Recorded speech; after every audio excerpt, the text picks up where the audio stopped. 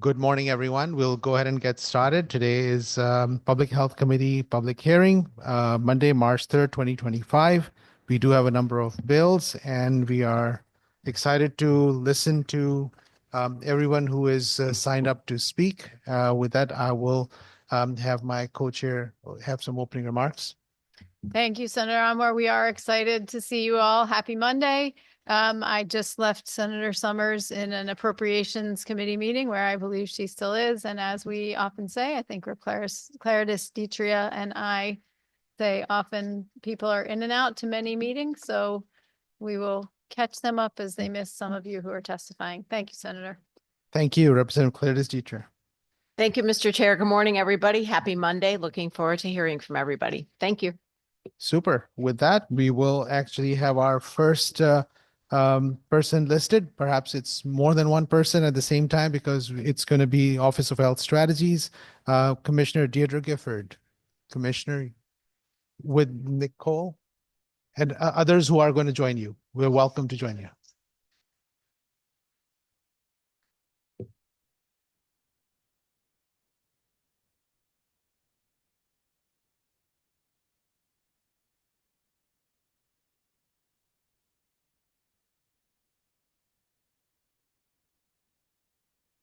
Welcome. Please go ahead. You want to press the button in front so we can record and listen. Perfect. Thank you. Good morning. Co-Chair Senator Anwar, Representative McCarthy-Vahey, Ranking Member Senator Summers, Representative Clarice Detria, and distinguished members of the Public Health Committee. Thank you for the opportunity to testify in support of House Bill number 6873, Governor Lamont's proposal to strengthen the review of healthcare transactions. This bill, if passed, will update and strengthen. I'm just going to interrupt you for one moment. If you could kindly introduce yourself before you get going, that would be great. Thank you. My name is Nicole Demers. I'm Chief of the Antitrust Section at the Office of the Attorney General. I didn't mean to leave you in suspense. This bill, if passed, will update and strengthen a statute this legislature wisely enacted in 2014. At that time, the legislature took a major and novel step to get a handle on a wave of consolidation in the healthcare industry. Many, if most, of these transactions were deals that fell below the federal Hart-Scott-Rodino size of the transaction threshold, which are currently transactions valued at over $126.4 million adjusted annually. So practically, this meant these deals were not subject to any kind of antitrust review prior to 2014. The statute changed that, and since that time, the Connecticut OAG has been reviewing certain deals.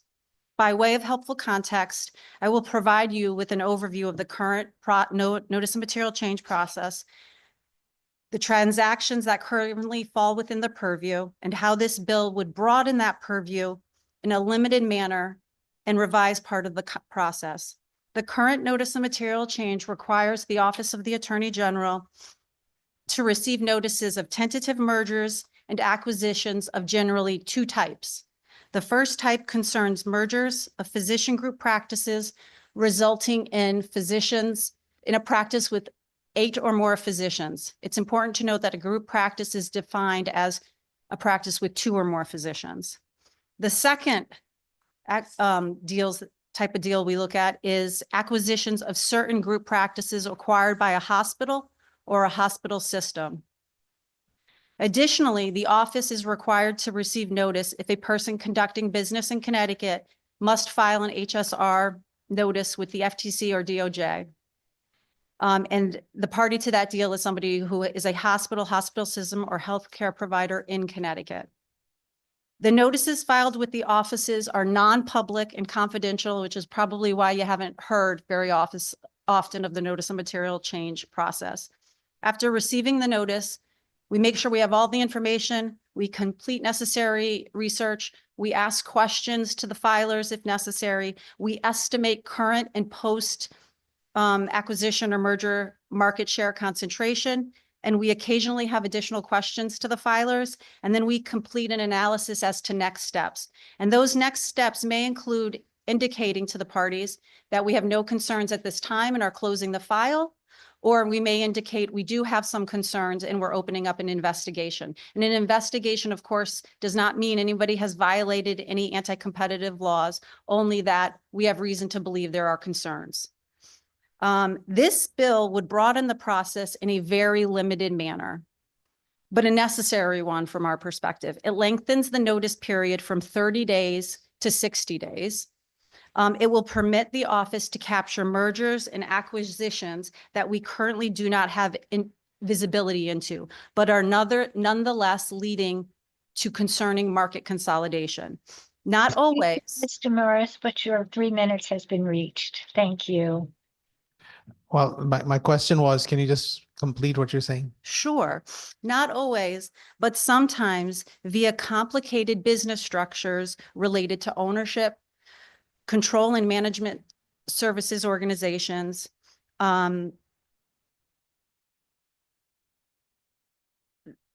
excuse me, I need a moment. So we currently do not have visibility into deals that are sometimes involved with complicated business structures related to ownership, control, and management services organizations.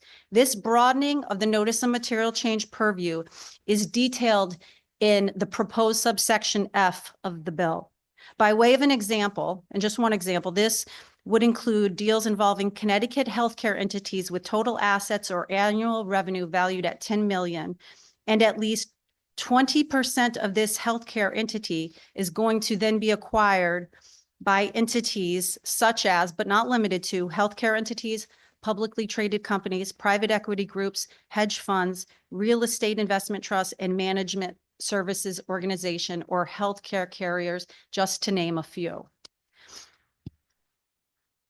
It also allows another change. It also allows the office and the Office of Health Strategy to capitalize on each other's expertise and allows us to consult if we have concerns about mergers and acquisitions. For example, on the less than common occasion when the office would recommend blocking a merger based on antitrust concerns, we can discuss cost, quality, and access factors with OHS to determine if substantive and tailored conditions would otherwise address market consolidation concerns. And if I may, I just want to comment here. Healthcare is not like selling widgets, right? And so it's really important for us to look to experts to help us better understand if we went to block a deal that had really concerning market consolidation, what are the effects, right? And we don't want to just look at these mergers and acquisitions only through the lens of antitrust. I don't think that would do a service to anybody in the state of Connecticut, certainly the consumers of healthcare, the consumers of healthcare. The notice will also require information about physicians, not only physicians in group practices, but also physicians' assistants, advanced practice registered nurses, and certified nurse midwives. So your 3 minutes are up. I wanted you to be able to summarize, but I think what we'll do is probably in the Q&A, we can go and expand on this further. And I would love for the commissioner to speak, and then we can have questions and discussions going forward. Is that okay? Absolutely. There was one more important change, but I defer to you, Senator Anwar. So we will go through that as a question. Okay. So Commissioner, you're on. Thank you. Good morning, Senator, Representative, and Representative Clarice Deetria, Senator Summers. I'm Deidre Gifford, Commissioner of the Office of Health Strategy. I want to say thank you to the Office of the Attorney General and the work that we've done together on the governor's proposal, HB 6873. I will not repeat the testimony that you heard from the Attorney General's office, but I do want to highlight a few things. As Nicole mentioned, consolidation in Connecticut's healthcare industry has intensified over the last decade. And the state is experiencing, as we speak, the downstream effects of some very troubling practices employed by certain entities in the healthcare sector. We are seeing an increase in what's known as financialization of healthcare. That is the process by which the financial sector and financial actors become more involved in the healthcare system and use financial strategies to generate revenue, often at the expense of quality, access, and affordability.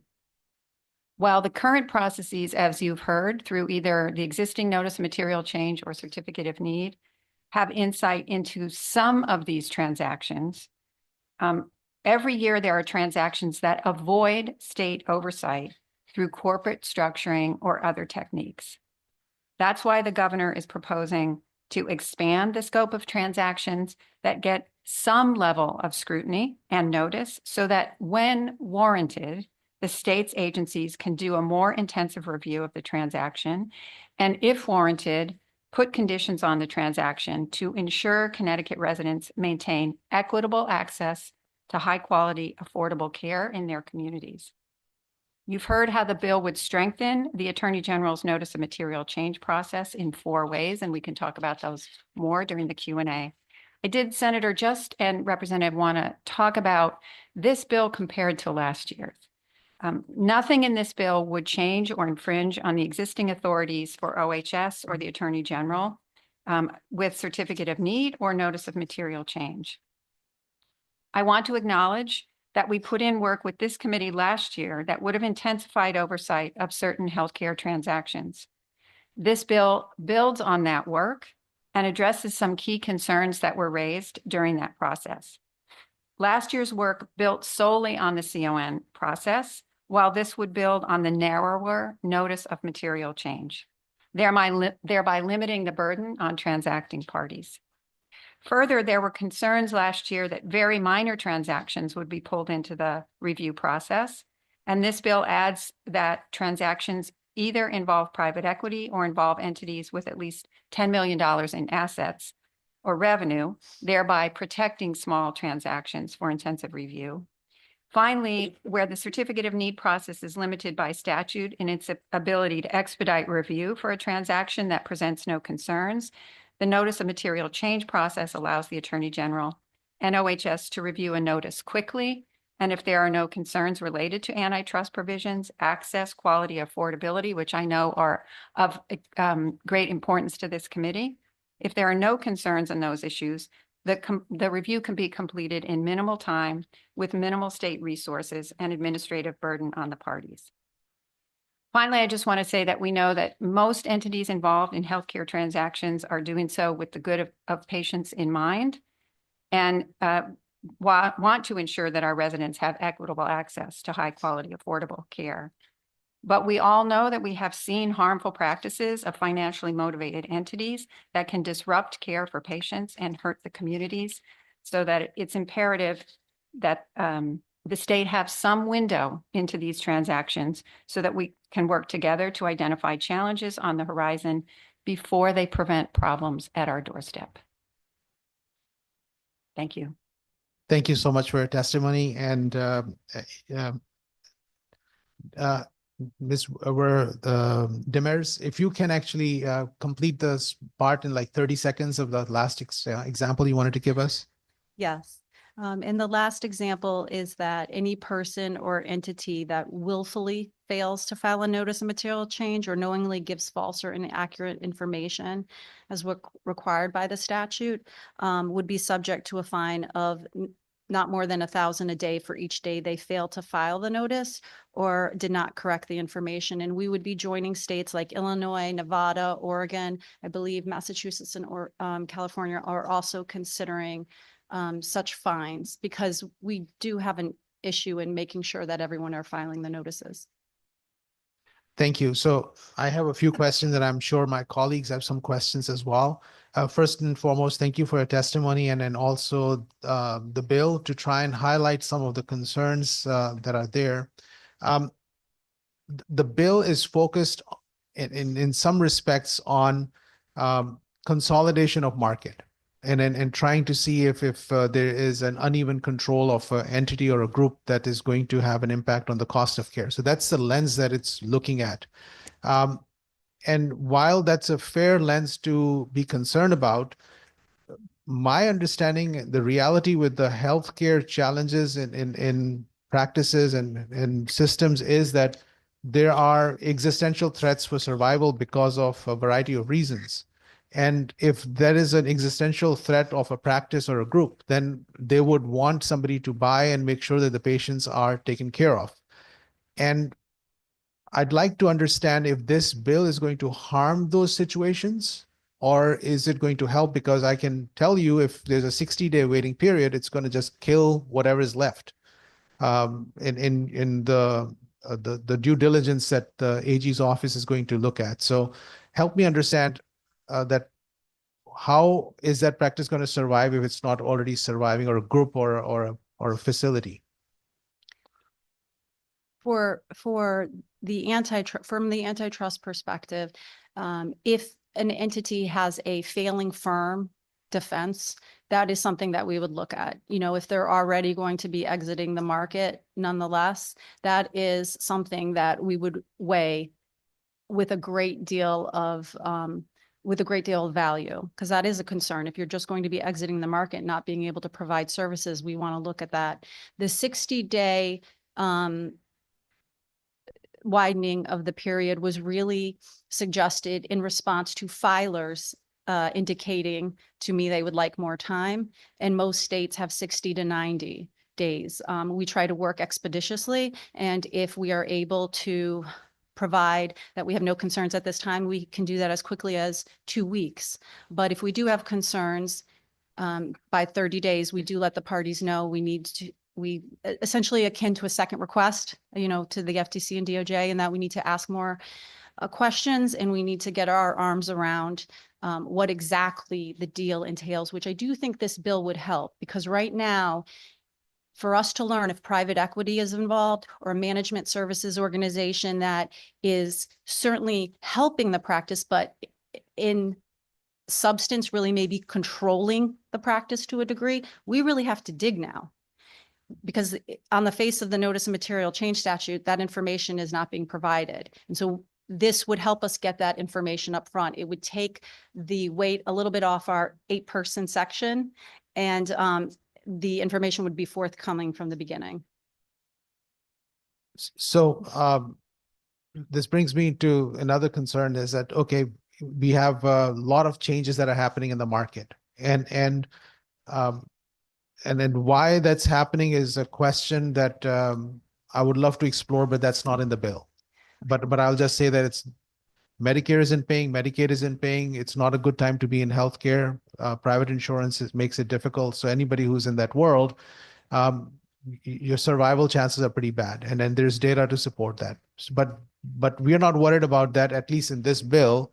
We're worried about how is this consolidation going to happen, and then how can that increase the perceived cost of healthcare, because whoever pays will pay the same amount. That's not changing, because if there's consolidation, Medicaid still pays the same, Medicare still pays the same. Perhaps insurance companies will get a little break from this.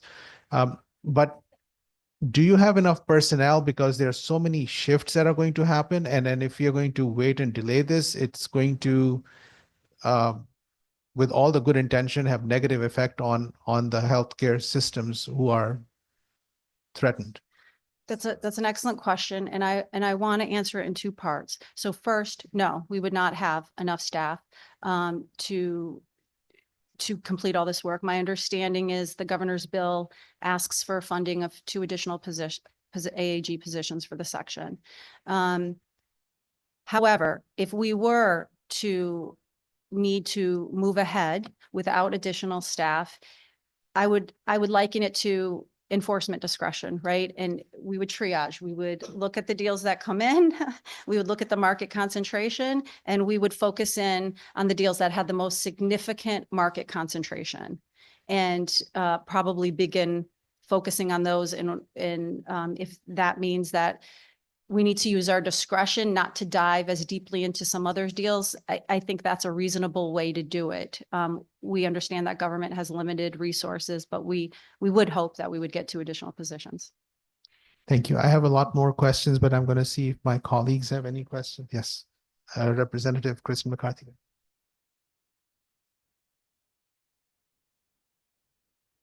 Thank you.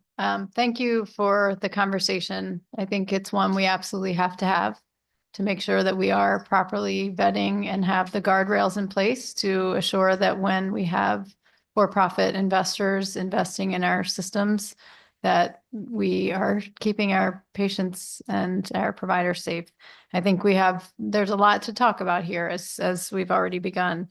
If you can just start by explaining what, through the Attorney General's office, and just underscoring, I always like to say here in fourth grade terms, what the current process is when the term notice of material change is really it's a legal term, it's a statutory term, but it's what happens when someone wants or needs for any reason to sell an entity, a healthcare practice.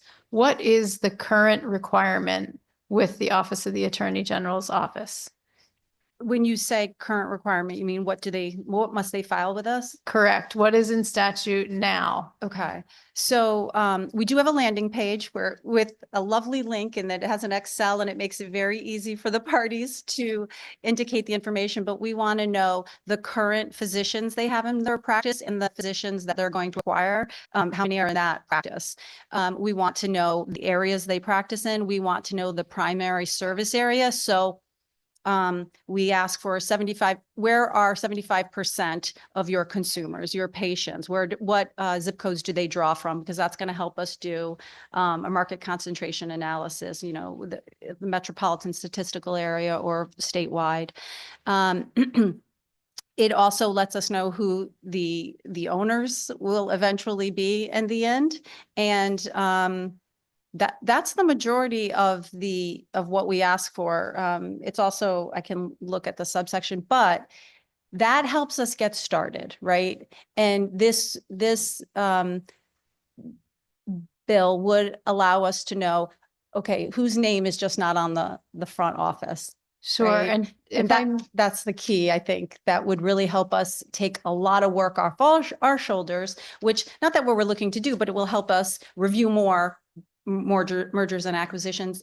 And if I may I just, if I may, Yeah, actually, first, I want Sure, to of stick with the question about what the current is, as opposed to, I know you're talking about what we hope to do, and I'm Yeah. going to get to that in a second, but the who is required to go through that? So Who is already currently in statute required to okay. go to that landing page and to provide the kind of information that you just shared? Okay. So group practices that are going to merge, and a group practice is defined as 2 physicians or more. So for the smallest deal, a group practice with 2 physicians and another group practice with 2 physicians merging, that would be the smallest. No, actually it would be a group practice with 2 and a group practice with 6 equaling 8 physicians. That's the smallest, and then up from there. And then the second one is hospitals or hospital systems acquiring a physician group practice, and the smallest would be, a practice of 2 physicians. That is who is required to file the Connecticut Notice of Material Change right now.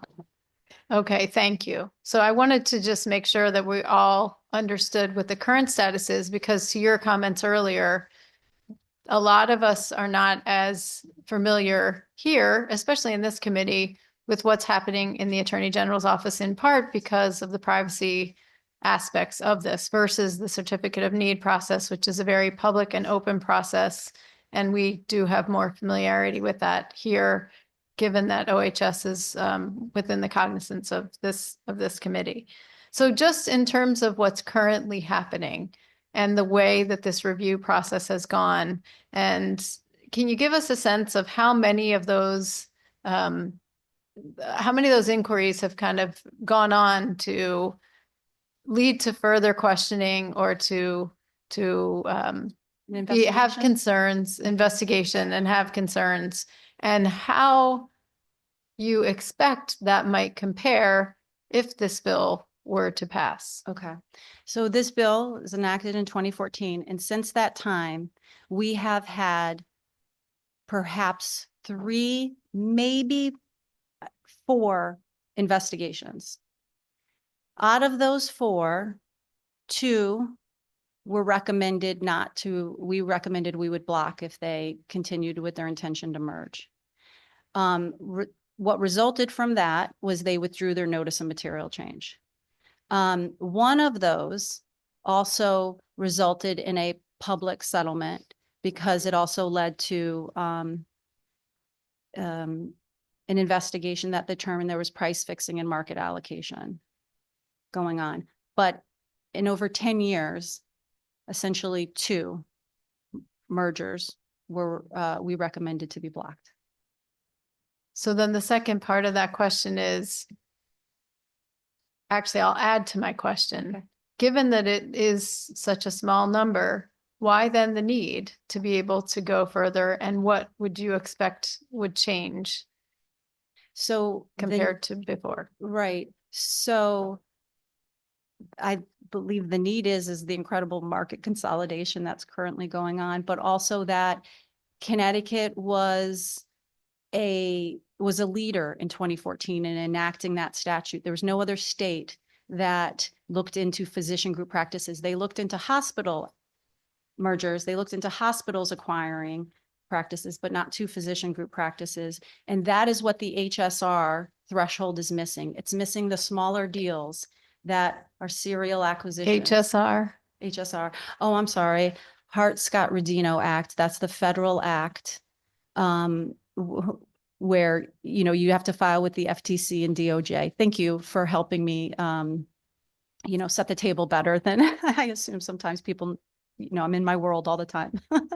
So I think that those serial acquisitions were not caught. We've caught those, but then in those 10 years, it's not just hospital acquisitions and mergers and large group practices. Now we have really creative deals by different entities, including private equity, which I've heard someone describe it as the sharp end of capitalism, and it cuts both ways. It can lead to great innovations and wonderful things, and then it can also lead to some problems like we see with Prospect Medical Group.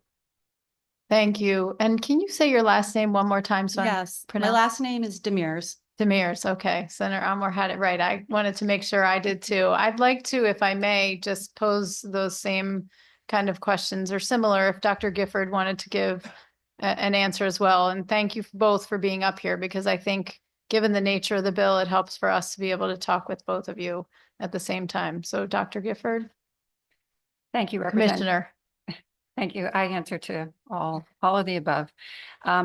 With respect to your last question about the need for expanding the notice process, in addition to what Attorney Demers described as accelerated consolidation, I think an issue of equal concern that we've heard from this committee, from stakeholders and other constituents, is a rapid change and acceleration, as I alluded to in my testimony, to the types of transactions that are happening that receive no state notice or review. So one example is the real estate sale leaseback agreements that currently don't require any sort of state notice or state review. We saw that type of agreement be potentially damaging in the case of certain hospitals. And this would expand the definition of transactions that require notice to include that type of sale leaseback agreement. In addition, there are a number of, because of the way the Certificate of Need statute is written, it has a lot of exemptions for the review of group practice acquisition. Those exemptions mean that virtually no group practice consolidations have been reviewed by OHS in some time. And this would allow at least the notice, as you heard, and the opportunity to review and understand what's happening in that landscape.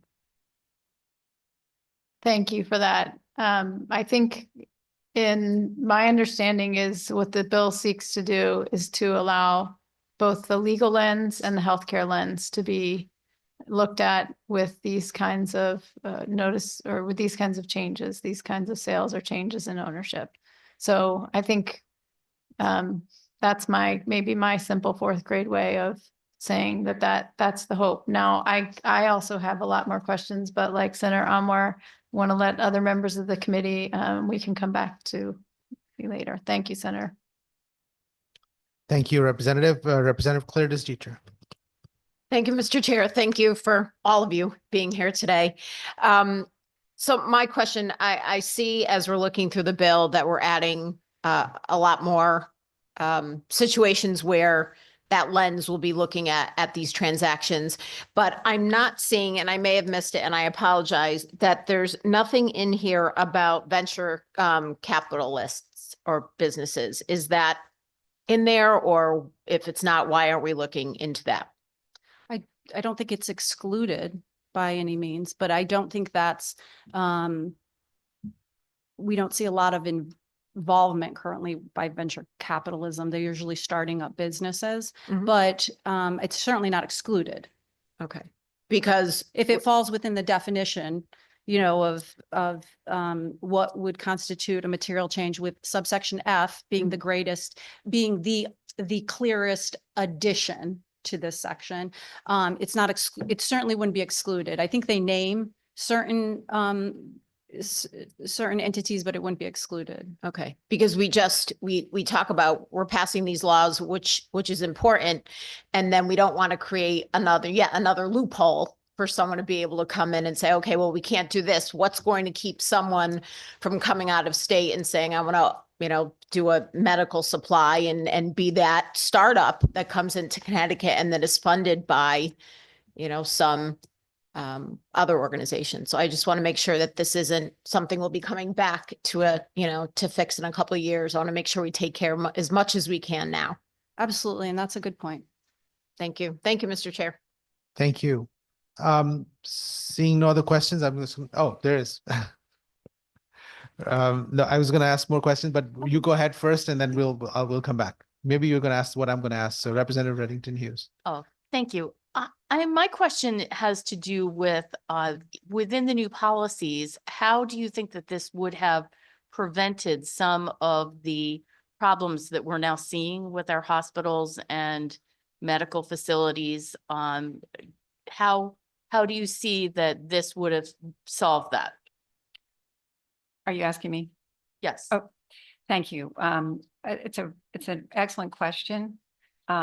So in a couple of ways. First is that maybe most of the transactions that have gotten a lot of attention have not undergone any sort of notice or review by the state because they weren't required to.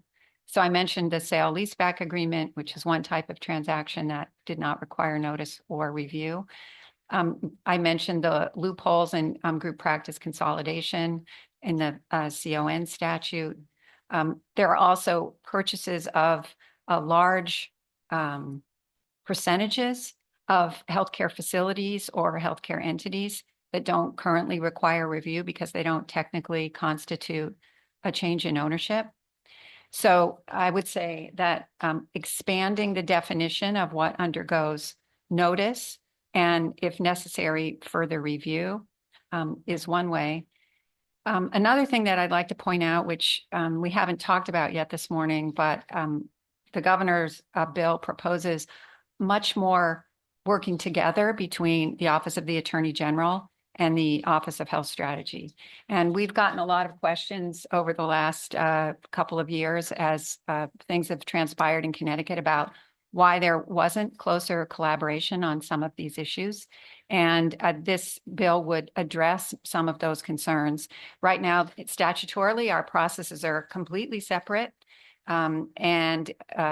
This would give more opportunity for consultation between the two offices. We've established a very strong partnership over the last couple of years, and this bill would build on that. The last thing I'll say is that right now you heard Attorney Demers talk about the antitrust focus of the notice of material change. This bill adds to Representative McCarthy-Vahey's point about looking through a healthcare lens in addition to an antitrust lens. This bill adds new criteria that the Office of the Attorney General could use when reviewing those transactions. That is quality, access, and cost, three things that we all care a lot about, and right now are not necessarily within the purview of their review. It would allow them to consult with the Office of Health Strategy, since that's the focus of our agency, And so that would also have potentially allowed us to apply some conditions or some review to previous transactions. Thank you. Well, one last question, and that is I only ask this because I don't see any other testimony on this. What are the largest oppositions to this bill? I mean, that you're hearing from? I think there is a general concern that it will provide undue red tape to transactions. As I mentioned, we worked very hard to make sure that in the majority of cases where there is not a significant concern, this would be an expeditious process. I think sometimes people conflate this with the Certificate of Need program and whatever issues they may have had with that program in the past. So that you may hear some concerns about that. May I answer Sure. your question? I believe that many people think hospital-driven consolidation is really the main cause of healthcare costs going up and problems in the healthcare industry. But from my vantage point, on the front lines of reviewing healthcare consolidation through the antitrust lens, it also is private equity obtaining healthcare practices, management services organizations, entering into creative deals and contractual agreements where substantively they don't outright own, but may even control the practice to a large extent. And those things matter because it matters how the practice is able to conduct itself. And sometimes doctors may even leave those practices. And I'm sure there are many cases where it's actually a good thing. The private equity partnering with a practice is a good thing. And when we have that review in front of us, that'll be an easy, no concerns here, we're closing the file. And if we see more concerning conduct and concerning concentration, non-competes, then we'd look further into it. Thank you for your answer. Thank you. So I'll come back to my questions again. So the threshold for assessing includes $1 of one of the parties' total assets of 10 million or above. That's for subsection F. F, yes. Yeah. But then there's another threshold that is that if it's a private equity, which means that they may have a 9 million, but they would, as soon as it's a private equity, there will be an assessment. Am I reading section F correctly? Well, private equity along with a lot of other entities, and it's if they are acquiring 20% of that healthcare entity, 20% or more.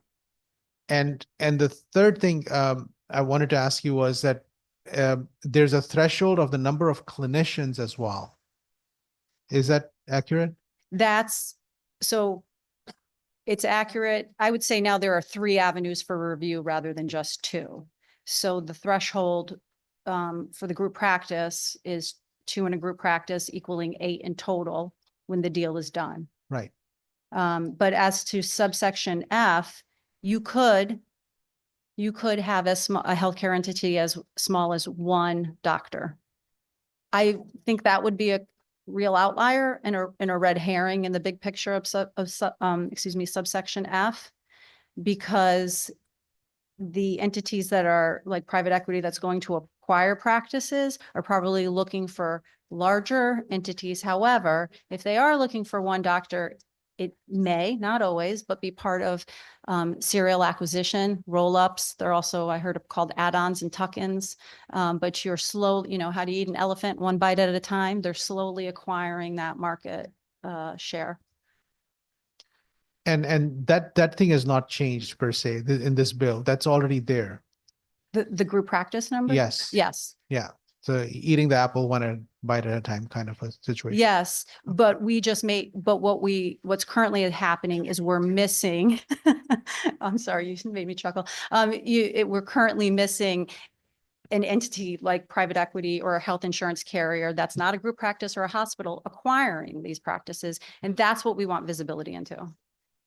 And Are you aware of the insurance industry getting more and more into the healthcare delivery as well?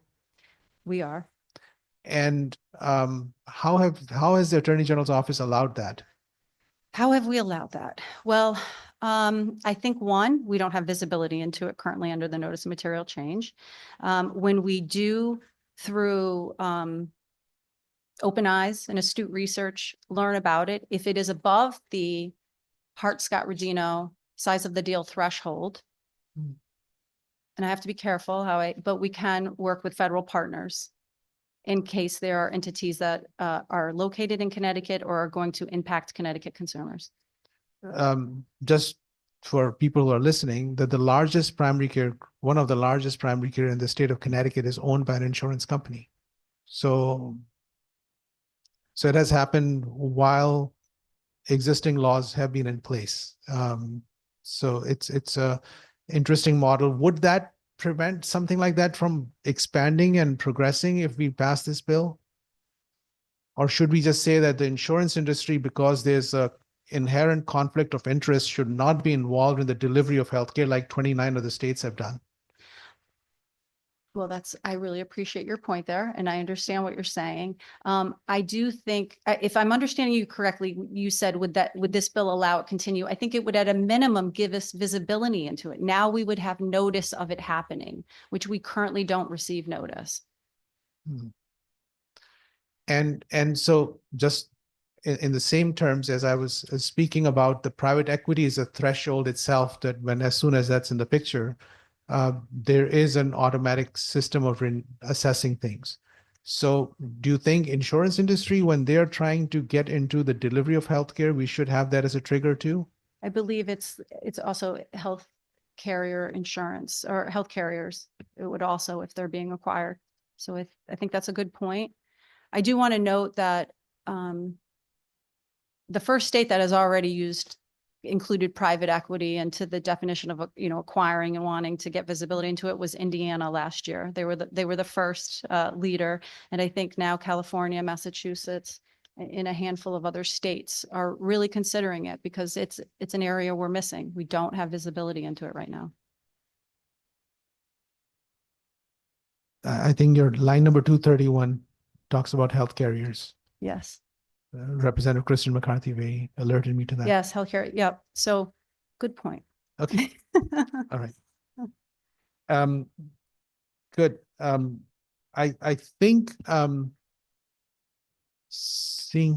yes, there's second series of questions from Representative Kristen McCarthy. Thank you very much, Senator Anwar. And I just to follow up on the conversation that you were having with Senator Anwar related to the insurance question, which is a valid one, because I think the point of the conversation here is to assure that as we go forward in the state, that the ownership of our practices, one, are geared to the patient, first and foremost, and two, that, well, there are many, I shouldn't enumerate numerically, but in addition, that we are, again, the access, quality, equity, affordability, all those issues continue to be at the forefront of what we're doing. But back to, talking about what's in here in line 231 in terms of insurance.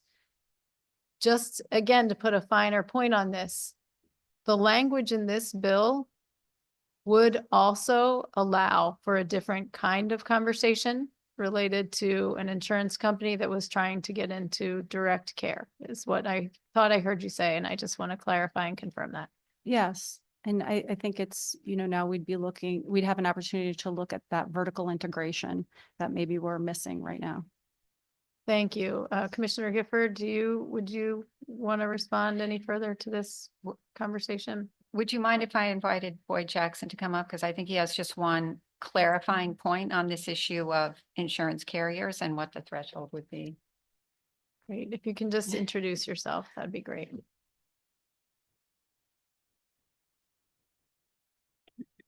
Hi, I'm Boyd Jackson. I'm Director of Legislation and Regulation at the Office of Health Strategy. I was going to clarify Senator Anwar's point that private equity is an automatic trigger, and insurance is part of the $10 million threshold. We're consistently reminded to come before the committee with a fourth grade level of explanation. And I think we're all guilty of living in our world. So we look forward to working with the committee to be able to clarify any language that may be more complicated than the fourth grade level, so that we're clear on how we're describing that. Thank you. And I just want to confirm to all my colleagues, I know you are at much higher than a fourth grade level, but I do think that when we talk about this, you know, given the expertise and the world that all of you operate in every day, it's helpful for us and also for members of the public and everyone following along. So Mr. Jackson, if I may just follow up on what you just said, can you just expand a little bit on the private equity as an automatic, but the insurance piece is part of that 10 million threshold? Just speak to that a little bit more broadly and kind of put that in the context for us, please. So in section F, it describes two kind of pathways. One is the deal that has a $10 million threshold, which is assets or revenues involved in the deal. Separately, there's an or there, or that includes private equity. And that was really a response to the conversations that we've had over the last year and responding to the bills that have been introduced by a number of legislators. So really reacting to that specific concern. We talk about belts and suspenders. This is making sure that when private equity is involved, the Attorney General's office will have that opportunity to review and consult with OHS. For all non-private equity, it falls under that $10 million threshold in the first part of that section. So thank you. I think that goes back to Attorney Demir's, the three pathways. So let's make sure that we all understand and see if I got this. The one pathway is it's the assets 10 million. The second pathway is the number of clinicians. And then the third pathway is private equity alone. Is that correct? Or would you like to clarify that? I'd like to clarify. So, and I'm going to ask Boyd to help me with subsection F a little bit, but the first path is the 2 group practices, right? And they equal 8 in total by the end of the deal, if the transaction is consummated. The second is a hospital or hospital system acquiring a group practice. And the third is F, that has 2 different pieces. So the $10 million assets or annual revenue or anticipated annual revenue if it's a new entity. And then also private equity involvement. I did misspeak. Boyd is right. Private equity, and Senator Anwar correct. It was an automatic, whereas the health carrier piece is involved if it's 10 million or more. Okay. So I would say then 4. We're up to 4 now. Okay. So we're up to 4 and we're adding 2. Okay. Right? We currently have 2 and we're adding 2 Yes. pathways. Yes. Okay. That's helpful. And then another question. You spoke about the other states who have now put some eyes into the private equity aspect. You said Indiana was the first. Mhm. California and Massachusetts have passed, just to clarify. They have 2025 new state legislation and yet to be seen if it will pass. Okay. Are you aware of any other states who are like Connecticut considering legislation related to review of private equity in healthcare? So it'd be California, New York, New Mexico. I believe, no, I don't want to say, I think Massachusetts, but I'm not completely sure. And a handful of other states are broadening the definitions. And those states would be, so maybe not naming private equity exactly, but broadening the definitions, broadening the purview of what they can look into. That's Wisconsin, Washington, Vermont, Texas, South Carolina, Oregon, and Illinois. There's a deluge of it this year, looking into these other deals that we're just not capturing right now through our reviews. Okay, thank you for that. I don't know if you've had any of, this would be to any of the three of you, because Mr. Jackson, now that you're here, you're on. If you've had a chance to look at the Connecticut Hospital Association testimony that has been filed. And one of the questions there is, why not just go through the Attorney General's office to address these concerns related to, particularly to the funding and the assets consolidation, rather than having that also be added with OHS? If you can speak to that. I don't know which one of you would like to take that They're first. looking at me, so I. Well, I can start, Nicole. So a couple of things about the CHA testimony. First of all, we have heard multiple times over the last couple of years, why aren't OHS and OAG working together as we see in other states? And the reason is because there is not a statutory ability for us to even have kind of a touch base on some of our processes. They're completely separate. Even the cost and market impact review, part of the Certificate of Need program, we transmit a report to the Office of the Attorney General, but there is no substantive interaction around that report. So I think one of the reasons to combine these two processes is because the statutory responsibilities for OHS have to do with those 12 or 13 criteria in 19A that you all have put into law for review of healthcare transactions.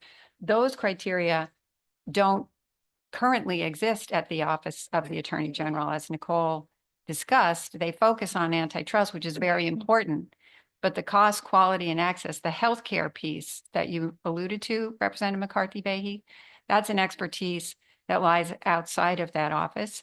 So that's one, I think, good reason for us to be able to mutually consult over the course of this process. The other thing I want to comment on in the CHA testimony is something we've heard more than once, which is a concern that OHS will impose somehow extraneous conditions on a transaction. And I just want to be very clear that the criteria for review of OHS are in law. And each time we issue a decision or an agreed settlement, we describe whether the condition or the decision in the CON, how it relates to those conditions, to those review criteria. So OHS is not imposing extraneous conditions that are unrelated to Certificate of Need. We would certainly in this process be working with the Office of the Attorney General to consult on any conditions that they felt might mitigate the concerns that were identified in a review of a transaction. But those would be tied back to the criteria that either exist in our Certificate of Need statute in the case of a full CON review, or in this statute, which is quality, access, and cost. And those things would be articulated in any conditions that were imposed. May I comment? So I do think it's from, again, my vantage point where I said it is incredibly helpful to be able to lean on the expertise of the Office of Health Strategy. And I can give you a tangible, publicly reported example, and that's when Northwell acquired Nuvance. It was an out-of-state hospital system, and there wasn't a concerning market power accumulation by this, but there were and forgive me for getting into the weeds, but there were some cross-market concerns. The FTC did not move ahead with their investigation, but the Connecticut Office of the Attorney General and the New York Office Attorney General really wanted to address some of the possible cross-market results that could happen. And we did, with their permission, talk to Office of Health Strategy, and we were able to reach an agreement of assurances, and they agreed to keep a labor and delivery unit open and to invest in it for an additional 5 years. And to when they were going to, I can't think of all the conditions right now as I sit here, but also when they were going to negotiate contracts, even though they would now have New York and Connecticut hospitals, to continue to negotiate those contracts separately. And I do think these are important things that help us keep the negative results of market concentration at bay while still allowing deals that may benefit Connecticut citizens and their overall healthcare access and delivery to come to fruition. And I think it's really using the best of Connecticut government to accomplish a goal we all want. Thank you for that. In that case, in that example you used, there was permission given. So there was an ability to do that. Then the question is, then if we have that ability to get permission, then why would we necessarily need a statute if in that example there was permission? And it sounds like, yes, as we know, that was a helpful ability to communicate. And I have a follow-up for Commissioner Gifford, you as well. That's an excellent question because we're not always going to get permission. As antitrust has been, one, a hot topic. I think we can all agree with that, and been used more for enforcement purposes. We fight right now to get waivers when we want to get the HSR filing. So in our statute, another change we made is that when an HSR filing is completed, we now automatically get the filing, rather than right now we say we may, but then we have to engage in a 2-week to month process for the entities to agree for the FTC to provide us with the information. So getting permission is one thing, and sometimes you get it and sometimes you don't. And so we want to not have to add that extra step. It will elongate the review process for the Attorney General's office, even as the statute stands right now. And also the bill includes that the information will remain not confidential and non-public. So it still provides those safety guards for the entities that are filing. Thank you. And you alluded to something that I was also going to ask you in terms of antitrust and the conversation at the federal level. And you have talked many times about the FTC. We don't talk about the FTC here a lot in the Public Health Committee. I'm sure the Judiciary Committee does more. But given the conversations that are happening at the federal level, is there any concern that that will impact our ability to do this work here at the state level when it comes to antitrust? I want to give you a really thoughtful answer. So let me take a step back. I do believe that the new FTC chairman, Chairman Ferguson, and the future DOJ antitrust head, Gail Slater, have both indicated that antitrust is very important to them and that they plan to continue to enforce it zealously. Now, I'm sure they will concentrate on areas that are more in line with their thinking than maybe a previous administration. So I am hopeful that there will be continued collaboration and working together, but there might not be. And I do think it's important for states, if that's the case, to fill that void. If I may ask in a different way, if there are certain changes made at the federal level, would it preclude us from doing such, or could it, I should say, preclude us from doing such work? I mean, Connecticut is a sovereign state with our own Connecticut Antitrust Act, and I don't see why it would, it would preclude us substantively. Practically, we don't have economists on staff at the AG's office, and we have an 8-person team. So it is wonderful to have the FTC and DOJ as partners looking into certain investigations when our team may be too small to do something meaningful. Thank you. Actually, and I asked the question sincerely, and that's helpful context for us to understand that just as a practical matter, you rely on personnel, expertise, and time from those federal organizations to help with these investigations. If I may, Commissioner Gifford, back to what you were saying earlier in terms of imposing additional requirements.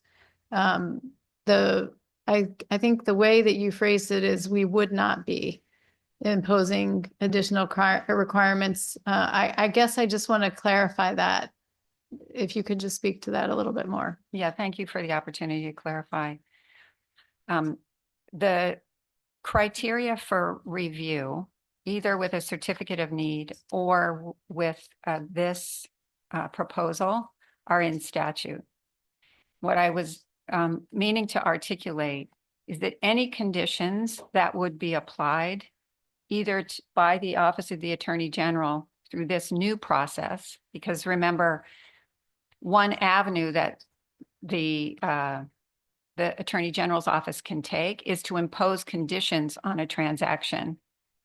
And those conditions would need to be related to the quality, access, and cost review criteria that are spelled out in this statute.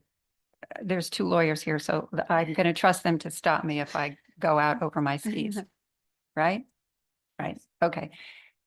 So the concern you asked about other testimony, the concern about extraneous conditions, what I meant to clarify is they would be related to what's articulated in statute as what we are required to review when looking at either one of these transactions or a transaction under certificate of need.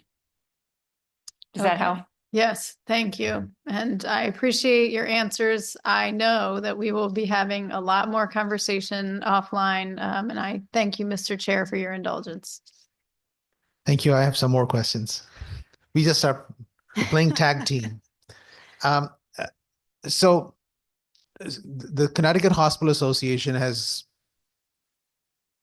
called this bill as a quasi-CON bill in their testimony. There are small parallels there, but if we were to just say that this is having a deeper look in some of those healthcare transactions, can I challenge us collectively to say that let's play this whole scenario and this bill moves forward. We are going to be back here having a conversation and saying that there are certain of those transactions do not need to go through this entire process. So there should be some exclusions to it. And we are going to also have a conversation that should be an expedited view because we've had those conversations in other parts. We want you to look at some of those transactions which are going to have an impact on market the way you are concerned about. But it's fair to say that most, if not larger percentage of these transactions would not qualify to be concerned. But the way the bill is written right now, every single one is going to have to go through this process and then have to wait for 60 days. And I used some examples before, but we should have exclusion criteria and expedited criteria as well. So I think that's something I want us to see, how can we create that within this bill so that we do not gum up the entire system of healthcare when people are going through existential crisis in some of those cases. So how would you reflect on that? So right now, we are not required to wait 30 days to respond to a filer. So if we receive a notice of material change and we can quickly determine that we have no concerns here, we communicate that information. And that would be the case with 60 days as well. Sir, you know, if we're thinking about, we don't want 60 days, we want 30 days, I think that it puts more pressure on the section to be able to review these, to be able to triage and knows which ones to look into, dig into a little deeper. And I could certainly live with that. We're hard workers, we would do it. But I don't think the 60 days would be something where they have to wait 60 days. If anything, they just have to notify us 60 days before the deal is set to go forth. Senator, if I could add, in our testimony, which I didn't read, but is in the written testimony, the bill is about trying to strike the balance that you're articulating. And the balance is between reviewing transactions that don't need review and missing, as we are now, a significant number of transactions that have the potential to do harm to our healthcare delivery system. So one end of the spectrum is we don't do any review. That's where we are now on a lot of these transactions. The other end of the spectrum is we gum up the works, to use your words, with unnecessary review. And we've worked very hard to be in the middle of that spectrum. And that's why you see this staged process. One is a notice, and as Nicole described it, it's a pretty low burden of notice. And then the possibility for the OAG to say, all good, go forward. Second level would be some concern and further investigation by the AG's office, not involving OHS, and the ability, if warranted, to impose some conditions on the transaction. And then if the conditions are rejected by the applicants, the third option is to review that transaction for certificate of need review. So we've got this funnel of all the transactions coming in, and it slowly gets more narrow. And I think both the AG's office and OHS anticipate that transactions that reach the end of that funnel would be a relatively small number. But we have the opportunity to catch some of the things that we're missing now that are causing all of us concern. So I don't know if you guys If want I to may add to that was an excellent explanation. I wish I had said it. It is a very low burden to file the notice of material change. We don't have any filing fees for it. Many states do have filing fees that, to help fund the process. We don't. We're very accessible. We answer questions if they have, trying to figure out how to interpret something. We can't give them legal advice, but we're meant there to be a resource, and we act as such. So I do think it will be yes, more people will be required to file. But you have to remember, in 10 years, we've maybe had 10 to 20 additional questions, still giving them no concerns at this time, close the file within 30 to 60 days. And only two instances where we recommended blocking the merger. So I think that speaks volumes in that, we want to understand what's going on, so that we can, as Wayne Gretzky said, skate to where the puck is going, and understand what's happening in the market and understand the big picture. But it's not overused. The process is not overused. You have another good question. Give me 1 second. I have more questions, but there are people. Is that okay if I continue the conversation? Yeah. Give us 1 second. Okay.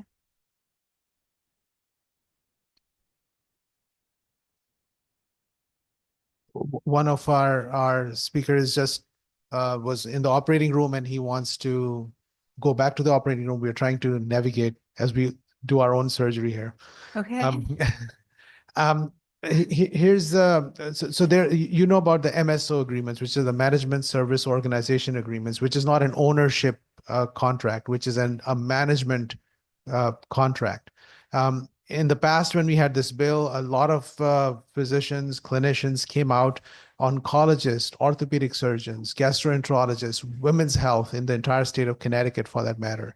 They said that if we pass these bills, they're going to just affect every orthopedic surgery, or large number of them, number of oncologic cases for a number of private outpatient practices, and also women's health was going to be negatively impacted. So I want to make sure that there are processes in place for the MSOs to be looked at a little differently, perhaps, because I don't think either the legislators, the public, and you guys are interested to slow down healthcare, right? That's not the intent. We're trying to find, and if in 10 years you just found 4 people to make a law, we need to make sure that there are enough exclusions in there and make it so streamlined that it does not add burden and more challenges of application and even information. So I'm hoping we can find some clarifications and exclusions, but also expedited processes within this. So we find and use you as a surgical way to address the things that are necessary rather than everything. Mm-hmm. That makes complete sense. And I appreciate your point, and I understand it. I would like to add, we have seen deals, we have seen structures where management services organizations have very sophisticated and creative relationships where it is a little more than just managing the company, right? They're also negotiating with the health insurance companies for them, and they may also be entitled to some percentage of revenue, you know, if they're doing an excellent job for the practice. And sometimes that can almost substantively be controlling the practice, right? They don't legally own it, but for all intents and purposes, they control it. I think those are the outliers we're trying to capture. I don't think by any means that's the majority. I think management services organizations do excellent work, but those are the outliers where if they have a huge amount of market consolidation, we should be looking into it, right? So it's like the typical lens of competition policy in the US. It's not illegal to be a monopolist, but if you're a monopolist and you're doing certain things, right, that keep others out, can increase your market share, increase costs, stifle innovation, we want to look at those. So this is, I'm completely open to, is there a way to narrow it? But because we don't have visibility into it yet, I think this is the first step. And as Commissioner Gifford says, then when we look at not a large market share, that's not the structure. Okay, no concerns here, move to the next review. And I would say on average, we get 12 to 20 filings a year right now. Thank you for your openness to look at the, Senator, may I add please to do, response? Commissioner. You listed a litany of practice types that might be impacted. And the only thing I'll add, in addition to your legitimate concerns about not wanting to prevent transactions that will be helpful to the health of our health system, if the last 2 years have taught me anything, is that there is a very big hunger in Connecticut among your colleagues and the public and stakeholders to understand what is happening to our healthcare market. And what this bill would do is allow a window into what's happening with that long list of practice types. And if there's private equity that owns their management service organizations, we don't know that right now. We wouldn't be notified if that were to happen. And so I think there's a yearning to understand. I've seen some researchers produce a heat map, which I think I shared with you, of private equity investment across the country. And they have states colored in different shades of the intensity of investment of private equity. Connecticut is very high on that heat map. And we don't know exactly why, because we don't have a window into those transactions. And it's very opaque, even for the researchers, to try to figure out where private equity is gaining a foothold. But I do think there is an appetite. We appreciate and understand the concerns, but I do think there's a very big appetite for the state to get a window into this. Thank you. Representative Claire Desditra has a question as well. Thank you again, Mr. Chair. I like just a little bit of clarification. I know you tried to explain at a fourth grade level, as we like to say, on that the HSR Act. Now, currently, it's DOJ and FTC, but does the state of Connecticut have the ability to have eyes on that, those mergers and acquisitions that qualify? So the short answer, but I'd like to expand on it, is yes. Through our current notice of material change, it indicates that persons who are entering into a deal with any entity that does business in Connecticut is to give us notice that they're filing with an HSR, a Hart-Scott-Rodino filing. And it usually goes to the FTC. That's who usually does healthcare reviews, but sometimes the DOJ. We only get notice. After we get notice, we then need to work with them to get a waiver for the FTC to provide to us what they've filed with the FTC. You know, I'd say 10 years ago, they were, not 10, maybe when this with this statute was first enacted in 2014, those waivers were easier to get. More and more, you know, they're acting on behalf of their clients. Maybe it's a little harder to get those waivers. So in this statute, we are asking that we automatically get it. Other states are trying to change this as well, so that we don't even have to go through that process. When we do get notice, we there's a process to work with the FTC, share information, and be partners at reviewing. For example, our office certainly worked with the FTC when Yale filed an HSR notice concerning its intent to acquire the Prospect Medical Group, the 3 hospitals here in Connecticut. Thank you for that clarification. And under this new language, that would lower that threshold. Is that correct? For the HSR, for us to see? No? No, nope. The HSR threshold is set by the feds. It's, you know, changed annually. The 10 million is as to the Connecticut notice of material change filing. So it's again capped. So the HSR threshold is 127.4 million. So that's a huge deal. So we're missing all the deals below that.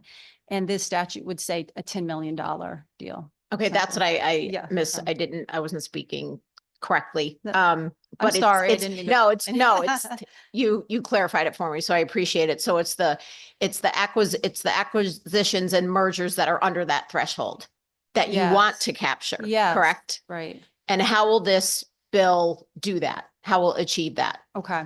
So we do it now in 2 ways, and now we're going to do it in 2 additional ways. So how do we already do it? When 2 group practices merge. Okay, and they equal 8 physicians altogether, or a hospital and a hospital system acquires a group practice. A group practice is defined as 2 physicians or more. Now, the addition is subsection F in this proposed bill. And I'm going to turn to Boyd to help state or helped me articulate the additional 2 times. So that will be when any healthcare entity is going to be acquired by private equity, or if it's an entity worth $10 million of assets or annual revenue or expected annual revenue, and they're going to be acquired by a list of entities, including hedge funds, corporations, real estate ventures, and there's a few more in there. Thank you very much for explaining that again to me. Thank you, Mr. Chair. Thank you. I'm sure we'll have a lot more conversations, and we want to thank you for spending the morning and part of the afternoon with us. And I'm sure we'll have more questions at some other point. We appreciate you guys being here. Thank you so for your much. interest and your excellent questions. Appreciate it. Yes, thank you so much. Thank you. The next person is Dr. Christopher Connor. Dr. Connor, I know you're between surgeries, so please go ahead. You're on. Thank you so much, Senator Anwar. So my name is Chris Connor. I'm the Director of Functional Neurosurgery and Epilepsy Neurosurgery here at the University of Connecticut in Farmington. And I would like to speak on Bill 7080 today, which would help us establish a center of excellence at the University of Connecticut in order to treat veterans who've actually suffered from a stroke. We have a new and innovative procedure that we're really happy to offer at the University of Connecticut. The procedure is called Vivistem. It involves placing a small wire around a nerve in your neck called the vagal nerve. And then what ends up happening is these patients who have had their stroke years in the past are able to re-go through occupational physical therapy. And what the data is showing is that these patients are able to get a really incredible boost in the efficacy of therapy. What I want you to picture in your mind when I'm talking about one of my patients is someone who had a stroke 5, 10 years ago. The majority of people who have this happen are in their mid to late 60s, right at the beginning of retirement, and they get struck down by an ischemic stroke and they lose control of one side of their body. It's incredibly disabling. It's the #1 cause of disability for people over the age of 65. And it can be an unbelievable impact on someone's mental health, obviously on their physical health, and it really strikes you down right when you're supposed to be enjoying your golden years. This therapy ends up being really miraculously effective. The first time I did it, it felt like we were jumping off a cliff. I didn't have a whole lot of experience with it because I'd never done it in training. And the first time I didn't know it was going to work. And my first patient came back and he was able to cook again. He was able to get back to several of his hobbies. You guys have heard him speak. His name is John Newt. He was at the Veterans Disability Task Force last week speaking. It was just absolutely one of the most rewarding things I've done as a physician. Ironically enough, today we just did our 10th procedure for Vivistem this morning. I have another 5 of these booked. The interest in this is unbelievable. And here at the University of Connecticut, we've established ourselves as a nation-leading center for this. I talk to patients every week from Florida, from Maryland, from Delaware, from Georgia, from Maine, Massachusetts, people all over the country that want to come to us to have this done because of how good it is. And what I want to be able to offer is to give this procedure to our veterans who have suffered from stroke in order to help them get back to the things that they love to do. The money would actually end up funding 10 patients to go through this free of charge. Again, we would just be selecting veterans for this, although in my regular practice, we do this on anyone. It would pay for that, and it would also pay for some research, because one of the many dirty secrets of modern medicine, and Senator Anwar, Senator Gordon will tell you this, so there's a troubling amount of things that we do that we know work, but we don't know why they work. And what that prohibits us from doing is making them work more better. And so I can't speak enough to just the impact that this has on people's mental health. Obviously, people who've suffered from strokes have a tremendously high rate of depression. That's doubly so in our veteran population. You know, it's difficult to even put into words what this means for people, because when they come into my clinic, oftentimes they're years out from their stroke and, you know, they've given up hope. And so we're able to give that back to them. It's incredibly rewarding, and it reminds me every day of why I end up getting into this. So that's what I'm here to talk about today. I'd like to thank the Public Health Committee very much for accommodating my schedule. It was a hectic day today, but and also accommodating my state of undress. As Senator Anwar mentioned, I am in and out of the OR. So there you go. Thank you so much for your testimony. I think Representative Jenga has a question or comment.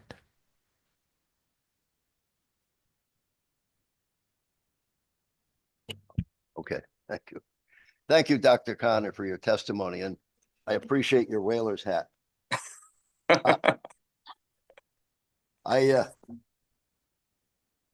Well, 22 suicides a day among veterans, the group that we're talking about, which is a devastating number, totally unacceptable, but also preventable.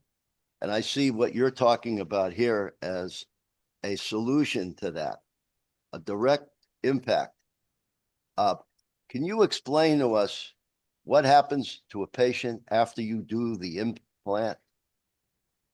Absolutely. So the implant and my surgery component of this are really not the magic.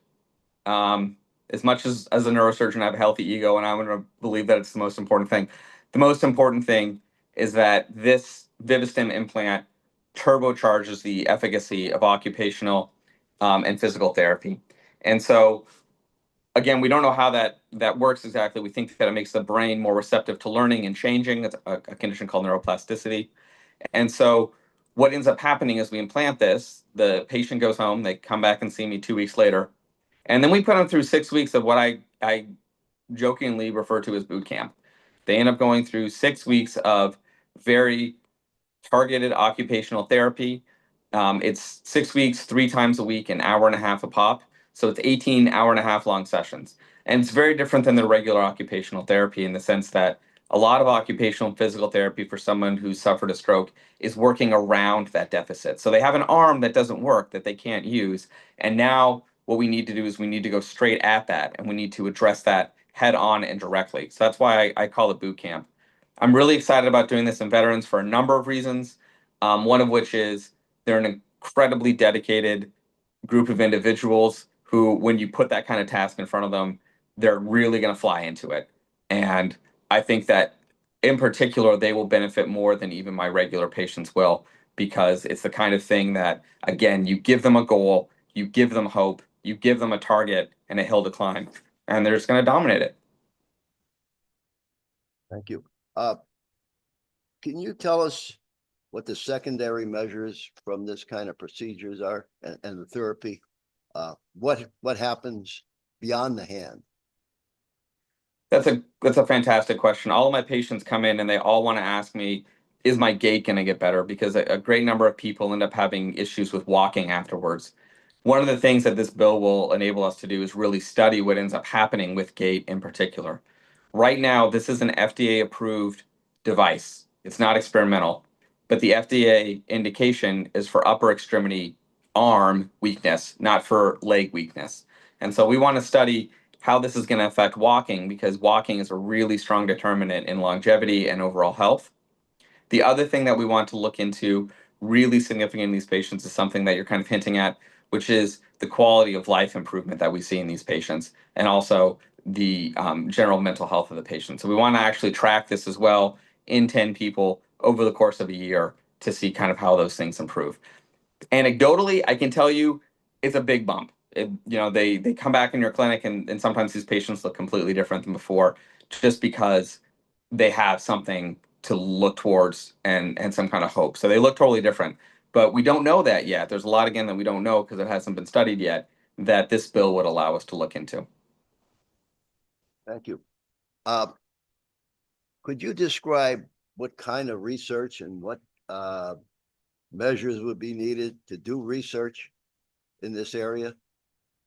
So we're going to do two things in this group of patients. One of which is we have a fantastic physician at Hartford Hospital named Bridget Walker.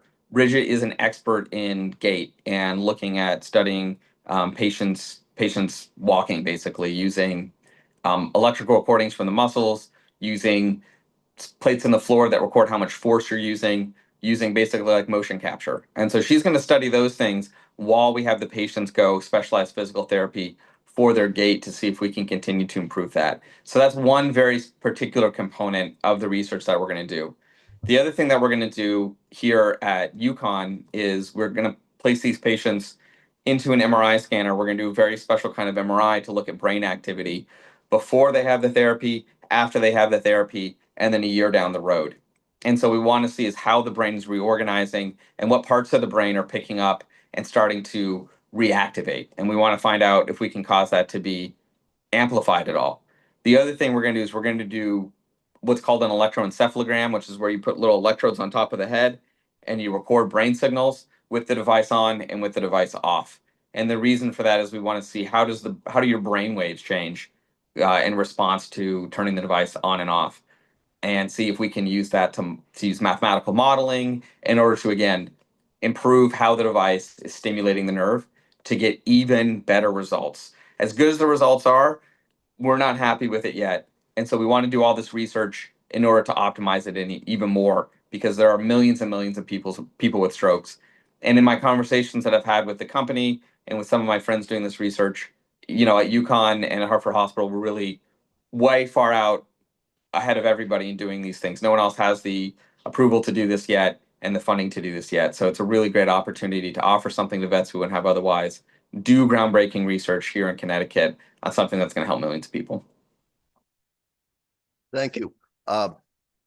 Yesterday, I received a letter from a veteran from Orlando, Florida. And his testimony is in the record. His name was Ronald Beasley, retired captain from the Navy. And he had a massive heart attack after 23 years of active duty in 2010.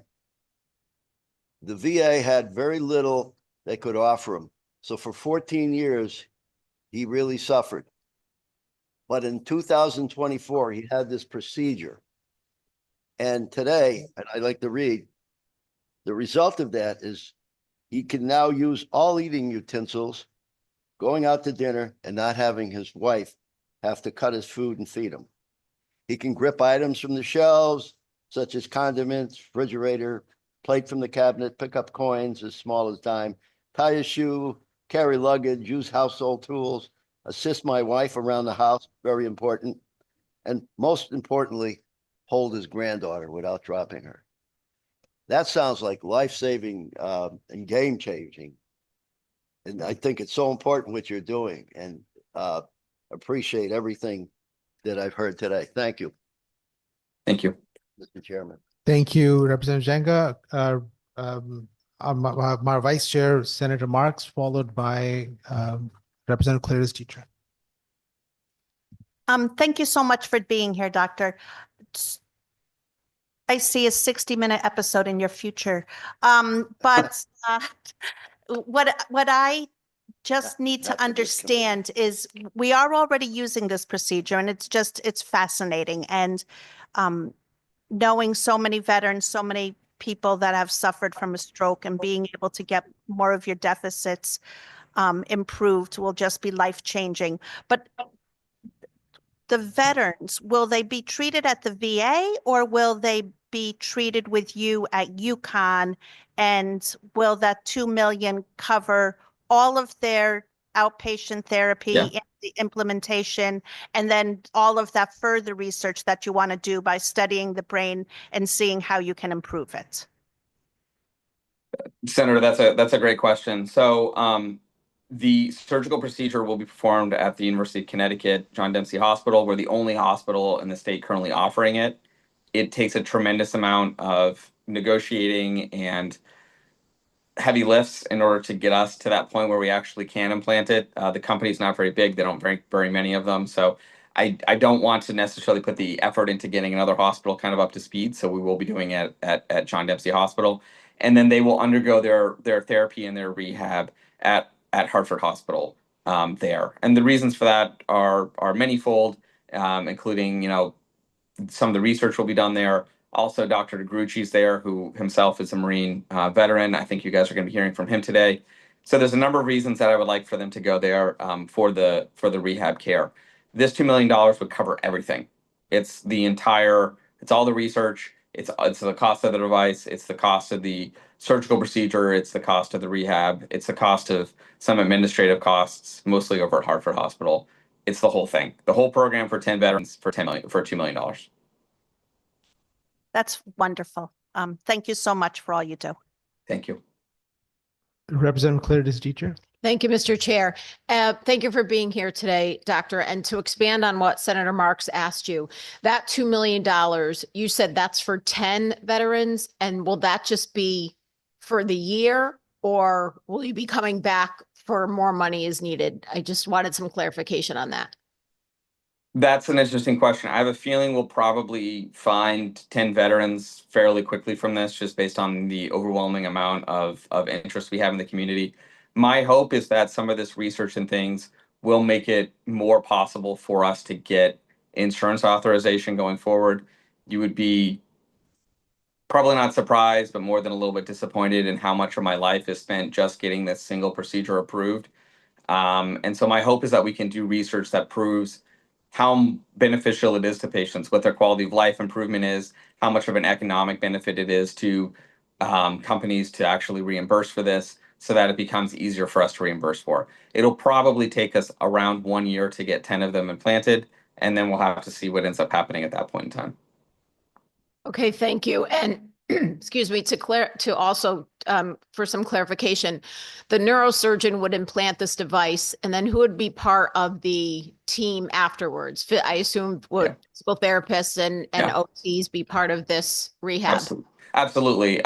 So I am the neurosurgeon. It's not a nightmare. I did wake up this morning and I had to go to work and do that, as much as I sometimes regret it. So I'm the neurosurgeon. I implanted. Then the team over at Hartford Hospital is Dr. Sheetha Rama. He is the chair of physical medicine and rehabilitation for UConn and runs the PM&R physiatry program over at Hartford Hospital. We also have Dr. DeGrucci. Greg DeGrucci is another board certified physiatrist, as well as Bridget Walker. So those three doctors will be primarily involved in the Hartford Hospital side of things in terms of their physical therapy. We also have many occupational therapists over there, including Amy Pace and Chantel. And they do an absolutely amazing job. They've already had some of my patients come through and have had fantastic results. So the surgery is at UConn. The actual physical therapy and occupational therapy would be over there, given that some of the research components for that are at that facility. Okay, thank you for that clarification. And then one final question, Mr. Chair. The difference between neuromodulation that we're proposing here compared to brain stimulation, can you give a quick explanation of that? So neuromodulation is kind of like the overarching umbrella term. Anytime you want to take the brain, spinal cord, or peripheral nerve, and you want to modify how it's functioning by either dumping a chemical onto it or putting electricity into it, anytime you do that, that is neuromodulation. Now, inside of the overarching idea of neuromodulation is things like deep brain stimulation for Parkinson's disease. That's something that I do quite frequently, or essential tremor. I've even done deep brain stimulation for pediatric epilepsy at Connecticut children. So that's a different procedure where we're drilling holes in the top of the head and we're going about 6 centimeters in to put in wires inside of the brain. This wire is actually in the neck. The vagus nerve is in the neck. They're both neuromodulation. They're just neuromodulation at different points in a patient's body for a totally different disease. So there's lots of things that fall under neuromodulation that I do. That's what I do all day long, basically. All right. Thank you so much for that explanation. Thank you, Mr. Chair. Thank you. Representative Dauphinay. Thank you, Mr. Chair, and thank you for being with us to testify today. My question is specific to what are the present identified possible negative side effects that you guys have discovered with this treatment? Okay, that's a good question. So one of the great things about this treatment compared to other electrical stimulation treatments is that this is only turned on when you're getting actual therapy. So most of the time the device is quiescent and it's just off. When you're with your therapist, they literally have a little remote control and they can turn it on and off with like a clicker button. I joke with the patients, it's like dog clicker training, but for you, not your dog. And so most of the time the patients don't have a lot of side effects because the device is not on. There are things that can happen. I have had a patient who had nausea while the device is on because the vagus nerve actually innervates part of your gut. And so they would have some nausea that was relatively well controlled.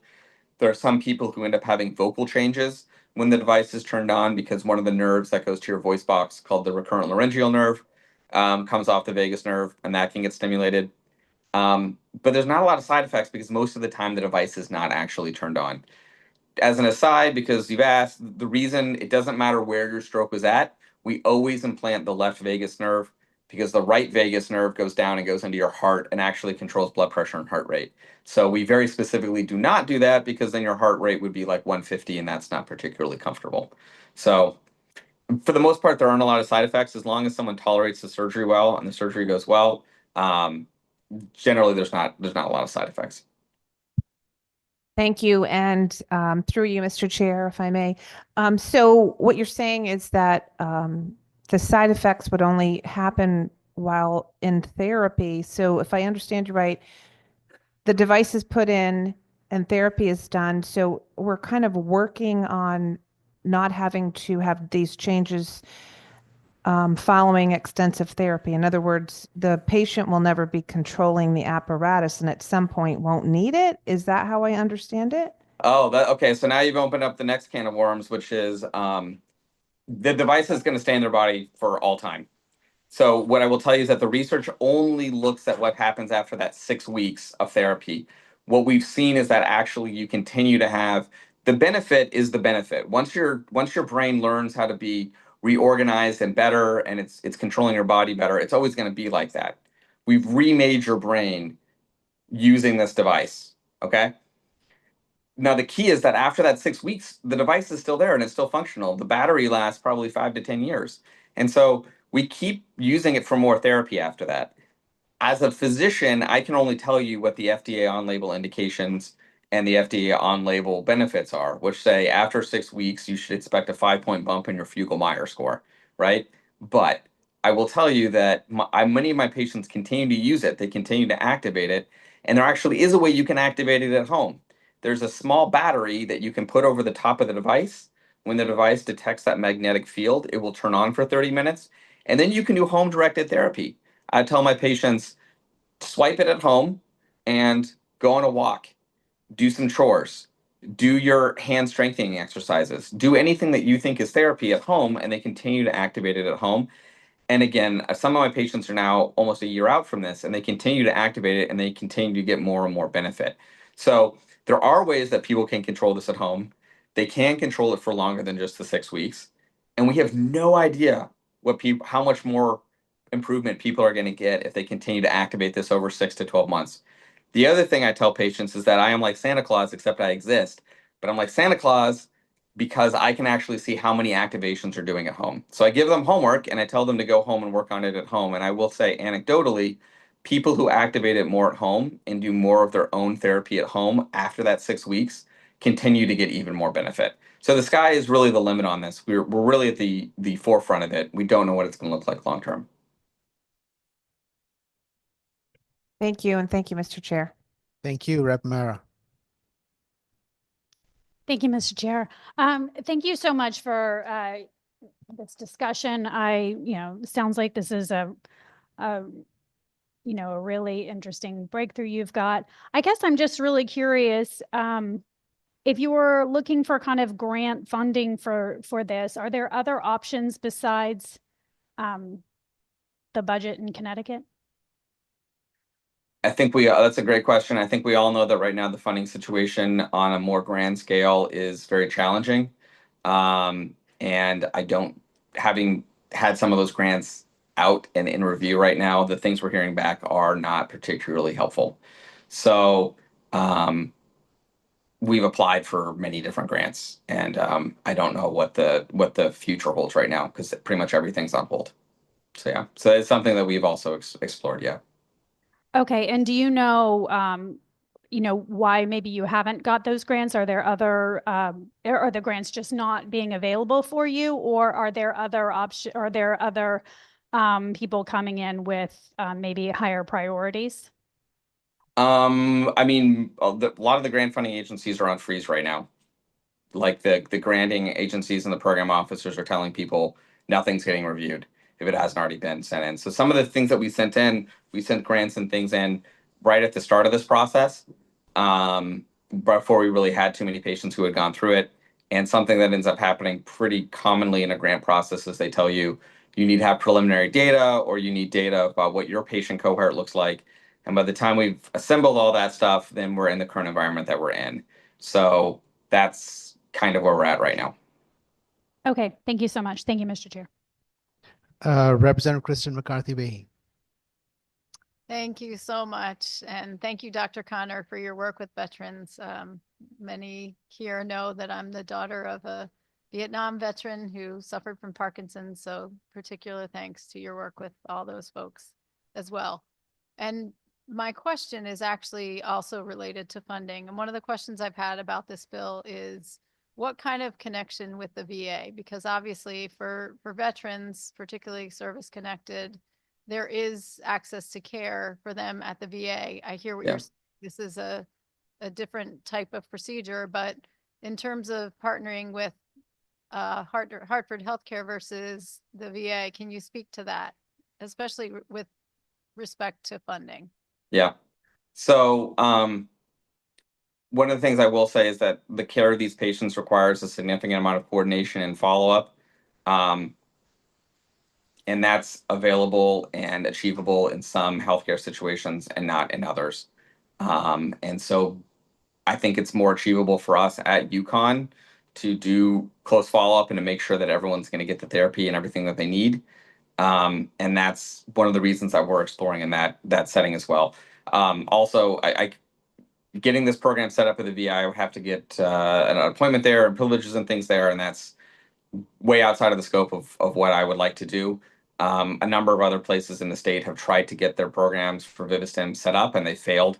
So it does take quite a bit of work. And right now, to my knowledge, the company does not have an active implanting site within the VA system anywhere.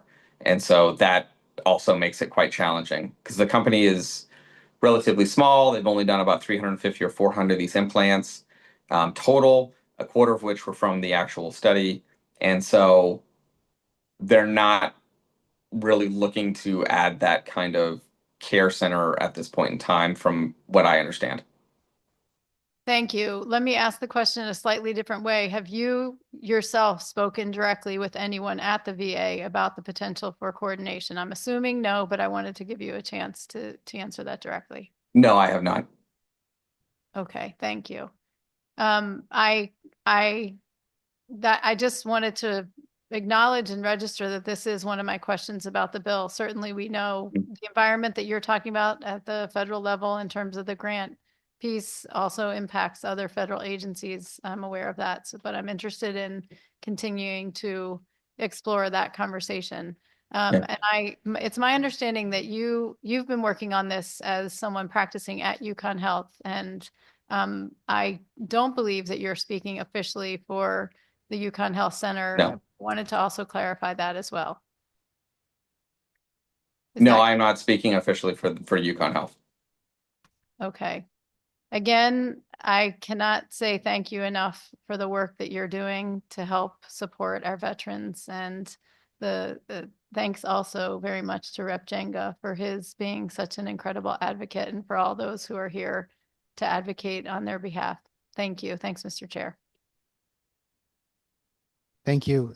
Thank you, Dr. Connor, for your testimony. I just have a couple of other clarifying questions. I've had the opportunity to have pretty extensive conversations with you. But I wanted to explore, you talked about the stroke patients as something that you're using this on.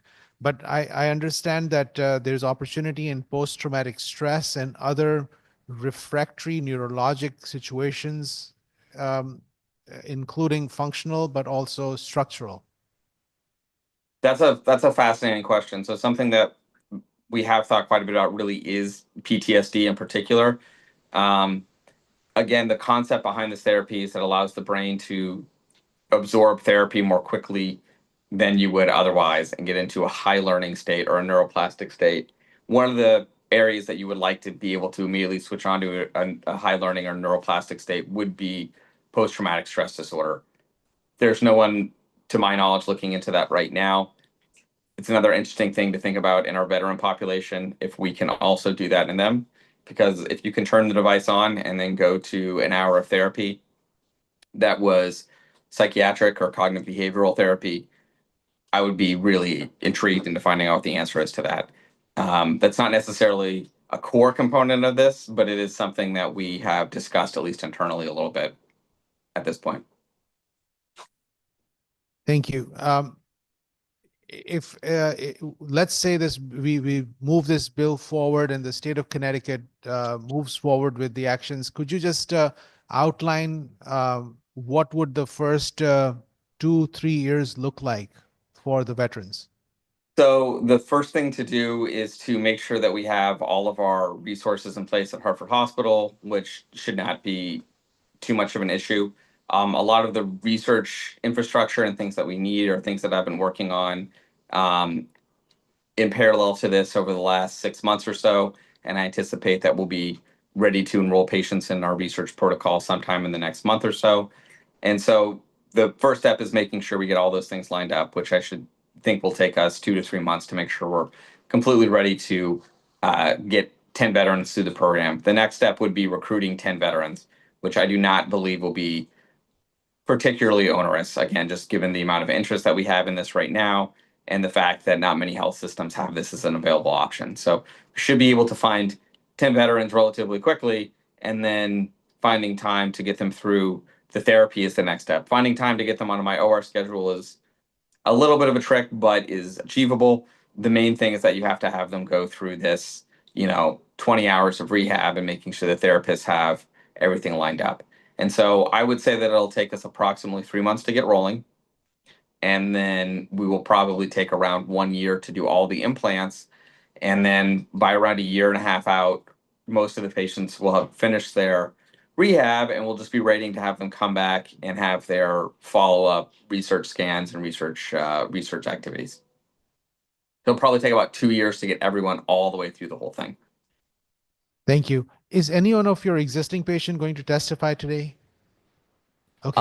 I believe that we did have one of my original patients. His name is Yes. John Newt, who will be testifying. I don't know if Mr. Newt will be able to I make think it. he's here. So Okay. Good. Okay. And this is helpful. This is quite interesting. One last question I just want to highlight. Your work and this proposal predates, it's been there for many months, but we realize that the NIH grants have been stopped right now. Yeah. Does this become even more critical for us to move in this direction with this promising treatment? I think that in the current setting, something that everyone's talking about relatively frequently is that the old paradigm of medical research funding in the United States is going to be forever changed. And it's just not something that is going to look like how it did 6 months ago. That's not really an option. And I can tell you, I had an RO3, we had a CRC Nest, the NSF grants pathway, we're looking into DoD. Everyone is scrambling and trying to look into alternate funding mechanisms and funding sources. So I might be the first person to come and talk to you guys in this setting, but I certainly will not be the last, because what we are hearing is not particularly encouraging. And so I think it's just the tip of the iceberg. Thank you. This is very helpful. We want to thank you for taking the time with us, and we just lucked out because you're between surgeries, and good luck with the next one. Thank you so much, Dr. Anwar. Thank you. That brings us to the next person on our list, Christina Gio with the Office of Child Advocate. Please.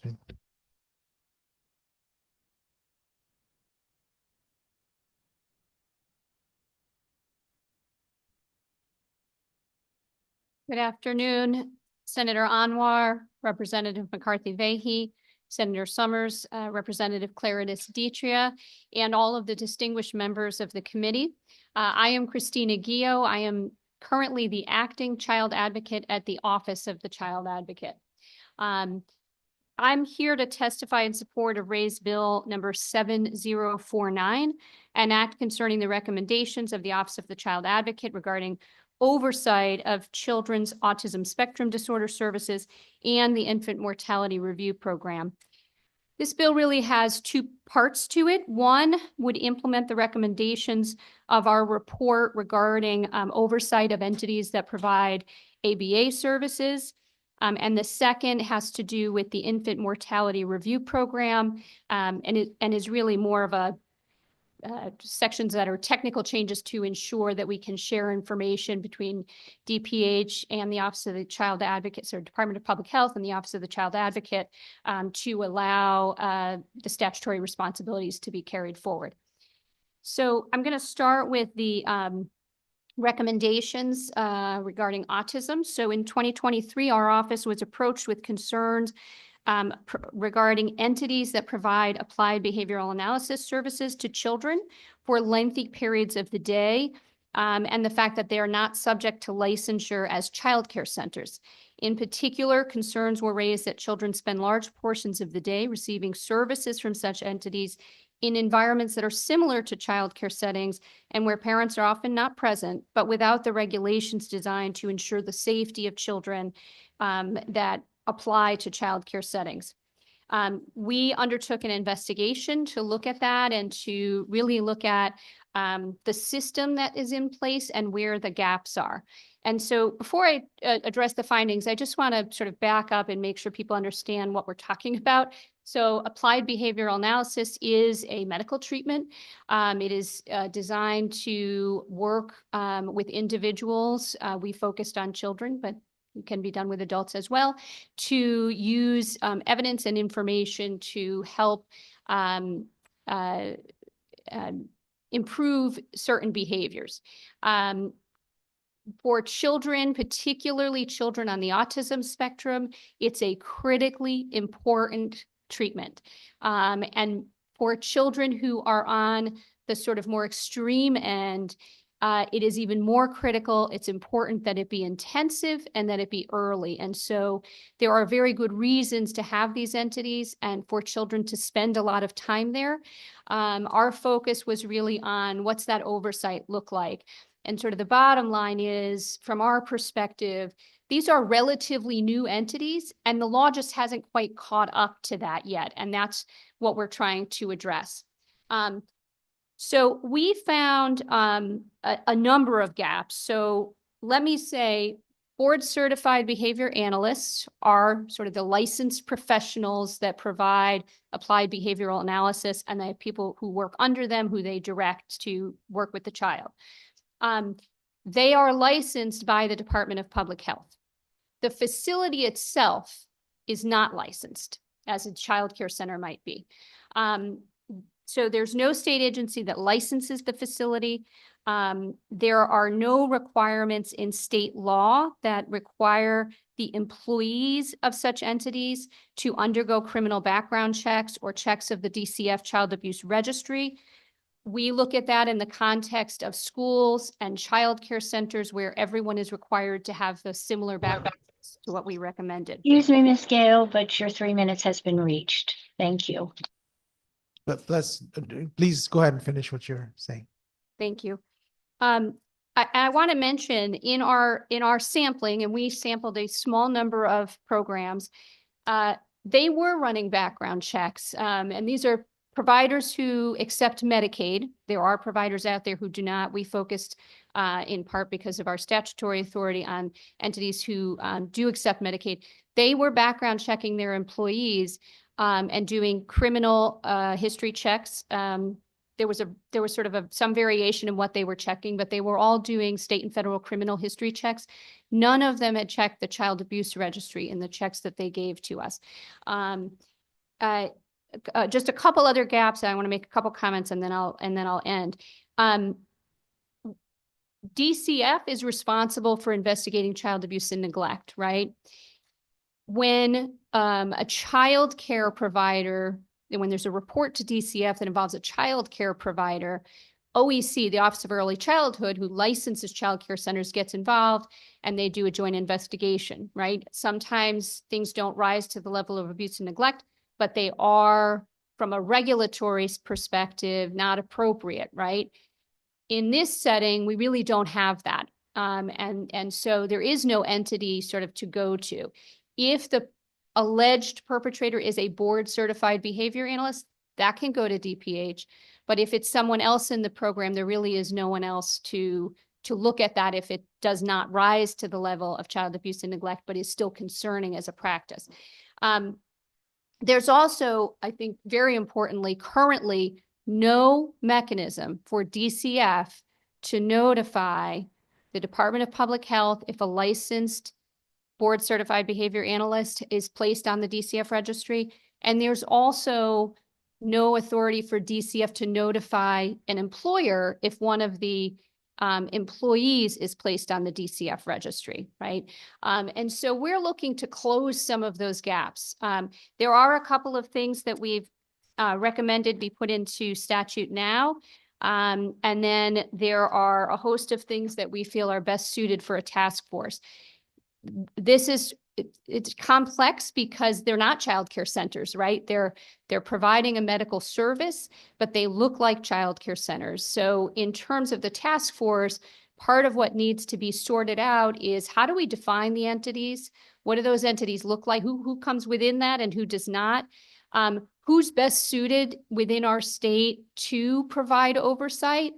OEC is not quite a fit because they don't have the expertise in autism. DPH is not quite a fit because they don't have the expertise in sort of that childcare piece. And so we really think that's the need for the task force. If I could just make one more comment, I know there are concerns about BCBAs being singled out for the background checks. And I just want to say we have the same background checks required for teachers, anyone who gets a permit, authorization, et cetera, from the State Department of Education has these background checks. They are required for all school employees. They are required for all DCF employees. They are required for coaches.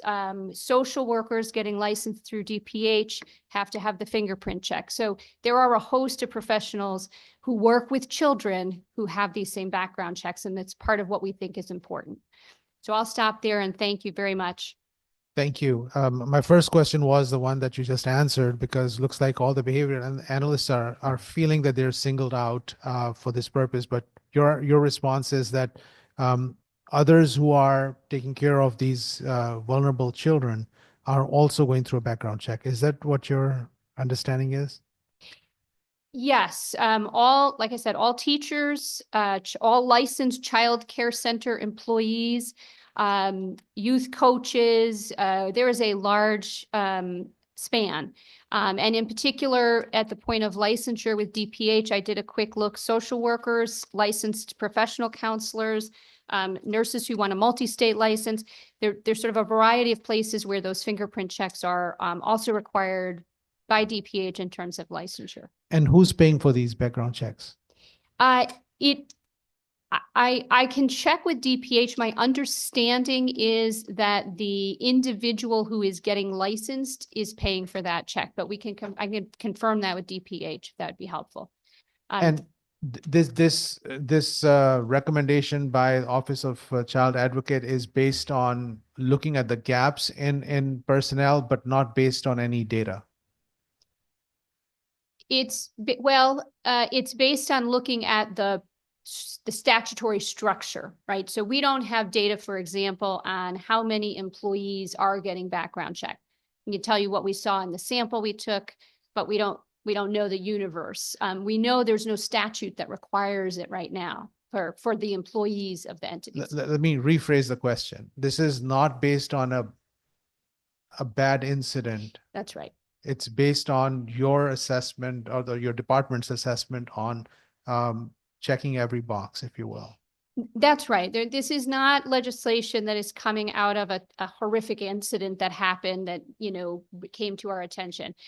This is based on concerns that were raised, and we do have an example in the report about an allegation that went to DCF, didn't rise to their level, went to OEC. They said it's not a child care, and it never went to DPH. That's an example, but this is not based on a single incident where something occurred. It's really based on looking at what is the structure to make sure we can prevent things from happening in the future. My understanding is DCF is not going to testify, at least from when I look at the list, but it's my understanding that your office has had a conversation with the DCF on this topic.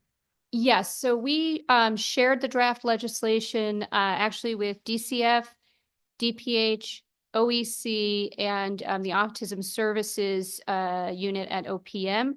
We shared the language, we met with them, and based on that conversation, we made some modifications, which we actually submitted with our testimony to request that be JFS language.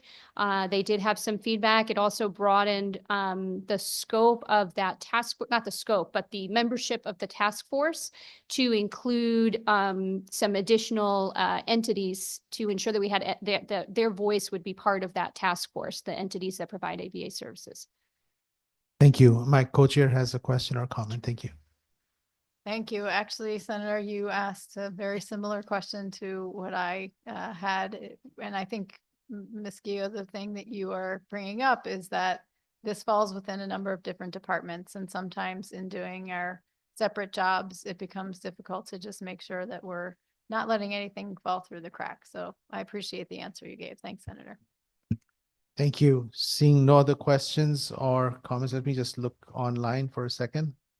Yeah, seeing no other questions or comments, we want to thank you and thank you for staying with us this morning and part of the afternoon. Thank you. Thank you. Now we're going to be alternating between the general public and also people representing various committees and commissions and elected officials. The next person I have on the list is Dr. Gregory DiGrucci. I think he's going to be in and out. He's also in and yes. there. Oh, there he is. Oh, thank you for having me. Okay. Welcome. Thank you. So good afternoon. My name is Gregory DiGrucci. I am a Marine Corps veteran. I served 4 years on active service and did tours to both Iraq and Afghanistan before becoming a doctor. I'm a physical medicine rehabilitation doctor here with Hartford Healthcare. With clinics in both Vernon and Southington, specializing in post-stroke recovery. And I'm here to testify in support of bill number HB 7080. So one of the most challenging aspects of my job as a rehabilitation physician comes about 2 years after a patient has had a stroke.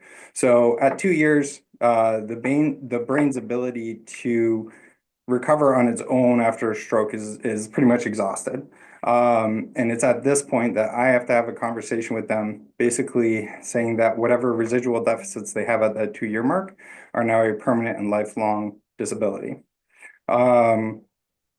So it's understandably very difficult for a lot of patients to have to hear this, particularly when a lot of my patients are, they're fairly young. I have new mothers and fathers who are in their 20s and 30s who have had strokes in my clinic, and all they want to do is hold their child. All they want to do is be able to go back to work, be able to support their families, and be independent. And yet I still have to have this conversation at the 2-year mark. But my question is, what if we could have a different conversation? What if there's something more we could do for these people? That's really the technology we're talking about in this House bill. The use of neuromodulation, as we're proposing it here, has the ability to create an entirely new window for brain recovery after a stroke. And amazingly, it's a window that we can often open years after someone has had a stroke. Realistically, it's something that doctors like myself, like many of my patients, only a couple of years ago, it was something we could only dream of. It's something that can make a massive difference for these people. And that's what we're discussing here today. The use of neuromodulation really can revolutionize what we call recovery after a stroke. It's particularly poignant for the many veterans that I see in my clinic. So I think it's worth mentioning that something like only 11% of America's veterans receive care exclusively at the VA. So I see a lot of veterans in my clinic who have had strokes, and these veterans, there's very little data in terms of like how many strokes veterans are having, but some studies suggest that the rate of strokes amongst veterans is something like 81% higher than the general population. And it's certainly something I see in a lot of my veterans here who are having strokes, and they're having strokes at fairly young ages. A lot of these veterans were exposed to environmental exposures such as burn pits and Agent Orange. They were also, have been treated for things like post-traumatic stress disorder or traumatic brain injury, which is another area that I treat. Excuse me, Dr. Grungy, you've reached your 3 minutes. Sorry? You have reached your 3 minutes, Doctor. Oh, sorry. Thank you. So I wanted to just ask you a couple of questions. Thank you so much for your testimony, and thank you for your service, Dr. DeCruci. And I also had the opportunity to listen to about some of the work you're doing. Have we reached a point that the strokes in veterans we are getting closer to be considered as a service-related injury? Yes. So many injuries, including many of the risk factors associated with risk for stroke, such as high blood pressure, hyperlipidemia, which is having high cholesterol, under the 2021 PACT Act are now considered service-connected, which would mean that any subsequent diagnosis resulting from it would also be service-connected. And the hope from your support of this bill is that there would be a creation of a center of excellence, and then perhaps there's an opportunity to take care of many other veterans who are going to the VA or other places to be able to go to a center of excellence which will collaborate with the existing VA system. Is that the hope with this? Yes, in terms of long-term planning, that is one of the things we would like to see. So many of the veterans, so I have clinics built in Southington here, which is fairly close to the Newington VA, but I also have a clinic out in Vernon, where a lot of those veterans don't go to the VA for many of their services because it's quite a distance for them, especially when those patients themselves are coming from even further east. So like I said, it's actually a fairly small number of veterans in the United States at large that actually seek care exclusively through the VA. It is one of the things that we would like to see is to have those veterans have much better access to kind of premier treatment. And down the road, we would like it to be something that's partnered with, some of the programs like how VA, subcontracts with groups like Optum to be able to provide better access and care to these veterans. Thank you so much. This is very helpful. I know Representative Jenga wanted to ask you a question as well, so we'll have Representative Jenga join us.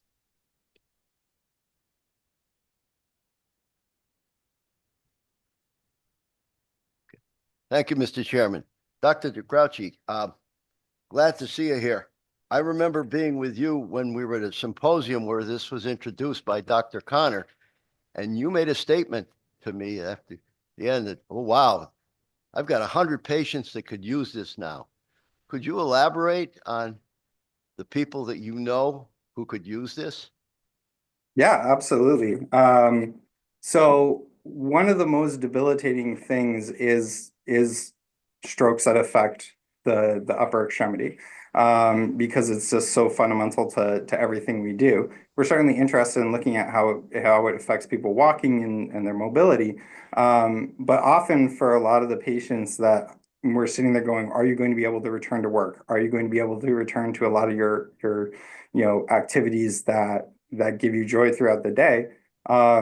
It's the upper extremity impairments that can be quite debilitating, even for patients who may have at least some level of strength in that arm, might still never be able to return to their chosen profession. So, an example would be, if I have a patient who, has some level of strength in the arm, but is still fairly deficient, right?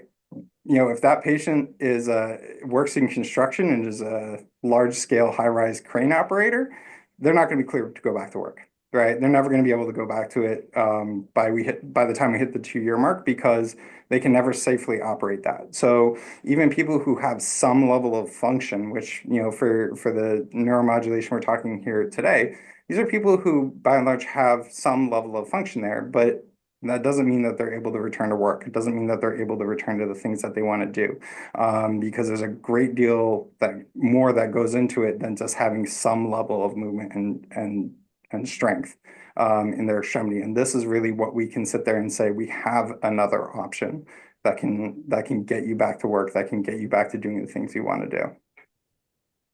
Thank you. Has there ever been any experimentation regarding bowel or bladder strength? So that's one of the things that we're considering, in terms of this study. So the answer is no, no one's really looked at that. It's interesting that you bring that up, because bowel and bladder, so people who are incontinent, is one of the more challenging things that we deal with. One, it's extremely dangerous if people start having problems with their bowel and bladder in terms of infections, in terms of long-term kidney damage and them ending up on dialysis. But it's also, I have patients who are incontinent of bowel and bladder and will refuse to leave their home. There are people who can walk, there are people who can do a lot, but just the social anxiety related to having bowel and bladder incontinence is for many people is crippling.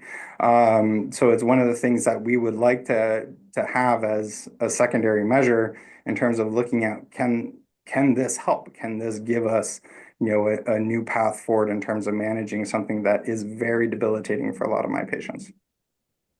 Thank you. And thank you for all you do. Thank you, Mr. Chairman. Thank you so much, Representative Jenga. Seeing no other questions, thank you so much, Dr. DeGrouchy, for your testimony and the work you do. Thank you so much for having me. Thank you. And then we'll jump back to number 5, which is Devon Ward, Office of Correction Ombudsman. Welcome. Thank you so much for your patience with us, and welcome. If you can press the button in front of you, perfect. Now you're good. Yeah. Good afternoon, Chair, Senator Anwar, Representative McCarthy-Vahey, ranking members, and distinguished members of the committee. Thank you for the opportunity to testify on SB 1394, an act concerning the provision of healthcare services to inmates in correctional institutions. The Office of the Correctional Ombudsman strongly support the bill. The bill's goal of improving collaboration between the Department of Correction and the Department of Public Health is critical to addressing healthcare in our correctional system. I share Commissioner Juhani's recommendation that DOC should be accredited by the National Commission on Correctional Healthcare. While DOC claims to follow these practices, they are not codified. and its health policies and directives have not been updated in nearly a decade. However, I strongly disagree with Commissioner Juhani's assertion that the care in correctional facilities is different than that in the community standard. In fact, DOC's own protocols require that the healthcare be delivered at the community standard. I also disagree with the assertion that evaluating DOC would be cost prohibitive or impose unfunded mandates on DPH. DPH already performs many of the public health functions outlined in this bill, most of which would not need increased cost. For example, DPH has an infectious disease department. Are they coordinating with DOC to track and manage communicable diseases such as hepatitis C, HIV, or tuberculosis among inmates? In 2022, the state settled a $38 million lawsuit related to the denial of hepatitis C testing and treatment for inmates. Given that DPH already tracks hepatitis C, leveraging their expertise to support DOC would strengthen public health protections both inside and outside correctional facilities. The reality is that infectious diseases do not stay confined within prison walls. Many individuals who pass through correctional systems return to our communities, accessing emergency rooms and community health centers. The state has both the financial and moral interest in addressing these public health needs. Another key example of DPH's potential role is in facility licensing inspections. DPH routinely inspects medical facilities across the state to ensure compliance with equipment and staffing standards. Extending this oversight to DOC's 13 correctional facilities would have minimal financial impact while significantly improving health and safety outcomes. There's also precedent for costly litigation stemming from areas within DPH's statutory and operational purview in correctional facilities. Vega v. Simple, which was filed in 2017 and it spans 4 DOC commissioners' terms, resulted in a tax-funded payer litigation over high levels of radon exposure at Garner Correctional Facility, the state's primary mental health prison. DPH's environmental health division has a radon section. Surely their expertise could be leveraged to proactively monitor radon and other environmental health risk in correctional facilities. Tolliver v. Simple, which was filed in 2016 and settled in 2024, is a lawsuit that discusses drinking water contamination and asbestos exposure at Osborne Institutional Correctional Facility, which is one of the largest correctional facilities in the state. Just some recommendations on the bill to close out. I would recommend narrowing the scope of the bill to focus on infectious disease monitoring, facility licensed inspection, and drinking water safety. I'd remove the term correctional perspective from line 5. I'd also incorporate mental health services operations into the bill. And the Office of Ombudsman is happy to take on the responsibilities outlined in Section 2 of the bill. However, the governor's proposed budget would have to be adjusted to allow for additional staff in the office for those resources. Thank you for the opportunity to offer testimony. I'm happy to take any questions that the committee may have. Mr. Ward, amazing testimony in less than 3 minutes. I wanted to clap and stand up and clap. Try to get on. I Thank you. like the content too. So can you tell a little bit about your office and what it does and what its mandate is for people who do not know it as much? Sure. Please? So the office was created by a legislative act in 2022. The office, however, just had an interim appointed in September of this year. And essentially, the office is charged with responding to complaints that folks who are incarcerated in the state of Connecticut may have within facilities, and also looking at systematic larger term issues and making recommendations to lawmakers and to the Department of Public Correction. Thank you. And did I hear you say that they're already cutting your budget? Did you say that? It's flat funded. So it's funded right now currently at 400,000. Okay. With that allocation, we're only allowed to have minimal staff. I would say that would maybe supply up to 2 or 3 staff, including myself. And so we've been working with the Appropriations Committee and working with the governor's office to try to at least double that amount. And of all the concerns that your office has heard, it's a very short period. Sure. But how much of that is health related? I would say at least 60%. So over my term, since I began in September of 2024, we've received nearly 350 complaints. I would say 60% of those, at least, if not more, are healthcare related. And thank you for that. I wrote an op-ed a few years ago, and till this day, I get family members from across the state sending stories, handwritten stories from what's going on in these cases, and it's heartbreaking what we're seeing. And that's why we've been placing and pushing for these bills to be addressed. What power does your office have to be able to make change in the processes that are there or individual cases? So we don't have any power to compel DOC to do anything. We can certainly just make recommendations, share those with the public and share those with lawmakers, put pressure on them to adopt them, but we don't have any authority to make DOC adopt any specific policy changes. And if I heard you correctly, you said status quo is unacceptable. Correct. And that, the healthcare system within the Department of Corrections is broken. And I think if you look at the litigation and if you talk to folks who are incarcerated, they will tell you that the provision of healthcare services in DOC is largely broken. And, whether or not you have a vested stake in the healthcare outcomes of folks who are incarcerated, it's a $130 million budget line item in the Department of Correction. So it's a huge cost expense to taxpayers. And that doesn't include the litigation costs. And I think for $130 million, we can figure out how to provide decent healthcare to 10,000 people. And the issue, I understand that the Department of Correction has been trying to recruit healthcare workers. Yes. And physicians and APRNs and the physician assistants, and they have not been able to achieve success. Do you have any insight into that? A little bit. I think some of it, it requires closer collaboration between the Department of Correction and the Department of Administrative Services. One example in my brief time as interim, Osborne Correctional has been without an optometrist for almost 2 years. One of our state's largest prison, it holds over 2,000 people.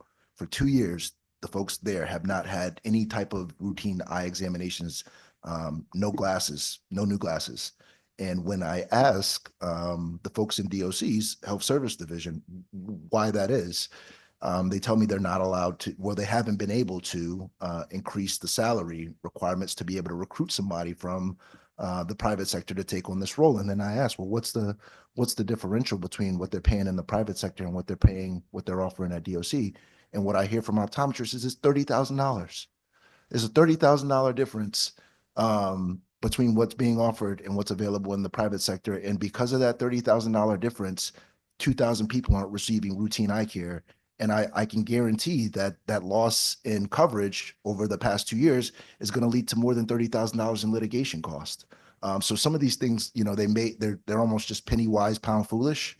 And I just wish there was more collaboration between DOC and DAS with trying to get more folks onboarded, trying to have better recruitment tools and trying to have better salaries that match the private sector, because the correctional environment, it is a challenging environment for healthcare providers to work in. And you do want to recognize that to try to recruit more folks. So I'll echo my understanding as well, because these are tough, difficult jobs. Yeah. And in a healthcare world where in the committee hears from everybody outside of the state positions, where there's a shortage of healthcare workers, to be able to offer the state salary, which is usually less than what the market is offering, and expect people to jump in and apply for a very, very difficult job, is next to impossible. And we're seeing the results by not filling these positions, but we're not changing the pattern and opportunity for fixing that. Is one of the reasons this bill would help some of that component too. In the complaints and concerns that you're hearing, I received a lot about women's health in the prison. Is that what the pattern you're seeing too?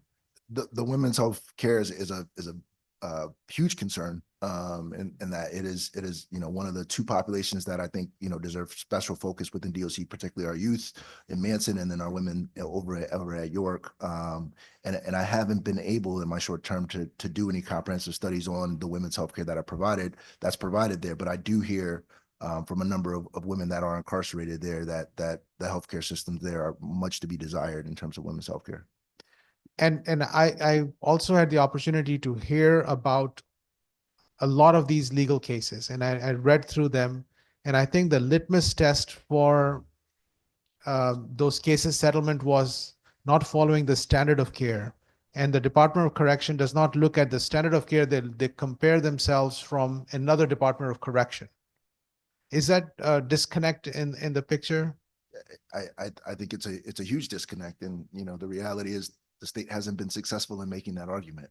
They've lost case after case because they have this view that the healthcare provided in the correctional setting is somehow different than the healthcare provided in a community setting. And their policies and directives actually say the opposite, that they don't have to match the community standard of care. And so it's one of those vexing problems that I think it's also a disconnect between DOC and the Attorney General's office as well.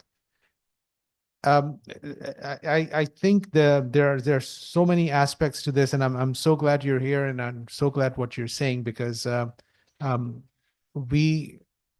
the taxpayers, is it a fair statement, if I may make that statement before my colleague, I asked one of my colleagues to join in and ask question.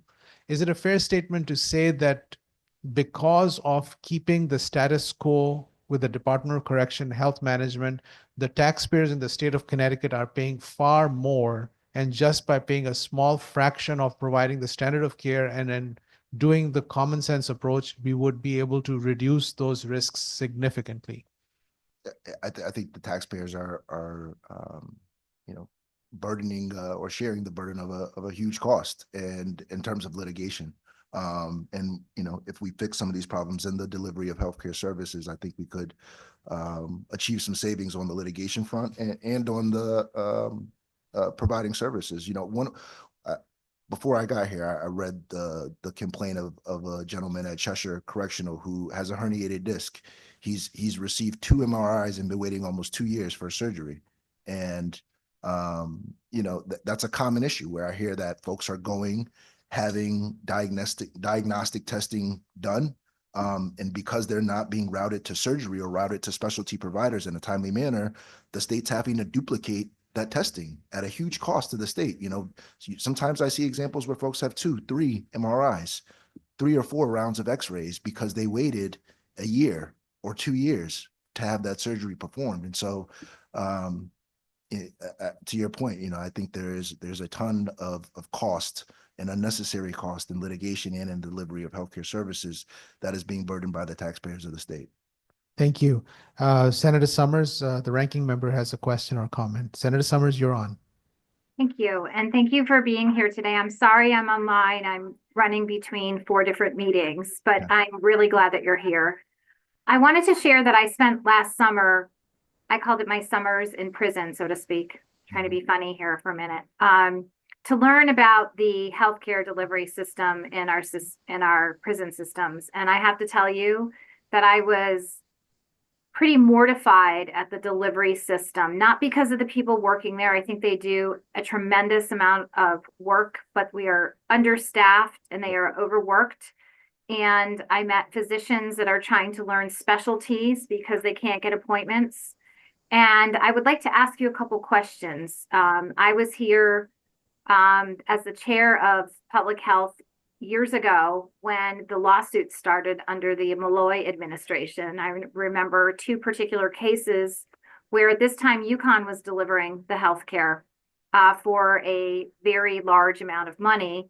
And a young individual was 19 years old and had ended up dying of a fungal infection, leaving behind a 4-year-old because he wasn't provided the proper standard of care, if there is a proper standard of care that is followed. And his family won, I believe it was about a $26 million lawsuit. That was one. Then there was another one on skin cancer. So they go on. And one thing that I think is going to be important, I'm going to be looking for, is the total amount of dollars that we have spent as a state paying out lawsuit claims for the lack of health care provided in our prison system. And I'm sure that that number will be staggering. So I'm going to frame one particular situation that I think is tragic and needs to be addressed.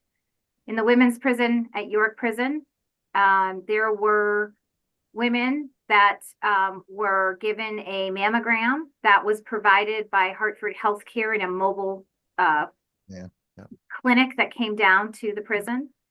And about 50 women needed a follow-up visit, whether it's a biopsy, it's another type of ultrasound. When I was there in the summer, none of them had received that follow-up visit, not one. So I asked, and this is not blaming, this is not putting blame on anyone. It's our broken system as you talked about it.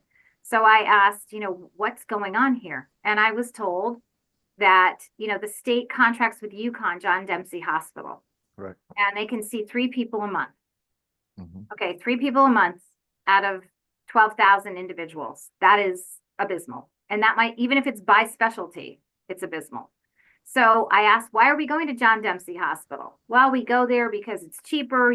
We have to pay for these individuals to get the care. They don't receive Medicaid dollars. They don't qualify, for assistance. What I don't understand is why don't we do something and negotiate with the hospital that is literally 10 minutes down the road, rather than putting women in a van and driving an hour plus to John Dempsey Hospital 3 at a time to get this follow-up appointment. I still don't know to this day. I tried to coordinate, with the local Yale hospital. They can take the patients. It's the state is the barrier. And, one of these women comes back with something positive, which God forbid that happens. And we can be looking at another lawsuit here in the state of Connecticut. And we are paying an enormous amount of money to deliver healthcare that is woefully inadequate. When I talk to the doctors that were working there, as I said, they're trying to teach themselves how to be cardiologists. And this is one of the most eye-opening experiences and testimonies that I had. The doctor I spoke to talked about having a patient that needed to see a gastroenterologist, and I was there in June. She said her referral went in not this spring, but the previous spring. And finally, that person was getting an appointment.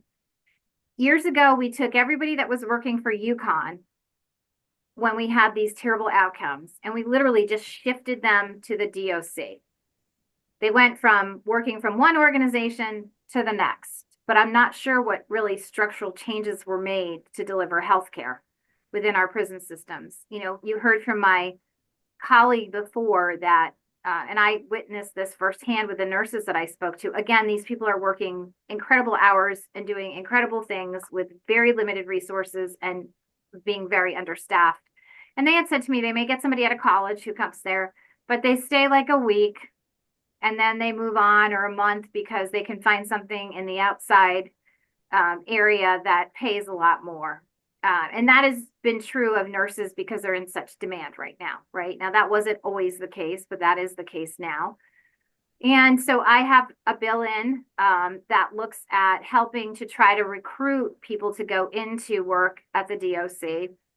And we would work, and it'll be part of hopefully our workforce bill that would provide tuition reimbursement for those that work in our corrections facilities, to entice people to want to come and work in our facilities. I do think that there are salary issues, especially in nursing, that have to be addressed, but the lack of sort of creativity to be able to figure out how to get people their care is something that I think is really startling, that puts us in a very negative position here in the state of Connecticut. And I quite frankly do not understand, with all the money that we are spending, what is the disconnect? So can you tell me how the interface works with DAS having to contract with certain institutions for specialty care and DOC? And I heard you say that we need to get them together and that they're not speaking. And what ideas do you have to improve the delivery system of healthcare that we have within our prison system? I'd love to hear those. Yeah, I think that's a better question to address to the Department of Correction. I see their legislative director here, and I believe he's going to testify at some point. So, regarding the question regarding the communication between DAS and DOC and their contracting process, I think he'd probably be better positioned to speak on that.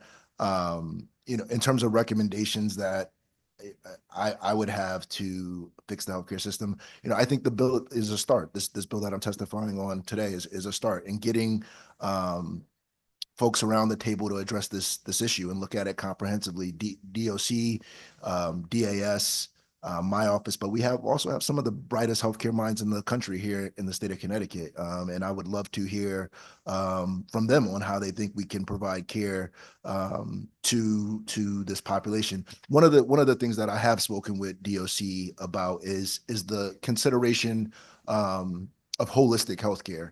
And that particularly pertains to diet and to recreation, right? And the diet in the Department of Correction, very high in sodium, very low in protein, and it does produce bad healthcare outcomes in terms of diabetes, hypertension, and so looking at healthcare not just in terms of specialty services, but looking at what kind of food are we feeding these folks? What access do they have to recreation in terms of, you go to some facilities, there's no recreational opportunities, there's no workout equipment, and it may seem intuitive to try to restrict folks who are incarcerated from those things, but we as taxpayers ultimately burden those costs when these people are trapped in 10 by 10 cells for 20 hours a day.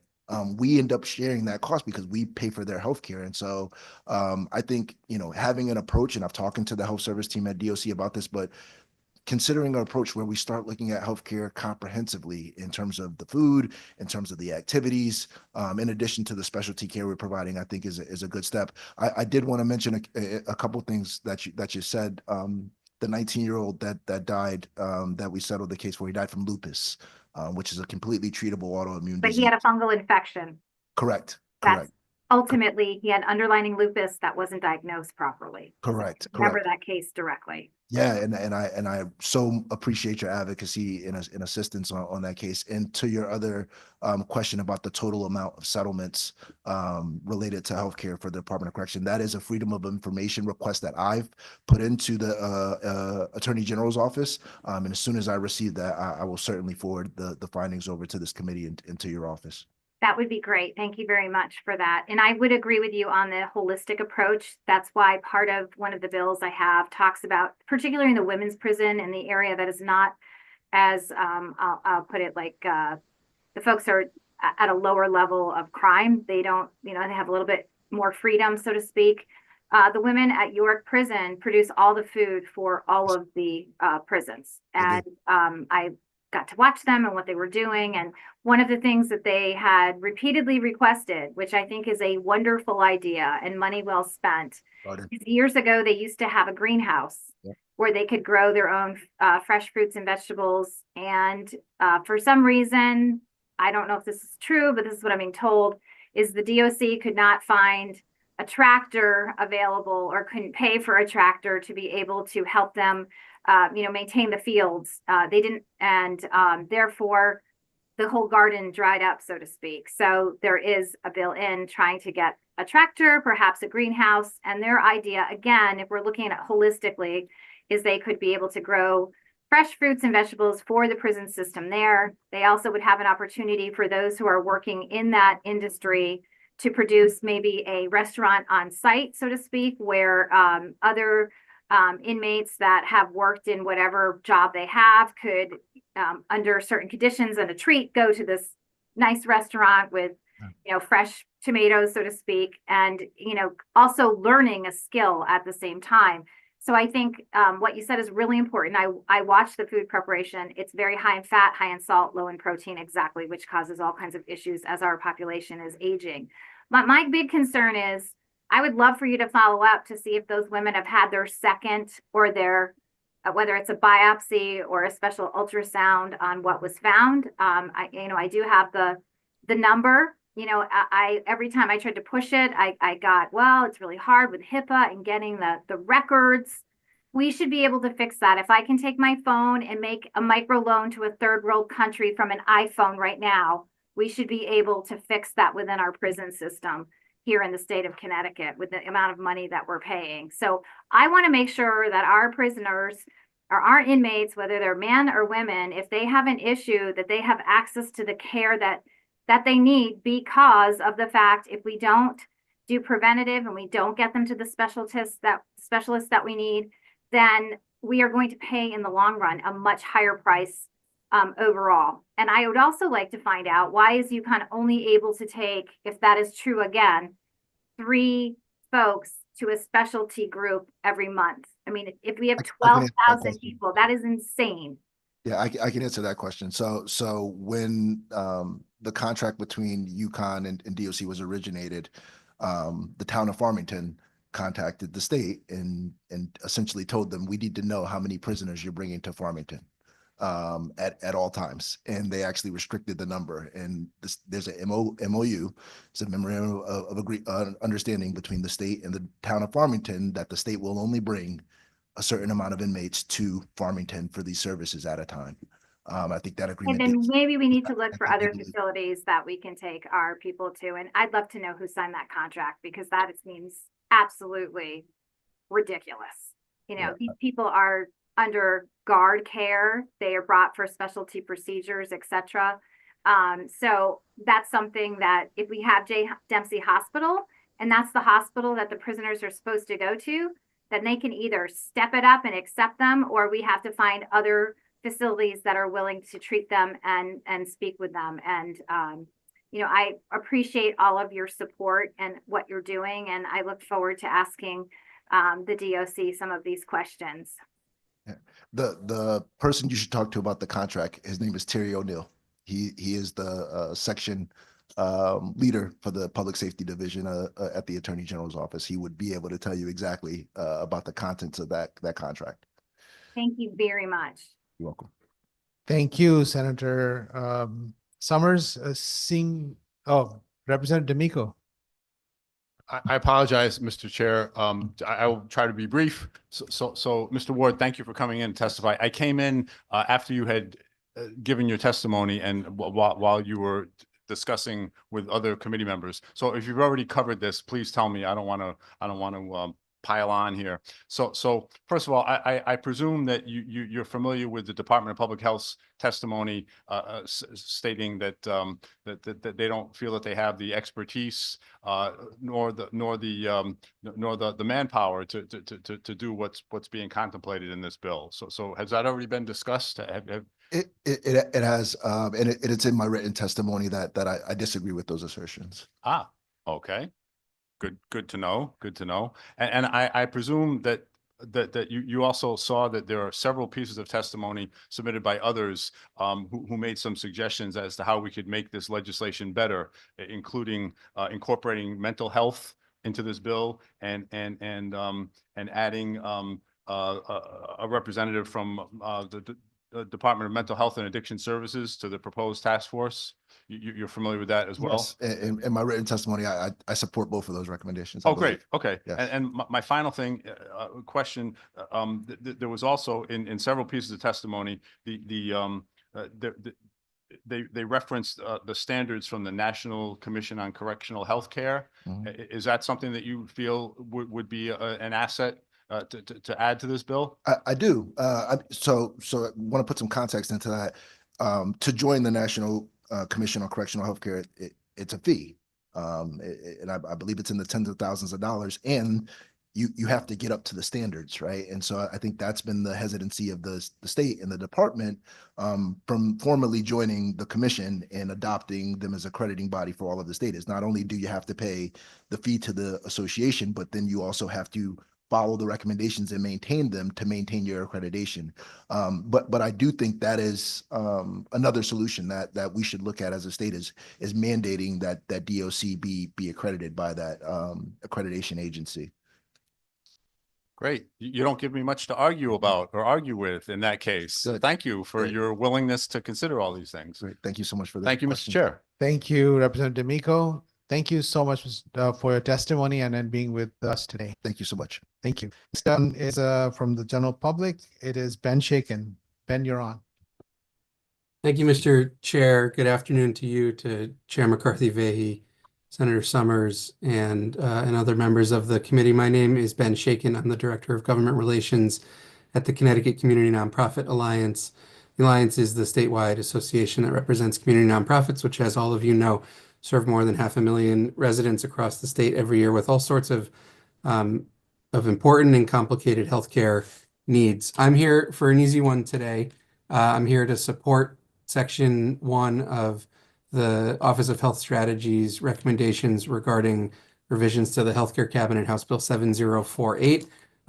I will not even take my full 3 minutes and just tell you that we are very supportive of the proposal in this bill to appoint someone from our association onto that cabinet. The commissioner's testimony on this particular provision cites some antiquated language in that statute appointing the governor's nonprofit liaison to this cabinet. As she notes, that's a position that hasn't existed in some time. And so we appreciate the thought and wholeheartedly agree that community nonprofits are an important part of the state's healthcare landscape, and as such ought to serve on this healthcare cabinet. So thank you very much for your time. Happy to answer any questions. Thank you so much for your testimony, Mr. Shaken, and we'll put the remaining time in your bank for future testimonies. Oh, well, thank you, Mr. Chairman. That's very kind. Seeing no other questions or comments, we appreciate your testimony. Thank you. Thank you. Next is we are going back and forth between the representative of various official areas, and we have Kathleen Holt, who's an advocate for Acting Healthcare Advocates Office. Welcome. Thank you for your patience with us. You're on. Thank you. Good afternoon, Senator Anwar, Representative McCarthy-Vahey, Senator Summers, Representative Cleavitt Detria, and members of the Public Health Committee. I'm Kathleen Holt. I'm the acting healthcare advocate for the state of Connecticut. And for the record, the Office of the Healthcare Advocate is an independent state agency with consumer-focused mission. We act to assure that consumers have access to medically necessary healthcare, educate consumers about their rights and responsibilities under their health plans, assist consumers in resolving disputes with their health insurance carriers, and inform legislators and regulators regarding problems that consumers face accessing healthcare and propose solutions to those problems. I appreciate the opportunity today to comment in support of House Bill 6873, an act strengthening the review of healthcare entity transactions. I know you've heard a lot about this bill this morning and this afternoon, so I will focus my remarks specifically on the impact for consumers. We believe that this bill would allow the State Office of the Attorney General and the Office of Health Strategy to better coordinate more of the major comings and goings in the Connecticut healthcare market and conduct stronger and more expanded scrutiny of the impact of proposed healthcare entity transactions that result in a material change. And taking into consideration, I know you're going to be looking at expedited and exclusionary pieces to this bill, but I would say that while the Office of the Healthcare Advocate supports the intent and the provisions of this bill to strengthen the future review of healthcare entities seeking material changes, we also reflect on why this bill is necessary. It is necessary to create better transparency, authority, oversight, and enforcement because individual consumers' access to affordable healthcare across Connecticut has been devastated by healthcare consolidation, private equity mismanagement, and an overall diminishment of trust in our healthcare systems. Until relatively recently, Connecticut healthcare institutions, including hospitals and large group practices, had lived up to our highest possible standards and had largely been beyond reproach. Hospitals and provider practices are still critical anchors and identities for communities and regions that they serve. We need to maintain access to quality services. But consumers are reeling from recent instability in healthcare service availability, or they are acutely aware of other patients and consumers in our state who have experienced it. And they are understandably scared and worried about access to quality healthcare. The Office of the Healthcare Advocate recognizes that in the existing Certificate of Need application process, there is an opportunity for a public hearing when a minimum number of individuals request a hearing. However, in the event this bill moves forward with recommended exclusions, we believe an additional way to help rebuild patient-consumer trust in our healthcare delivery system is to further encourage public comment and/or a public hearing as part of this stronger and more transparent evaluation process. I Excuse invited, me, Ms. Holt, but you've reached your 3 minutes. Thank you. thank you. Thank you so much. I don't see a written testimony from you on this. Would you be able to submit one Yes. later? Okay. Thank you. Can I ask you, we were just talking about Department of Correction and they were talking about healthcare there. Would that fall under your mandate as well? I was just thinking that as I was listening to that testimony. Absolutely. Okay, good. If you can weigh in on that issue too, that will help us quite a bit too. Yes, I will submit written testimony on that. I will say, having been involved with the Department of Corrections healthcare from the Medicare perspective for many years, we know that people who come out of the healthcare system and come on to Medicare are extremely ill and needing a lot of services. Yes.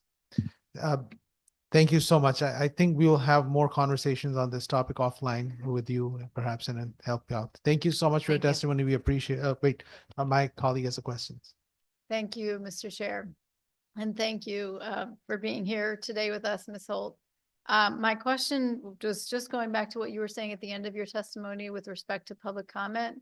Are you referring to the Attorney General's portion of the change in the bill, or can you just get a little more specific or just repeat that for me? Sure, I appreciate that. So I think we're not looking at the consumers weighing in on the antitrust issues or the issues that the AG would be exploring, but more along the lines of aligning with the Office of Health Strategy as they go forward with their process and having that opportunity, for instance, for the public who are directly impacted by the by those transactions to be included and to be able to show the impact that has on their lives and their healthcare. Okay, thank you. Just to clarify, would that be then an addition or a change in the language in the bill or? Yes, Okay. yes. And that would essentially be to invite the valued voices of the community into the process. Right now, the process involves specifically the AG's office and the Office of Health Strategy. And what we are requesting is that there be an additional step, again, not for expedited processes necessarily, but for certainly for those that have a greater impact on the communities to be able to weigh in. Okay, thank you for clarifying that. I appreciate it. Thank you, Mr. Chair. Thank you, Madam Co-Chair. Seeing no other questions and comments, we thank you for your testimony. And the next person on our list is it's Dr. David Hergen.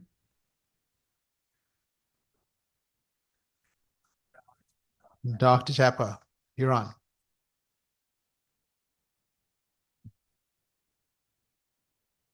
Welcome. Thank you for your patience with us. I know you have to leave at 2:30 or so, so we're glad you're here. Thank you, Senator. Thank you. Thank you. Good afternoon. My name is Joe Kappa. I'm a board-certified gastroenterologist caring for patients in our great state of Connecticut since 1993. I'm also chairman of my practice, Connecticut GI, where we care for tens of thousands of patients each year in local communities such as Sharon, Torrington, Norwich, Fairfield, Bridgeport, Stamford, New London, Enfield, Hartford, Farmington, Bloomfield. While we are proud to partner with the hospital systems in our communities, we are an independent physician practice that is not employed by a hospital insurance company. Last year, I testified in opposition of Senate Bill 440 and House Bill 5316, and I'm here again to testify against HB 6873. HB 6873 poses many of the same threats that last year's bill did by making it dramatically harder for independent practices like mine to remain a critical access point for care of our patient. Last year, the committee asked me about the impact of investments in independent physician practices by private equity partners. Since then, healthcare consulting firm Avalier published a study on how physician practice models have changed in recent years. I included a citation in the written testimony that I submitted. Avalier's findings are clear. A hospital-driven consolidation is driving up patient costs for patients and payers. Avalier analyzed Medicare data from 2019 to 2022 across 5 medical specialties. The results as of 2022, a staggering 82% of physicians in these fields are now affiliated with hospitals or corporate entities like Optum. Just 6% are independent and affiliated with private equity-backed management organizations. Private equity support of independent practice is not the driver of consolidation.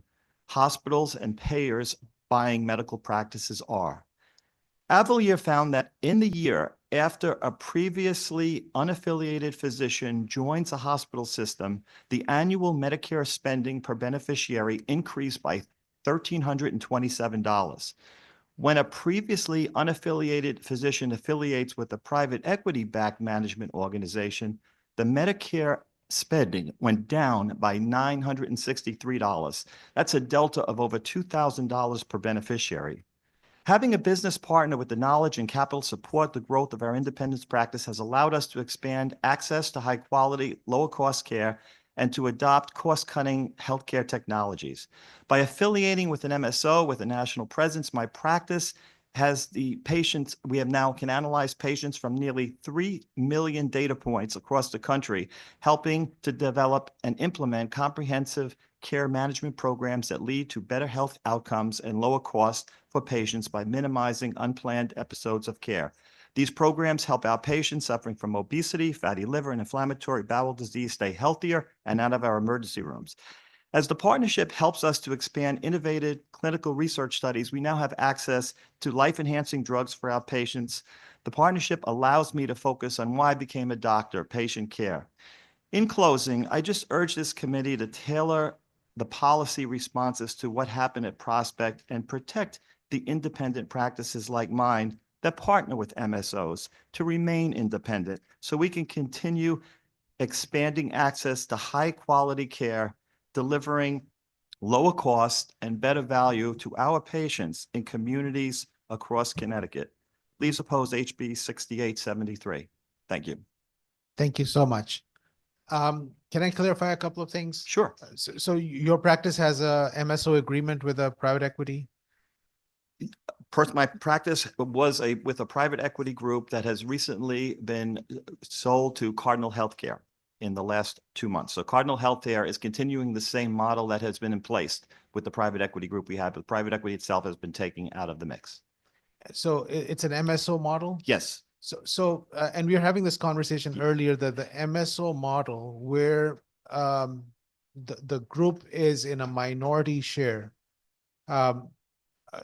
Because right now, private equity is not a good word in healthcare from what we have seen, no matter how you see it in different groups.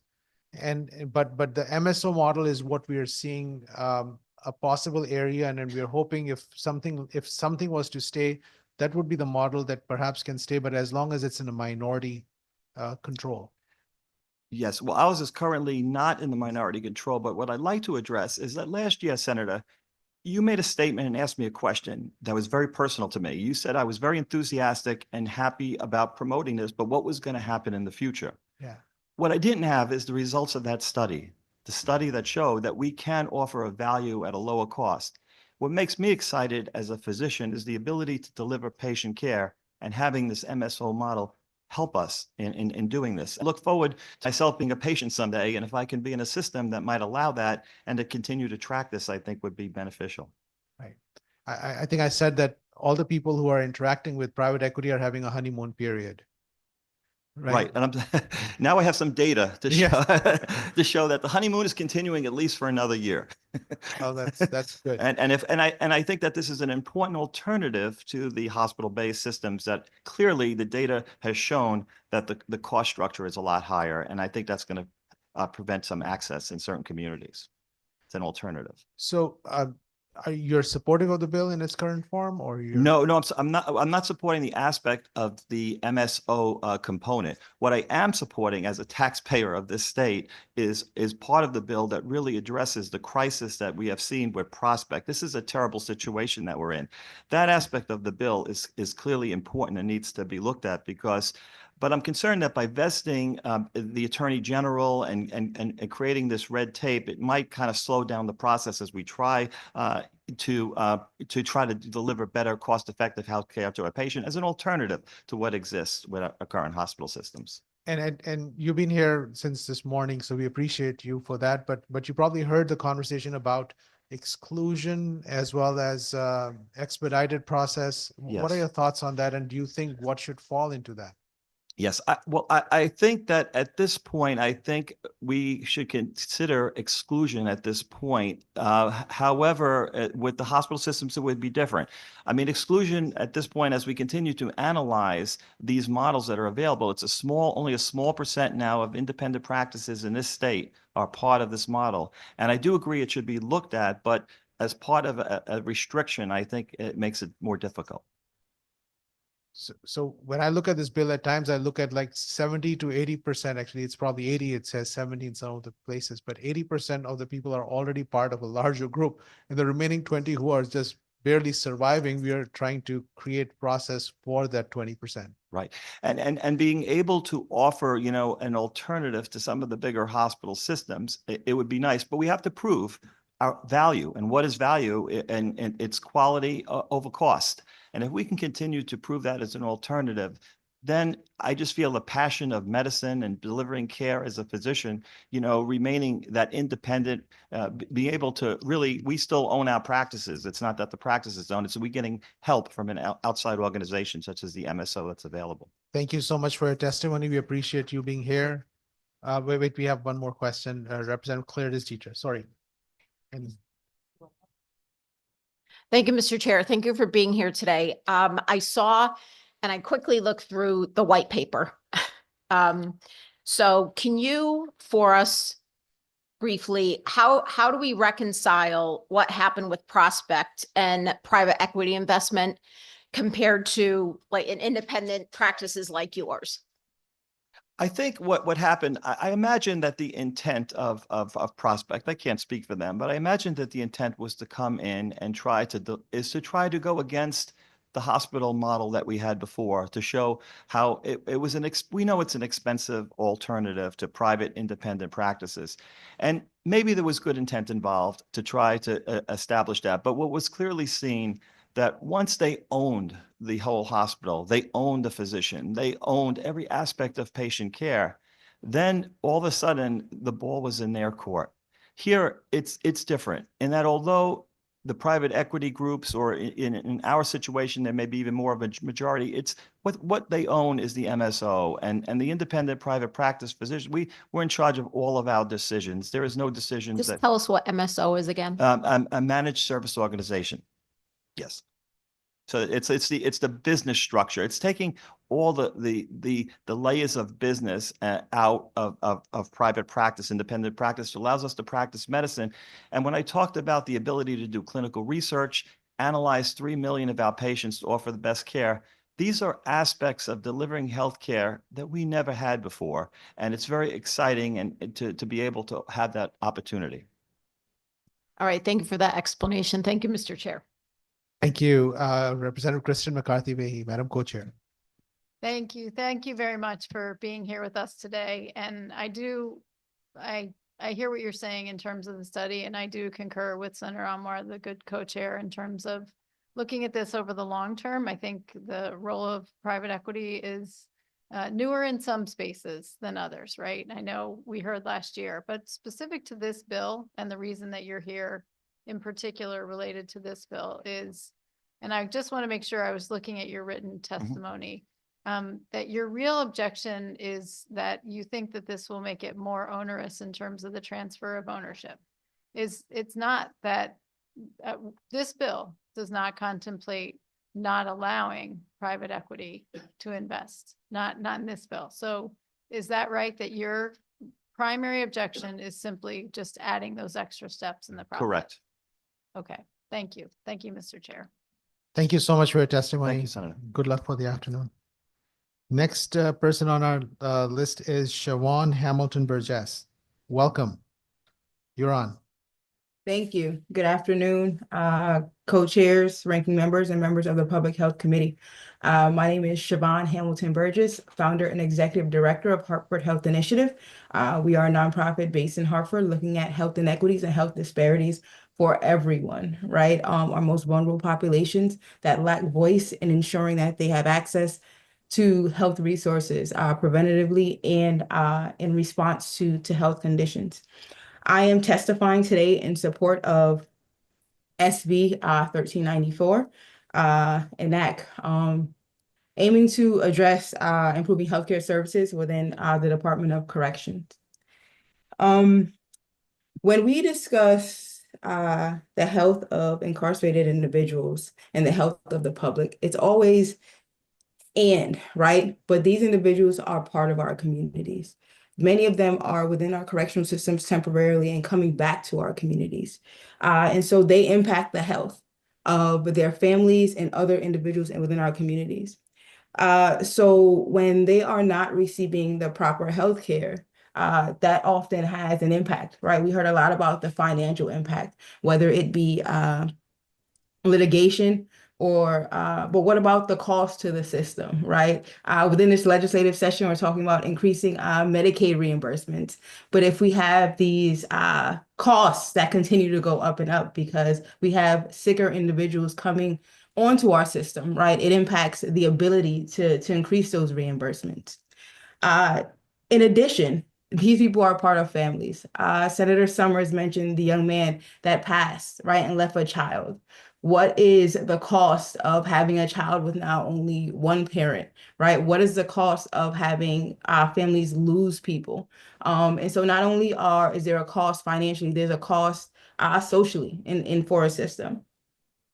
And so when we, what the recommendations for me in this bill, right, is to really explicitly mention what are those healthcare provisions. Healthcare can mean various things. And so really spelling out the types of healthcare we're referring to, as well as dental. Dental is often not considered healthcare, right? And dental is one of the things that is definitely needed within our system. And when we think about continuity of reentry, and we're saying we want to have access to jobs, access to voting, ban the box, right? We want to ensure people are able to come back into society and be a part of society. But how does that help if they're sick, right? How does that help if they have never received dental and now they have to have extractions? Going to a job with no teeth or having to access those types of things. And so as we continue to advocate and make the transition back into society easier for individuals, we also have to support their own personal health for them to be productive people in society. But as I mentioned, my recommendations is to, again, explicitly mention what healthcare services we're referring to, evaluation to evaluate. And so one of the gaps that I see in making changes in policy is that we say, hey, we should do this. But how are we checking back to ensure this is being done? Because we're doing it for purpose. We're doing it because it's necessary. But how? Excuse me, Ms. Hamilton Burgess, you've reached your 3 minutes. Thank you. Yeah. Thank you so much for your testimony. Do you want to just add anything for the next 15 seconds or so, 20 seconds? Yes. So best practices, as mentioned by the Ombudsman, making sure that we use the National Commission on Correctional Healthcare as a best practices benchmark, so that we are providing the best care possible for individuals that are incarcerated. Thank you. Thank you so much for your testimony. We appreciate you being here and then staying with us throughout the morning and afternoon. Seeing no other questions, we'll move to the next person on our list, which is Mr. Thomas Burr, who's in person. Welcome.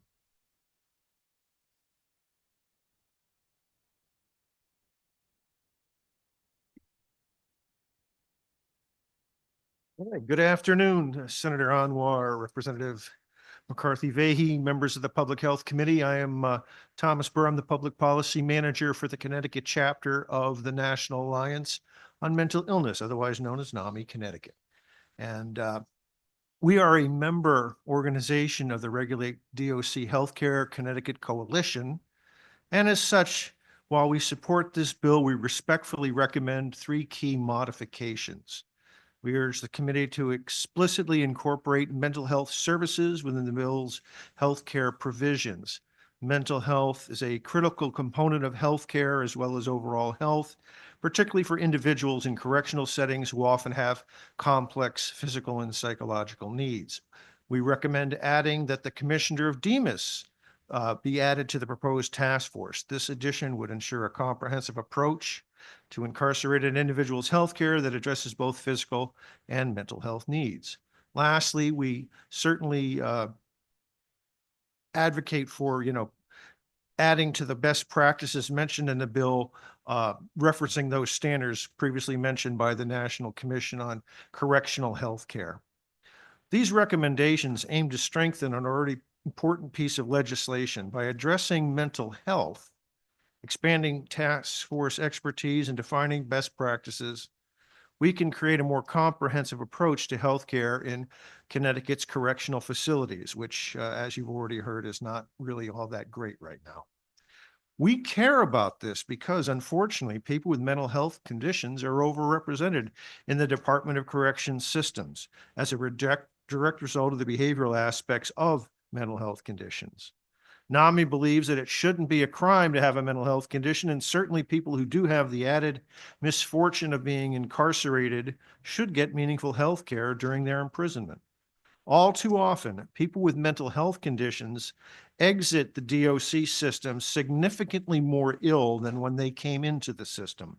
This is, in our view, completely inhumane and unacceptable for the citizens of the great state of Connecticut to be a party to. We're paying for this, breaking people. It's just inhumane. We can and must do better, and especially when you consider that 95% of the incarcerated population eventually re-enter society. We do not want to be breaking people and then bringing them back into our communities. We want to help them. So therefore, we strongly urge the committee to support SB 1394 and include the aforementioned additions and clarifications to the bill. Thank you so much for your time and your attention. Thank you. You just nailed all testimonies. You're like right at 3 minutes and you get everything in and make recommendations. Very valid recommendations. We hear you loud and clear. Thank you. Appreciate that. Thank you for that. Representative D'Amico. Thank you, Mr. Chair. I will be brief because I know it's a long day. Tom, thank you for coming to testify. Thank you for the good recommendations, as the good chair just mentioned. So I'll ask you the same question that I asked previously to another person.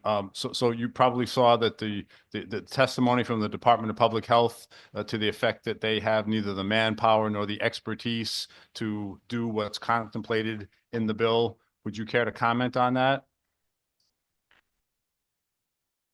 I was just flabbergasted to hear that. That's about all I can say. Okay, I'll leave it at that, Mr. Chair. Thank you, sir. You're welcome. Thank you. All right, seeing no other questions or comments, thank you for your testimony. Thank you. Next is number 15, Megan Wallet. Welcome.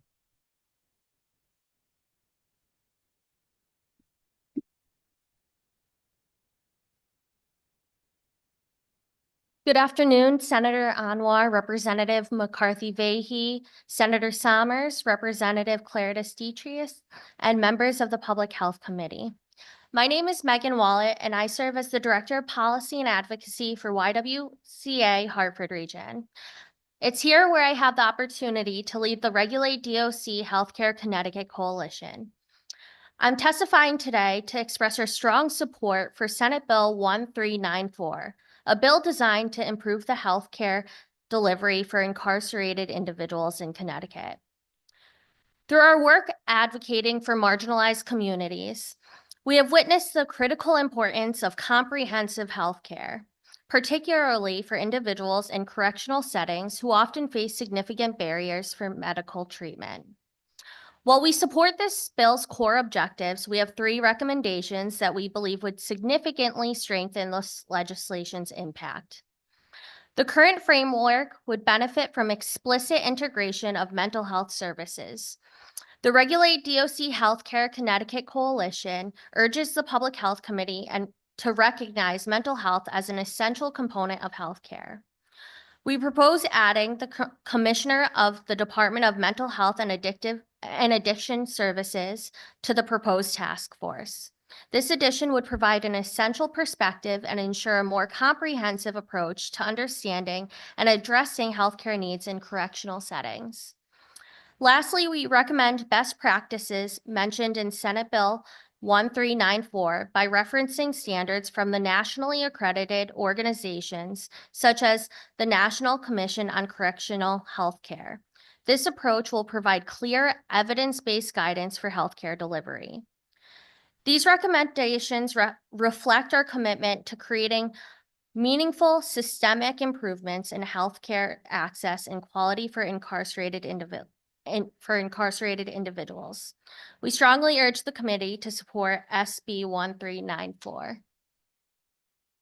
Thank you so much, Ms. Wallet, for your testimony and for the YWCA. In the last 6 or so years that I've been here, the YWCA has been very focused on multiple issues, and this is one of their priorities. And I've had the opportunity to work very closely with many at YWCA for the work that they're doing. So appreciate your testimony and appreciate the work you all are doing.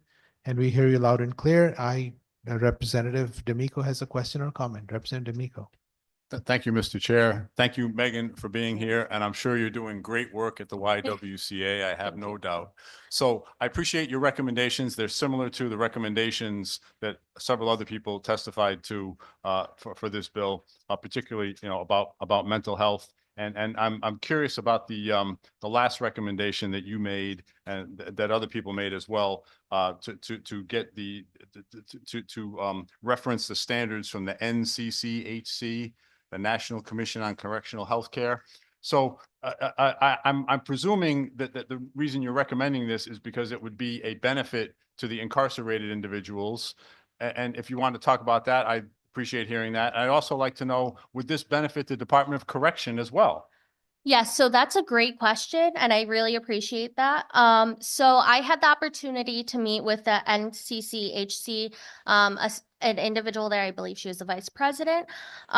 So this accreditation is nationally recognized, and we are recommending this because it has the potential to serve as a benchmark for quality and have explicit guidelines as to what the standard of quality care should be. So ultimately, this is impacting and positively, we hope, positively impacting incarcerated individuals. However, when I met with the NCCHC about accreditations, they made it very clear their intention with the DOC is not to necessarily go in there and completely destroy the good work that they are doing. Their role is to send out individuals to help them improve the quality of care, and not only improve the quality, improve the areas where they are doing well, but if the bar is here, they're going to work with the DOC to make sure that the quality of care meets this level. So they're not going in there trying to destroy the DOC. They're going in there to meet them where they're at, but also to improve the overall quality of care. Did that answer the question? I think so. I appreciate that. Thanks, Megan. Thank you, Mr. Chair. Thank you so much for your testimony, and we'll move to the next person. Thank you. Thank you. Next on line is Michael Biondi. Welcome. I think Dr. Biondi, you're on. Thank you very much. Can you hear me? We can hear you, but we can't see you. Okay, let me get the camera rolling. Although I don't know if you want to see my ugly mug, but here we go. So my name is Mike Biondi. I'm a radiologist here in Connecticut. Thank you so much for having me, Senator Anwar, and the members of the Public Health Committee. I'm speaking in regards to 6873. So as a radiologist, I'm also a member of the Radiology Society of Connecticut, and we have been seeing, like many of you have been hearing, about what's going on in radiology, which is why we support this bill. As you know, private equity has moved into the state. They've done it several years back, but now we're all feeling it. It came to big changes into the department, well, into our society. We've seen increased pressure, we've seen increased imaging, we've seen decreased patient care, decreased quality, decreased autonomy, decreased transparency, all affecting adversely both the physicians and their patients. And so what ultimately happened is this has been going on for a couple of years, is the physicians, nobody particularly seems to have liked it. And so in very short order, as soon as they could, a lot of physicians left. And so we have a real shortage of radiologists in the state of Connecticut. And this is where people in the committee and in the community have started to feel it, because there's a backlog of reading. We're able to do the images and progress, get them ready, but there's not enough radiologists to read them. And so now all the patients are feeling this, because you're seeing weeks, if not month delays in these sort of readings. So my big point here is that we feel that in the state society that private equity really has no place in radiology or in medicine in and of itself. That we take a Hippocratic oath, and we're just a different entity and a different beast as compared to private equity. That they have their fiduciary responsibilities to their folks, but we have a responsibility to patients, and it's a very different outcomes and different etiologies. And so this is what I'm trying to say here, is that we should not be together, and that I support this bill and keeping the parties separate if at all possible. Thank you. Thank you so much, Dr. Biondi. My co-chair has a question, and then I'll have a question as well. Please. Thank you, Senator Anwar, Mr. Chair. And Dr. Biondi, thank you for being here with us. I don't know if you were on earlier to be able to hear the other physician who was testifying against portions of the bill and had concerns. And I wondered if you had any reactions or thoughts. I've been in and out all day, but I don't believe I heard another physician. No. Okay, thank you. So my other question for you is, I think some of us are more familiar with the specifics of what's happened in radiology in the state. Can you just speak a little bit more about that? I know you referenced it in your testimony, but can you just help us understand maybe with a little bit more detail what has happened? So the private equity folks come in, and they're bringing their song and dance and all their bells and whistles, and I've sat in those meetings, and it's very impressive, and people are very excited about it, and so they jump on board. But then it's a case of buyer's remorse, particularly at Jefferson Radiology, where, as I mentioned, they expect something of you in terms of profit, while we're patient-centered care, they're profit-centered. And it doesn't mix well. And so there's some acrimony there. People are unhappy because they feel patient care is suffering. And at the first chance they get, they don't want to practice medicine like that. And so they leave. And so then you get this, we already have a shortage of radiologists in the state of Connecticut. And as with the non-compete laws, I have friends who've gone to Massachusetts, people who've left the state completely or reading remotely for different states, which makes it that much harder to get the work done, and that much harder to recruit in the state of Connecticut. Thank you for that. We appreciate your perspective, and thank you for the time today. Thank you, Mr. Chair. Thank you. Thank you, Dr. Biondi. I wanted to ask you, are you in the position to speak a little bit for the benefit of everybody else, how private equity ruined radiology in the state of Connecticut? I can't speak from the group I left because I'm bound, but I can speak for a little bit for Jefferson Radiology, because I spent a lot of time and speak with a lot of those folks. And a lot of it was just, as I said, it is just buyer's remorse. Radiologists and physicians, you're a physician, we're smart folks, but we're not that smart when it comes to private equity. And we got led down a trail that just didn't work out well for us. And so a lot of these people aren't happy, and they don't like what they're seeing, and they have, ability to leave, and they do. And, in our state, there is a non-compete clause is not relevant if there's a change in the contract. If there's a material change in the contract, I just wanted to make sure that we make a public comment on this topic, because we were probably a little late for when private equity hit the radiology practices, but we have passed a law already, and that's active and functional. So hopefully that'll give us some level of protection if they do this kind of activity again. Excellent. That's my hope. Radiology, I think the horse is out of the barn, but there's a lot of other specialties I'm sure they'll be looking at. Yes. Well, we appreciate your testimony, and thank you for the work you do. And radiologists are worth their weight in gold, especially in the recent past, because 30% of them left the state. Correct. Yeah. Thank you. Thank you, sir. Next on our list is Lawrence Dapo. in person here.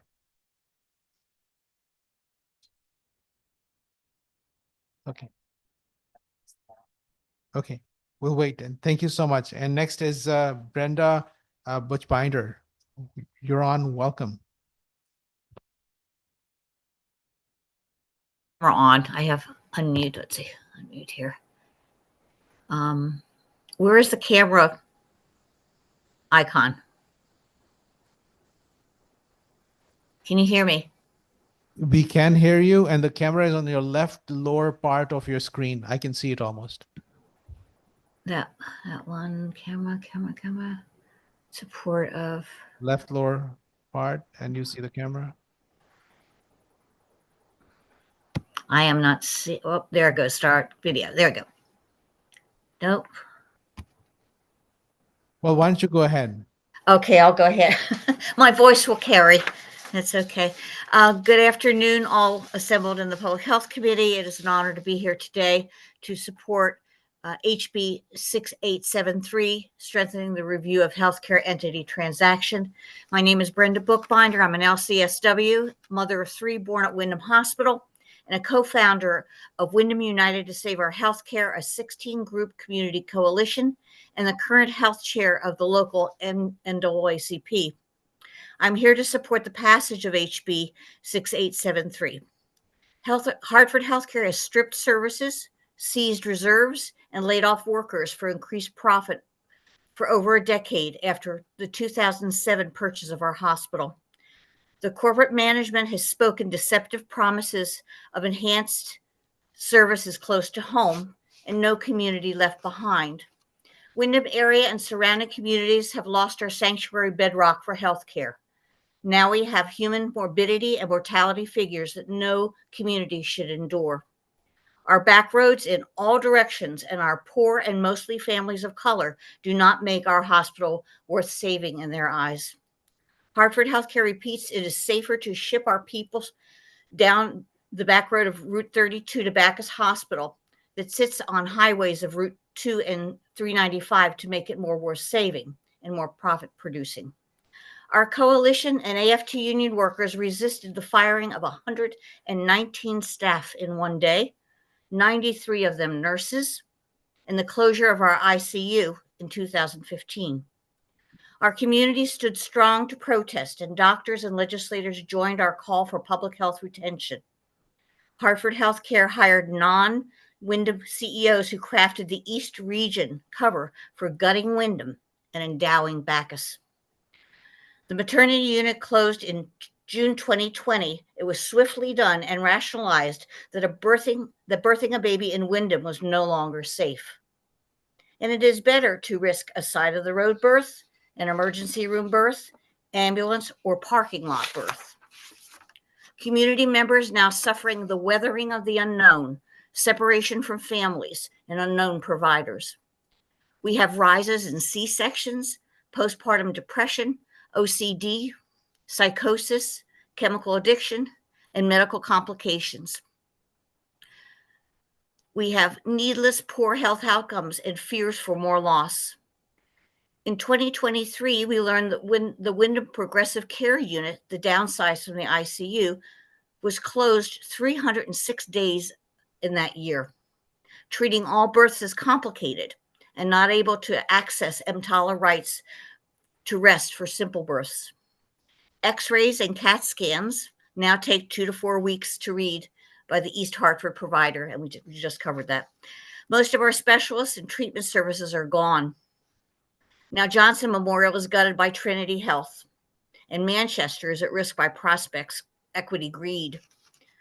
Our healthcare and maternity deserts need judicial guardrails to restore health access and equity for Wyndham and surrounding towns, and to rise out of poverty and distressed municipal status. Excuse me, Ms. Bookbinder, but you've reached your 3 minutes. Thank you. Am I allowed to finish? Yes, please, just 15 seconds. I'm going to go quickly. Okay. We just did the birthing study hearing, and we can't have a birthing study because they removed the local ICU and maternity unit, so it's not feasible.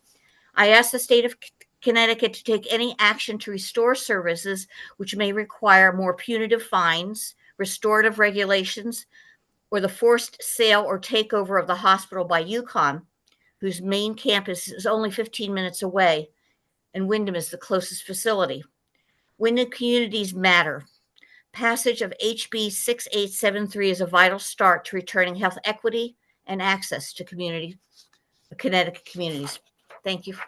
Thank you for your testimony and thank you for sharing with us. And I think your testimony shares with us that sometimes not-for-profit healthcare systems may also do things which would have a reduction in healthcare access rather than just private equity alone. And that's why the part of the bill that actually looks at everyone outside of private equity is worthwhile. Did I get that right? Yes, and I'm hoping there'll be a relook. We are the only Hartford healthcare facility that's been gutted this way. Ones like Charlotte Hungerford that are in very rural areas, endowed, but we have been decimated. We are an acute care short-term facility, whatever that is. We're no longer a critical care hospital, which we were for centuries. Thank you. Thank you so much. And seeing no other comments or questions, we'll move to the next person on our list, which is Sherry Boat. Sherry, welcome. Thank you for being with us all day.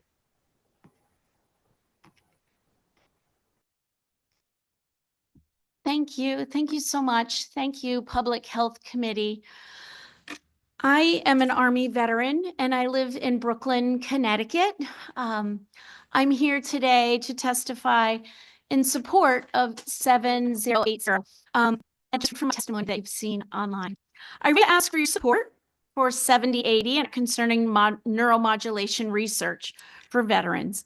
As an Army veteran and a veterans liaison and resource coordinator for a healthcare system, I meet hundreds of veterans each year that are our patients looking for services as they contend with their illness, service-connected disabilities, or effects of advanced age.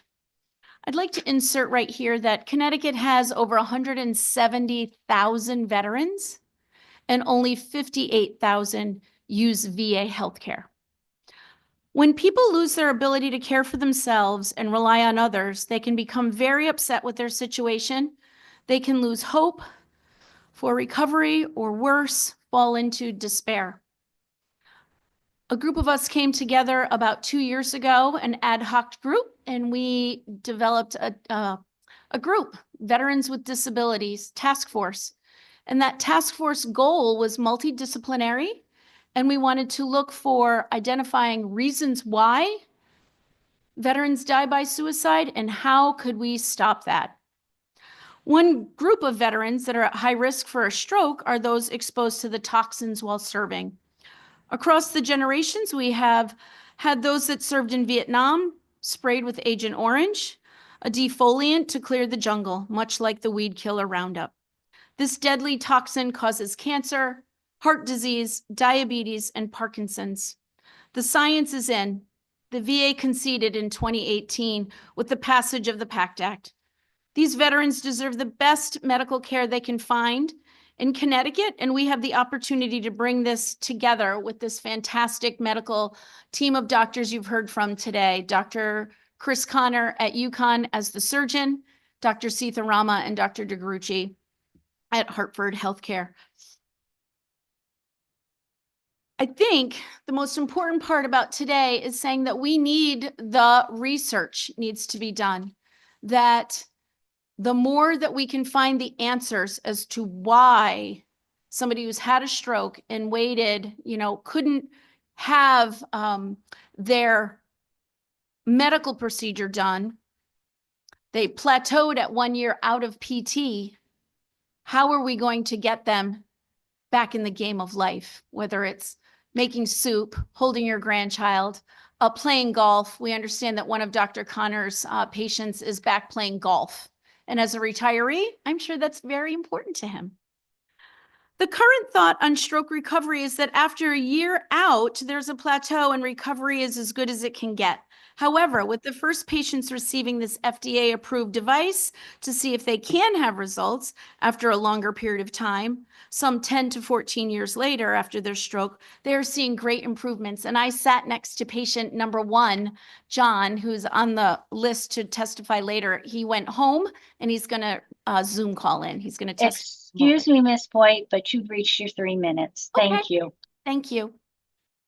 So complete your testimony. Well, another group of veterans that we don't often think of are the Connecticut National Guard deployed 10,000 veterans, 10,000 service members to Iraq and Afghanistan. Those people, our brothers and sisters, our neighbors right here in Connecticut were exposed to those terrible burn pits. And I have met 2 veterans who in their 30s, one had his first stroke when I met him, and one had had his second stroke when I had met him. And so we know that this is going to affect our neighbors, our brothers and sisters. And how can we get insurance companies to say yes to this procedure if the science and the research isn't done? And so I'd like to speak to the questions about, why isn't this being done at the VA? As a veteran that uses all VA healthcare, I receive all of my healthcare through VA. Let me tell you that, yes, when I was in a car accident, I saw the neurologist quick. When you needed a follow-up appointment 2-3 months later, that was, I went all the way to West Haven to do that. And I live up in Brooklyn, so 71 miles to see the neurologist. So as we talk about how can veterans have access to this care, if the VA isn't providing it, through the Mission Act back in 2016, I believe, 2015, the Mission Act said that veterans, if the VA couldn't provide it, we could get care in the community and the VA would pay for it. So what we need to do is build the science so the VA will say, yes, this is actually worth our money. It is worth our time to do this. And so that's why I'm here today to express that, civilian healthcare, VA healthcare, it's all really wonderful. And as an integrated system in a small state, I think that we can bring it all together after the research, this one ask. It's not an ask again and again. 10 patients, get the science, get the research done, and then be able to report out to insurance companies. Sherry, thank you so much for your service and thank you for your testimony and thank you for being one of the most passionate person for the veterans' health and well-being and especially the ones who are experiencing challenges. So my co-chair has a question. You're welcome. Yes, ma'am. Thank you. Thank you, Mr. Chair. And I would like to echo my thanks. It's that veteran father of mine who taught me to question everything. So please don't mistake my questioning either now or from earlier as not being supportive of trying to make sure that we provide whatever services and care we can to our veterans. I want to clarify just my own position. My questions earlier were related to whether or not there had been conversation with the VA, not if the care would be provided there, but if there had been conversations with the VA in terms of partnering with them in this, because it sounds like, and I think it makes sense, that the eventual goal would be very similar to what happened with Parkinson's disease. My father suffered from Parkinson's as a result of Agent Orange exposure. He received care in the civilian healthcare system and at the VA. The VA established throughout the nation centers related to Parkinson's because so many of our veterans had suffered, our Vietnam veterans in particular. So, when we talk about the 58,000, it's absolutely true. This program will serve 10 veterans and certainly people from Greenwich, Stamford, all the way up Fairfield County would be having to also drive a long distance. But to your point, you're saying that what we want to do is to be able to study, as this committee has done in other areas, for example, with endometriosis, and invested. So I think the question I have for you is, as I asked earlier, have you had conversations yourself through your work with the VA about this either current or potential future partnership? Thank you so much for that question. And as a private citizen, as a patient, I have talked to my physiatrist, Dr. Miller, at the VA. He and Dr. Sitharama, I believe Dr. Sitharama was the teacher or the mentor for Dr. Miller at the VA. And so, yes, I have had a conversation with Dr. Miller about this. We have great hopes that Dr. Miller would be able to identify these patients, some, if not all. It seems like John Newt, when he was speaking on Monday here on this topic, he had 3 veterans text him on Facebook because he'd posted a picture of the meeting here. So I think we're going to find them quickly. We are going to convene a meeting with Connecticut VA leadership as soon as they are able. It's a bit tumultuous right now, and they've been invited to all of our task force meetings, and they have seen the presentations by Dr. Chris Connor. And so our hope is that, you know, right now we're having conversations that are not official, but we're all talking about how to make it official. So I'm looking forward to that in the coming months. That's wonderful. I appreciate that because it's much like any other issue that we deal with here. There's our grassroots organizing, and then we kind of take multiple pathways, I guess. That's what I hear you saying, is that right now there's a lot of conversation on the ground level, and you're hoping to continue that in a more official way. So thank you for your advocacy. Thank you, Mr. Chair. You're welcome. Thank you. Thank you, Madam Chair. Representative Jenga. Thank you, Mr. Chairman. Thank you, Sherry, and thanks for all you do. And it's been great working with you. How long have you been in this field, dealing with the veterans? In 2013, I took an amazing job with Congresswoman Elizabeth Esty, who has served here in this chamber as her veterans liaison. So in 2013, I went from congressional work as a caseworker with Congressman Joe Courtney's office to her veterans liaison. And that's where building bridges, you know, people could say when they called that the VA was the enemy and they were mad at them, but you don't get answers out of anybody or any organization if you're nasty. So I built those bridges, found those answers for those veterans. So I've been working as a veterans advocate, trying to get answers for questions. I currently do the same thing, but I'm no longer in government. And so since 2013, I've been working in the sphere of veterans that are trying to figure out their benefits. You know, that's really hard. I am appointed by my first selectman. I am the municipal veterans aide at Town Hall and serve, you know, I'm there one night a month, and veterans come in and, or their family members, their caregivers, their daughters and sons, and try and figure out how to get them to their benefits. I also serve, full disclosure, I serve as an appointee by the governor on the Connecticut Department of Veterans Affairs Board of Trustees. So I have my ear to the ground when we're talking about the cemetery situation and the expansion and what we're going to do for that and where's that going to be, and our fiduciary work over there. So I'm always doing veterans work. If I'm awake, I'm doing veterans advocacy work. So you've seen a lot here. Have you seen anything this kind of promising where we're dealing with our veterans in Connecticut, and we've got a profound opportunity to provide for those who supported us?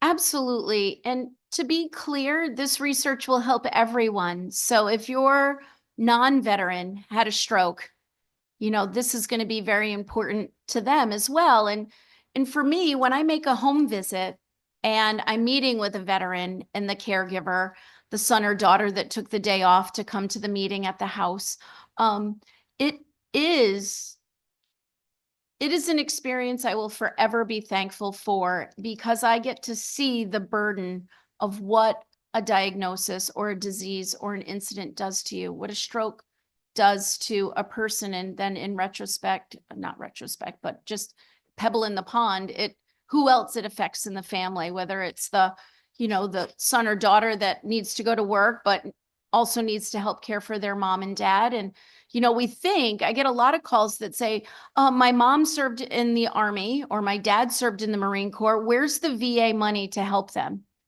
And to be clear, it's not really there.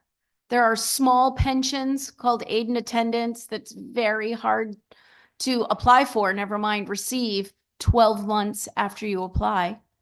Families need money now for a overnight home health aide or somebody today.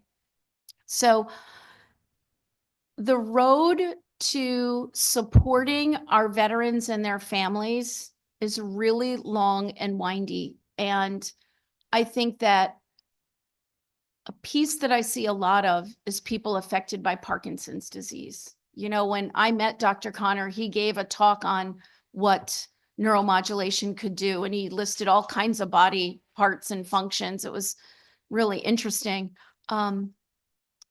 The piece about Parkinson's and what they'll be able to do for that, I think, is another disease that is debilitating, and people stay home and then they're isolated. And to be clear, the veterans that commit suicide are veterans that die by suicide. The largest age group is over the age of 75. So let's think about that. Yes, we know that our veterans come home from their active duty service. Maybe they get engaged with their community, maybe they don't. But oftentimes they do go to work and go to school, and then they work a career of 30 or 40 years, and then they retire. And when that retirement turns into, oh my God, now I'm diagnosed with something catastrophic. Now I've had a stroke, or I've got Parkinson's. I can't golf. I can't see my grandchildren. I was going to travel and now I can't. Let's be clear. Those over 75 is the group that dies by suicide. And so when we talk about our task force, it really was to reduce the risk of suicide. Why are our veterans dying? And with a diagnosis late in the game when they think it's going to be fun, and now it's heartbreaking. This is our chance to develop the science, develop the research so that the rest of the medical community can take that information and go forth. Thank you. As you were talking, I'm thinking here that this intervention, very promising, and treats chronic pain, post-traumatic stress disorder, immobility, and there's a wide range.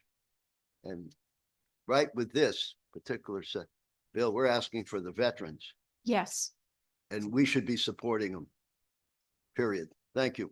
Thank you. Thank you very much. Thank you, Sherry, for the work that you do and your testimony. Thank you for your time and attention. Thank you. Of course. Okay. And next on our list line is Jennifer Tao. Ms. Tao, you're on. Thank you. Welcome. Thank you. Good afternoon. My name is Jennifer Tao. I'm a resident of Glastonbury, and I'm opposing SB 1373, an act requiring the licensure of lactation consultants. As a mother of three and IBCLC of almost 30 years, you might imagine I would support this bill. However, this proposal is harmful to both the IBCLC profession and the community at large. I began my career in the early 90s developing and coordinating the first peer counseling program in Connecticut to reach underserved populations. And like most IBCLCs, I'm very sensitive to the financial hardship and health consequences resulting when new parents, already managing the stressors of having a baby, are denied insurance coverage for expert lactation care. SB 1373 has been promoted as a solution to this very real problem. However, that promise is a misdirect at best. This bill has been represented as a first step in allowing Medicaid access to IBCLC care. However, as the DSS testimony to the Medicaid bill, which they oppose, makes clear, that will not happen. Reimbursement for lactation is in the current maternity bundle is so low that practices that once covered IBCLCs have had to rescind coverage over the past several months. If OB practices cannot afford to accept Medicaid, IBCLCs in private practice, the only IBCLCs really affected by this bill will certainly not be able to do so. The promise of Medicaid coverage is meant to influence our hearts, but the reality is very different from that promise.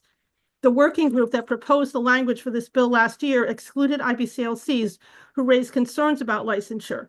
The original language has further devolved such that licensure would manage IBCLCs while allowing for any of the other less qualified, 26 of them or so, lactation certificates to practice freely, so long as they don't call themselves lactation consultants, an irrelevant delineation at best. A tired parent is not going to Google licensed when searching for breastfeeding support. If everyone is certified, the license is irrelevant.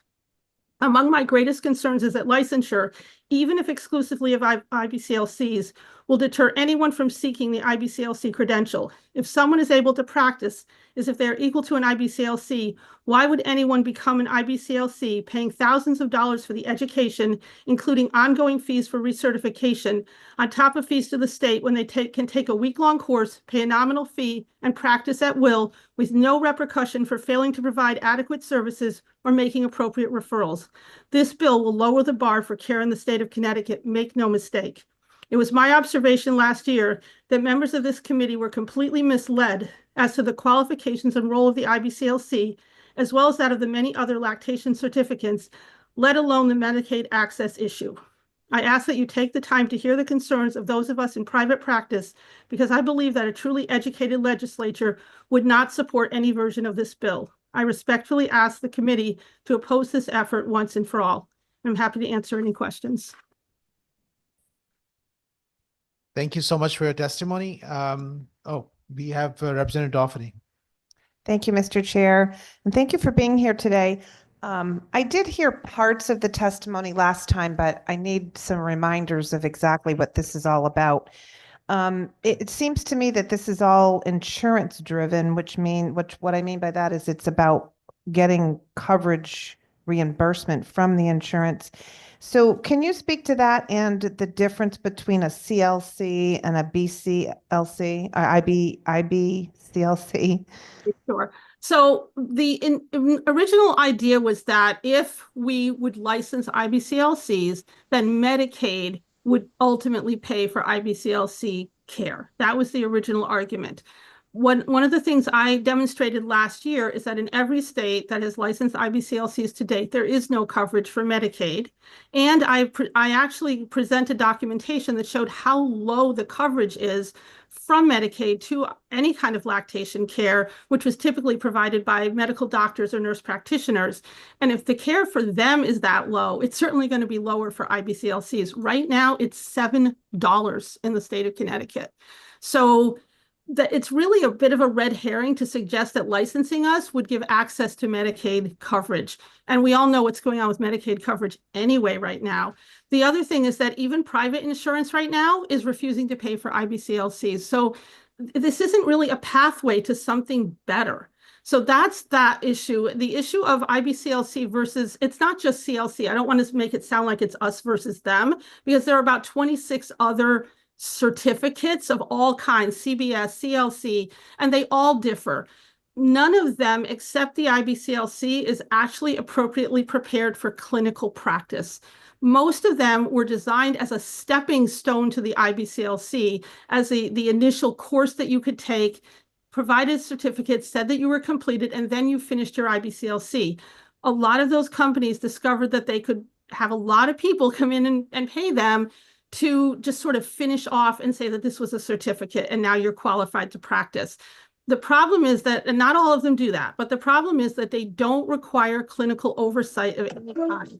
So people are practicing, providing clinical care with no clinical competencies evaluated or assessed in any way. And only the IBCLC requires that. I hope that was clear. Yeah, a little bit. I wanted still to, if you could give me a little better distinction between the two. I think you said that the Sure. CLC is like a pre-class or Well, it the beginning. initially was, right. And then it became a course. So it's a week-long course. I know that person is going to be on the agenda to speak, but it's a book learning course. It doesn't require any kind of clinical assessment or oversight. So between whether or not we start out as a medical professional or some other way, the IBCLC has to do between 300 and 1,000 supervised clinical hours before we can take the exam. None of the others, including the CLC, require any kind of clinical assessment or oversight in that way. Only the IBCLC does. Is that more clear? A little bit. So there's just one is far less training, but they're requiring a licensure. This would require licensure. Is that correct? This bill, as it's stated, would require licensure of only IBCLCs. But as I pointed out last year, in every single state that is licensed IBCLCs, they've gone on to equally licensed CLCs and others as well. In Georgia, they were sued when they passed the law to license only IBCLCs. They were sued and the law was overturned because the argument was that they were interfering with other people's ability to make a living. There will be no licensing of IBCLCs in Connecticut that doesn't ultimately become licensing, sort of open the gateways to licensing all of these other credentials. And what that will do is further confuse the public, but it will also make it less likely that anyone would want to spend the thousands of dollars and multiple years to become an IBCLC when you can spend a week, take an exam, and practice equally to an IBCLC. So that's why I really believe the standard of care will be lowered in the state of Connecticut if we pursue this. Also, the way this bill is written, it includes all of these other people and basically says they can just do whatever they want as long as they don't call themselves lactation consultants. That's really irrelevant. It's not important. What's important is the quality of care that people receive. We're not going to stop that by changing the terminology because the public will never understand the difference anyway.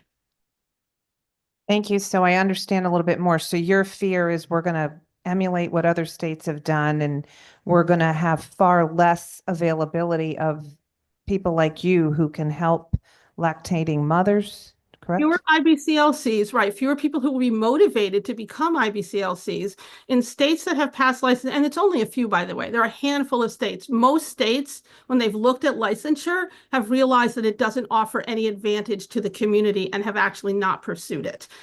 There's an organization out of Massachusetts that has actually been behind the licensure in many states. They claim to represent lactation consultants. They don't represent us. They've sort of decided to claim that that's what they do. And they've been pushing licensure, but that is not what those of us with boots on the ground actually want. It does not benefit us and it doesn't benefit our community. I will say I'm a licensed massage therapist. I'm not opposed to licensure where I think it benefits the community and is appropriate. This isn't going to do that.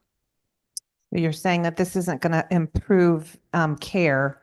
It's just going to add another requirement and perhaps some unintended consequences. I looked at the written testimony and overwhelmingly people are opposed to this. So I don't know if you have anything else to add to that, but I appreciate your comments. I appreciate your asking these questions. We actually had overwhelming opposition last year as well, but it just felt like we weren't being heard when we were trying to go into detail about why this really doesn't benefit the community. Yeah, thank you. We've seen this happen with other things, and the unintended consequences means less availability for people that can do and serve the way you do. But thank you so much. Appreciate it. Thank you. Representative D'Amico. Thank you, Mr. Chair. I will try to be brief. Thank you for coming to testify. Is she still there? I'm here. Oh, great. Okay. Thank you. So I just picked up on something, a couple of things that you mentioned. So what you mentioned clinical training. Would you just give a brief description of what that entails? Just so I can sure. think between what you do and what the other group does. So it has changed over the years. I had to have 2,500 clinical hours when I became an IBCLC. Now people coming from the background that I had have 1,000 clinical hours, which I think is adequate. But people go through a college program. There are some university programs. Their programs are, I believe, 300 clinical hours. And then there's another pathway that has 500 clinical hours. So it depends on your background and where you're coming through, but it's a minimum of 3,000 up to 1,000 supervised clinical hours that we have to do in addition to a certain number of college courses. If you don't have that background in science, then you have to add those courses. So say you're an architect, you have to go back and take these 12 courses in the sciences. And then you also have to take your 90 hours of breastfeeding specific education. And then you sit the board exam and then you recertify every 5 years. So those clinical hours, as well as the underlying science education, really does set us apart. There are no other certifications that require that kind of preparation. And the CLCs get not nearly that much clinical training. Is that what There's no clinical training. And what does the clinical training entail specifically? So right now I'm mentoring 2 people who will become IBCLCs. They have to be with me as I see clients, and they have to first sit and observe for quite a few sessions before I allow them to actually work with clients. I'm always present. I oversee their work. We review details. We go over cases. I give them things to read or to do or courses to take if I feel they're not prepared. So we do they're required to do 500 hours. So we do 500 hours of my supervising every single thing that they do until I feel that they're completely ready. Okay. Thank you very much. Appreciate it. Thank you. Chair. Representative Kristen McCarthy-Vahey. Thank you, Mr. Chair, and thank you, Ms. Tao. Ms. Tao, just with a yes or no answer, is your assertion that IBCLCs versus the CLCs have a much more significant level of clinical training and do clinical hands-on work? Yes. Yes, thank you. And is it your understanding that this bill, as it is proposed before us, does not contemplate at all licensure of the CLCs, but only licensure of the IBCLCs who have a much higher level of clinical training? No, I think this bill anticipates the CLCs will be the next to be certified or to be licensed. Where in the bill do you see that language? So I said I think the bill anticipates it because it makes a lot of room for anybody who's not an IBCLC to practice without any oversight. So it gives a lot of space for them. And I think that it allows them to practice clinically so they can come back and say, look, we practice clinically. We want to be licensed equally, which has happened in every single other state, including Rhode Island last year. Thank you for that. I just want to clarify that the bill does not have any language to license CLCs. And the language of the bill is really designed to assure that CLCs are able to practice only within their scope. I think it's important that, as you point out, Ms. Tao, we need to clarify that there is a much different role for an IBCLC, even though sometimes we talk about this in overlapping ways, and there is assertion that the practices are the same. We recognize in this committee, for example, that our LPNs versus our RNs versus our APRNs practice at different levels. Thank you, Mr. Chair. Thank you, Rep. Mara. Thank you, Mr. Chair. I really appreciate this discussion we're having, and I think you bring up a really interesting point that it sounds like you believe with this language, it's kind of a slippery slope to allowing more in. So I'm wondering, and I don't know if you've already submitted testimony, but if you have not, if you could maybe add into it, or if you have any comments on language that we could add into this bill that would ensure that anyone that is certified is someone that has rigorous training. I did submit testimony. I'm actually opposed to the bill, even if it licenses only IBCLCs, because I know that it opens the door. I've seen what's happened in every other state. Once you license IBCLCs, because every other state licensed exclusively IBCLCs, and down the road, the CLCs, who have a large organization, a lot of money, lawyers, lobbyists, made sure that they were licensed equally. It will happen. So I just don't trust that it's a different legislature every year, right? So they have the money and the resources and the time. I mean, I'm not seeing clients to sit here today to do this, right? And so are my colleagues. we don't have the time to keep coming back and defending against that. So I really believe that that's what will happen because the precedent is the same in every state. Okay, thank you so much. Thank you. Thank you. Seeing no other Representative Claridis Teacher. Thank you, Mr. Chair. And you may have answered this question already. I apologize if I'm asking it again. What is your opposition to, at some point, licensing CLCs? I think it further confuses the community because once you say that these are equally licensed, you're really giving them equal weight to members of the community. And then, as I said, there are about 25 additional certificates with all kinds of differences in education. I don't know how, with all due respect, I can't know what the differences are. I don't know how you could ever know what the differences are. And everyone's going to be knocking at the door saying, license us, license us, license us, because they want to be perceived as equal. And even right now, the CLCs, we can say within their scope of practice, but their scope of practice, in spite of not having the preparation, claims to be clinical. They claim to have the same scope of practice that we do. So if you say that they can practice within their scope of practice, they will do the exact same things we do with your stamp of approval. Okay, thank you for the explanation. But, and my comment on that, did we lose her? No, I'm here. Oh, you're okay. Thank you. That's why we license. So there's clear delineation as to who can do what. So if we're licensing IB CLCs and if we're licensing CLCs and you practice outside of your scope, you're going to get in trouble. But they claim their scope. Thank you, Mr. Chair.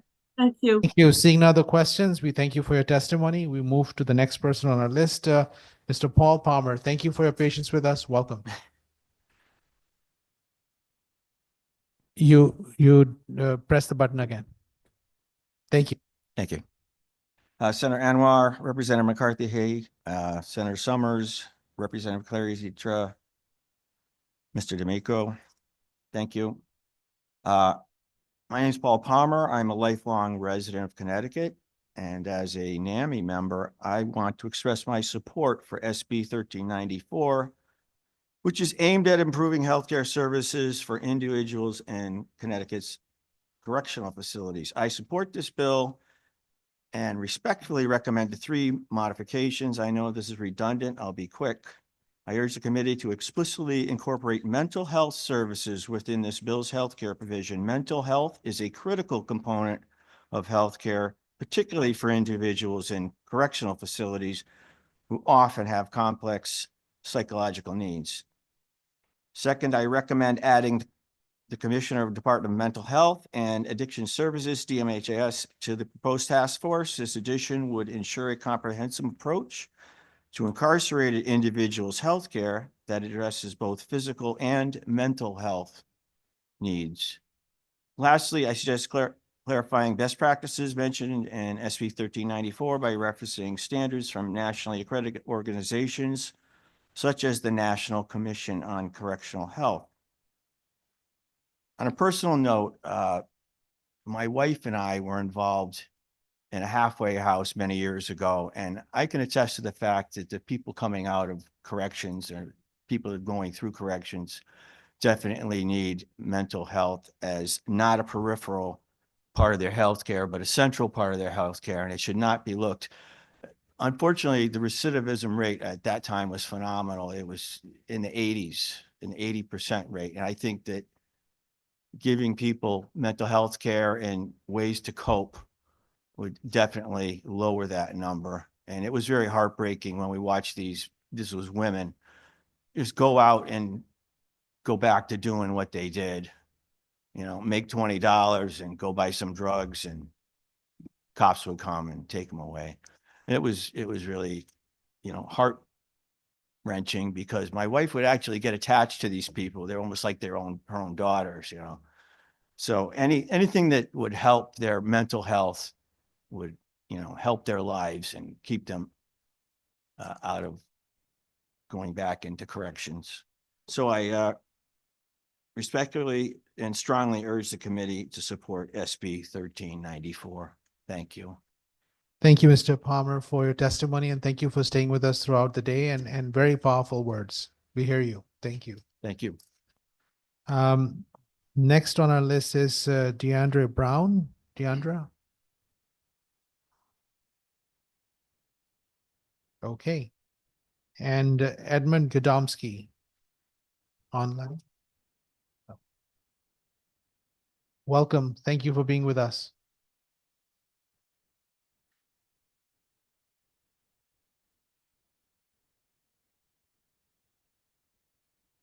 Good afternoon, members of the Public Health Committee. My name is Ed Godomsky, and I serve as the Executive Secretary for Connecticut Healthcare Associates. I am also the CHCA Internal Union Organizer, who represents the nurses and technicians at Waterbury Hospital. It is on their behalf that I testify today in support of HB 6873.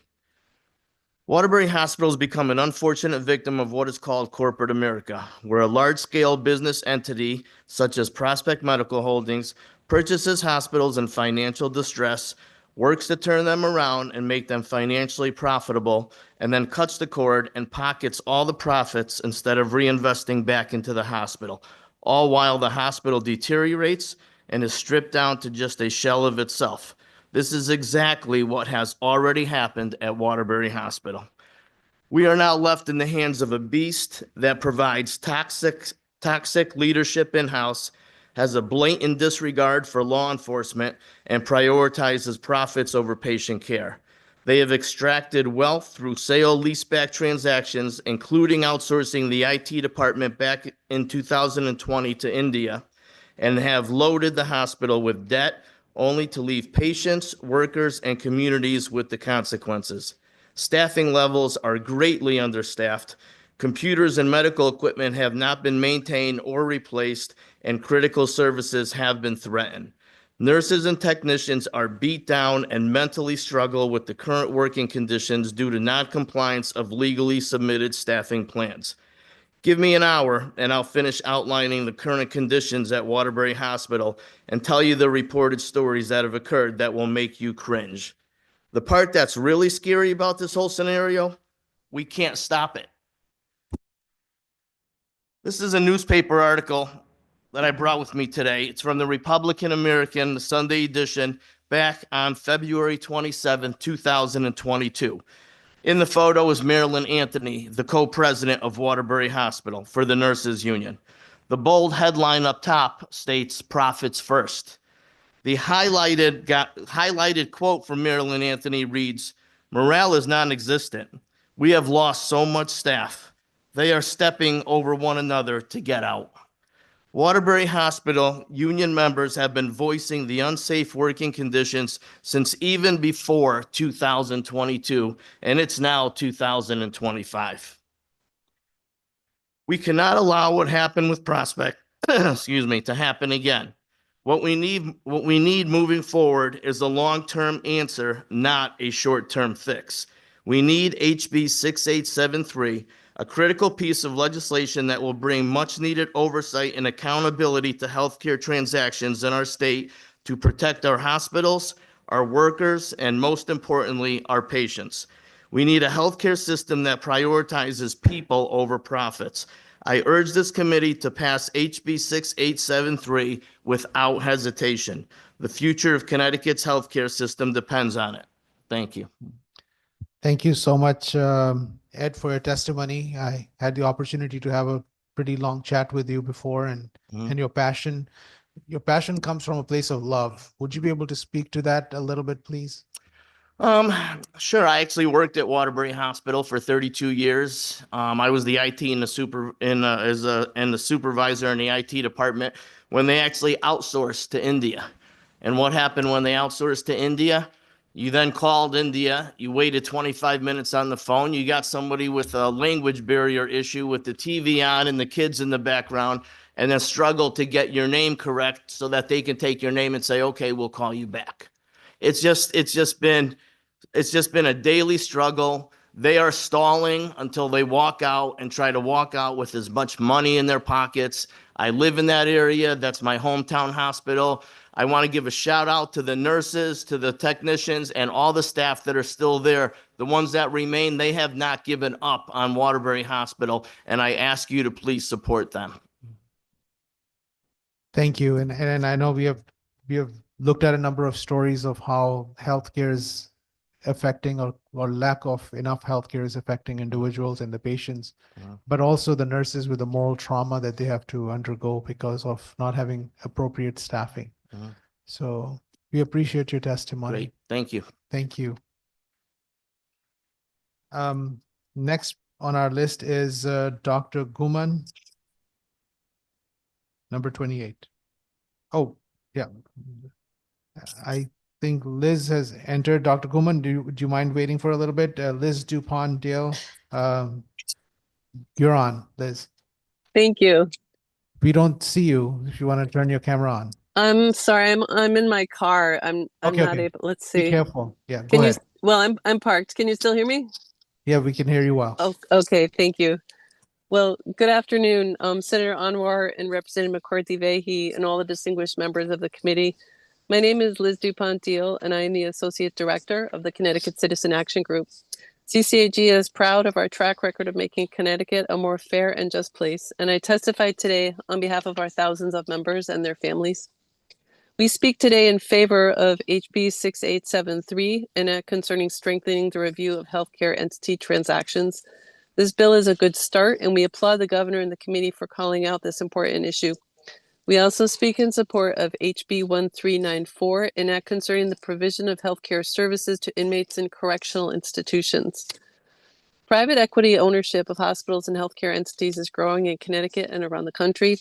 The Private Equity Stakeholder Project reports that private equity has invested over $1 trillion in the U.S. healthcare sector over the last decade, impacting virtually every corner of the industry, including hospitals, outpatient providers, clinical research, durable medical equipment, home health and hospice, prison healthcare, and more, as has been testified. Private equity is not traded on the stock exchange, and so investors and ownership are often more opaque and not subject to public scrutiny. Their goal is to yield significant profit in a short time frame, which they accomplish by cutting staff and services. Private equity manipulates markets and makes it harder to find care. Numerous studies and experience show private equity ownership causing increased costs, fewer options, and diminishing quality of care. Even a casual student of news in our state can see we have an enormous problem with profiteering in healthcare. 3 major hospitals now embroiled in the bankruptcy proceedings of their private equity owner, owing the state and municipalities millions of dollars and leaving the hospitals' futures uncertain amid charges that the hospitals have deteriorated under its alleged mismanagement. The Hartford Business Journal also reports that Connecticut providers and patients are impacted, with Dr. Anwar being quoted as rightly calling out the central disconnect. In the healthcare field, you are either answerable to the patient or to the stockholders. This is not a choice that doctors or healthcare providers should have to make. We urge you to pass this bill and also echo the testimony of our partners, which call for increased funding for enforcement and better early warning systems. We further urge you to require transparency around private equity transactions and existing ownership so we can understand and address the scope of the problem. Ultimately, we should seek to ban private equity ownership of healthcare altogether to remove the insidious profit motive from our healthcare system. We also support HB 1394, an act concerning the provision of healthcare services to inmates in correctional institutions. People who are incarcerated need responsive and quality healthcare, and it's past time we conducted a comprehensive assessment of our systems to ensure we provide it. Thank you for your consideration, and I welcome any questions. Thank you so much, Ms. Dupont, Dale, for your testimony and the work that you and your organization do every day.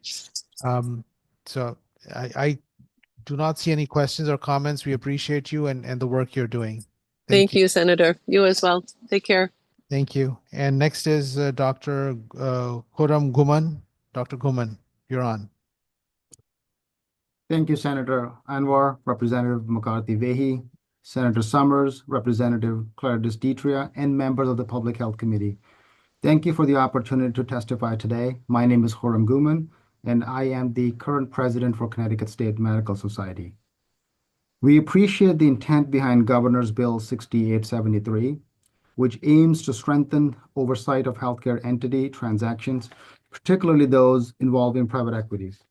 CSMS shares your concerns about the impact of private equity in healthcare. We've seen firsthand how certain private equity deals, like the Prospect Medical Holdings acquisition, have been disastrous for patients, communities, physicians, and the healthcare workforce. We've also seen private equity firms purchase medical practices, extract profits, and then abruptly close, leaving patients scrambling for care. These kinds of transactions raise real concerns, and greater transparency is absolutely needed. At the same time, it is important to recognize that not all private equity deals are necessarily the same. In some cases, investments have helped practices with a financial infusion that allows them to keep their doors open while still preserving clinical control for physicians. We also want to emphasize why so many small practices are forced to consider private equity in the first place. Connecticut's policy environment makes it incredibly difficult for independent practices to survive. From a poor medical liability climate to excessive prior authorizations, and now the misuse of AI to deny claims, these challenges push practices towards consolidation or closure. Private equity is often seen as the least bad option, sometimes just to keep the doors open. While we appreciate the goal of increasing oversight, we have concerns about how this bill applies to the physician-led mergers. If a small 4-physician group merges with a 6-physician group to stay afloat, this bill adds layer of regulatory reporting and review, could make that process even harder. It's not going to make it easier. These types of physician-led mergers should be encouraged, not burdened. We also urge the committee to provide much clearer guidance in this bill on how the Attorney General would evaluate private equity deals, what specific criteria would trigger a certificate of need, and what conditions could be imposed on transactions. Without that clarity, practices are left with uncertainty, making it even harder for struggling practices to find partners or needed capital. In summary, we support the greater transparency for private equity in healthcare, but this bill needs more detail to avoid unintended harm to physician practices trying to survive in an already difficult environment. We stand ready to work with this committee to strike that happy balance where it's helping the need for the cause, for the intent of this bill, and also preserving the independent practices. I want to thank you for your time and consideration, and I'm happy to answer any questions. Thank you, Dr. Kuman. I'm not sure if you're able to hear some of the conversation earlier that we had with the commissioner as well as Attorney General's office about within the bill having some options for exclusions or expedited review for some medical practice transactions. While we want to protect the healthcare in our state, we don't want to be bogged down with very simple transactions. Did you get to hear that part of the conversation? I was listening into part of the conversations, and I know some of the conversations that took place this morning. But I have two, main comments that I would like to make to bring attention to. I think there's much to be said about the climate of the practice environment where we have the physician practices in Connecticut. Hospital acquisitions and mergers are very different than small practices and small group practices trying to stay afloat. I'll share a small personal example. Like if a small primary care practice like mine, one of the biggest expense is EMR. Not to say the EMRs are bad, but EMR is an increased expense. Second biggest expense is IT infrastructure to support that EMR. So sometimes if a small practice is unable to manage the need for these infrastructures to help stay afloat or help stay independent, some of these regulatory changes sometimes forces physician groups to merge together so they have somewhat better control over these other costs of running business. Now, a lot of times these EMRs are owned by large systems, and sometimes that is the first step towards getting merged or bought by those large systems.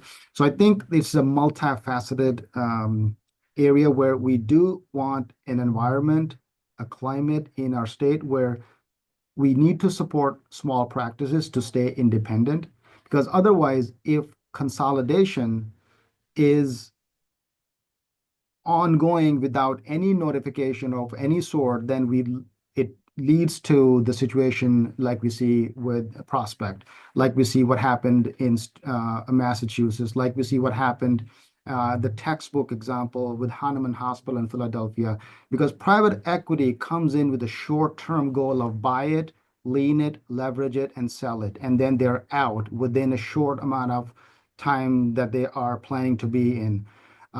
This is not a secret recipe. This is a published game plan that they have in the first place. So they stick to their plan. I think we do need some oversight, but I'm just worried about the oversight may lead or hurt small practices in an unintended way.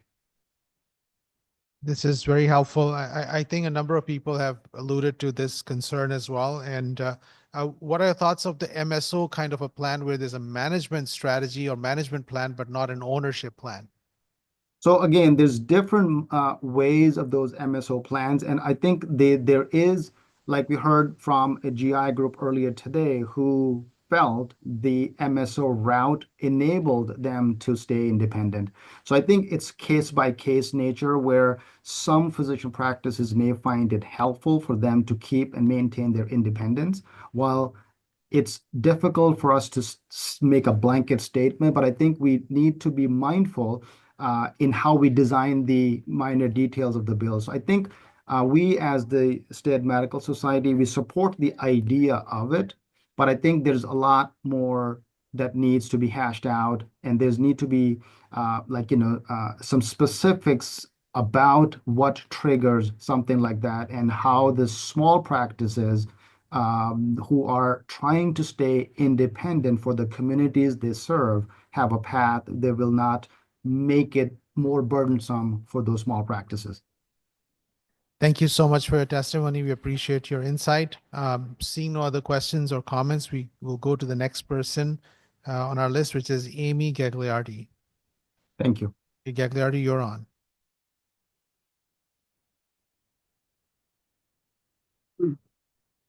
Good afternoon, Representative McCarthy Vahey, Senator Anwar, ranking members, and all members of the Public Health Committee. My name is Amy Gagliardi, and I'm here to support Raise Bill 1373, an act requiring licensure of lactation consultants. I've worked as an international board certified lactation consultant at Community Health Center, Inc. for nearly 30 years. I work at a federally qualified health center rather than as an IBCLC in private practice because people who cannot afford to pay out of pocket for clinical lactation services or whose insurer does not cover IBCLCs have little option to receive clinical lactation management by a trained board-certified lactation professional. As I reflect on the values that brought me to work with an underserved population of mothers and babies, I realize the needle has not moved in a way that allows all mothers and babies in Connecticut access to clinical lactation management, regardless of their ability to pay. A few weeks ago, a mother reached out to me and she said she was having trouble. She found me actually just by chance. She had reached out to several IBCLCs after her baby was born, and they told her they didn't take, she told me they said they did not accept her insurance. When I asked her what her insurance was, she said it was Husky. She said she had a lot of breastfeeding challenges with her first baby. She said, but she was young and she just gave up. She wasn't able to get help. She said, this time I'm older. I read a lot about breastfeeding. I know it's important for my health and my baby's health. And so she said, just like my first baby, I am sure this baby was tongue-tied. And so she said, after 2.5 months of advocacy, seeking help, her pediatrician sent a referral to a pediatric oral surgeon who not only diagnosed the tongue tie and treated it, but also diagnosed lip tie. With access to an IBCLC, the IBC would have immediately identified the problem, supported the mother's intention to breastfeed, expedited the referral to the pediatric oral surgeon while supporting the mother's breastfeeding experience and providing clinical care after the oral surgeon provided his procedure. It was only the perseverance of this mother that allowed her to overcome many breastfeeding obstacles. Others simply give up. We should not have a two-tiered system in our state.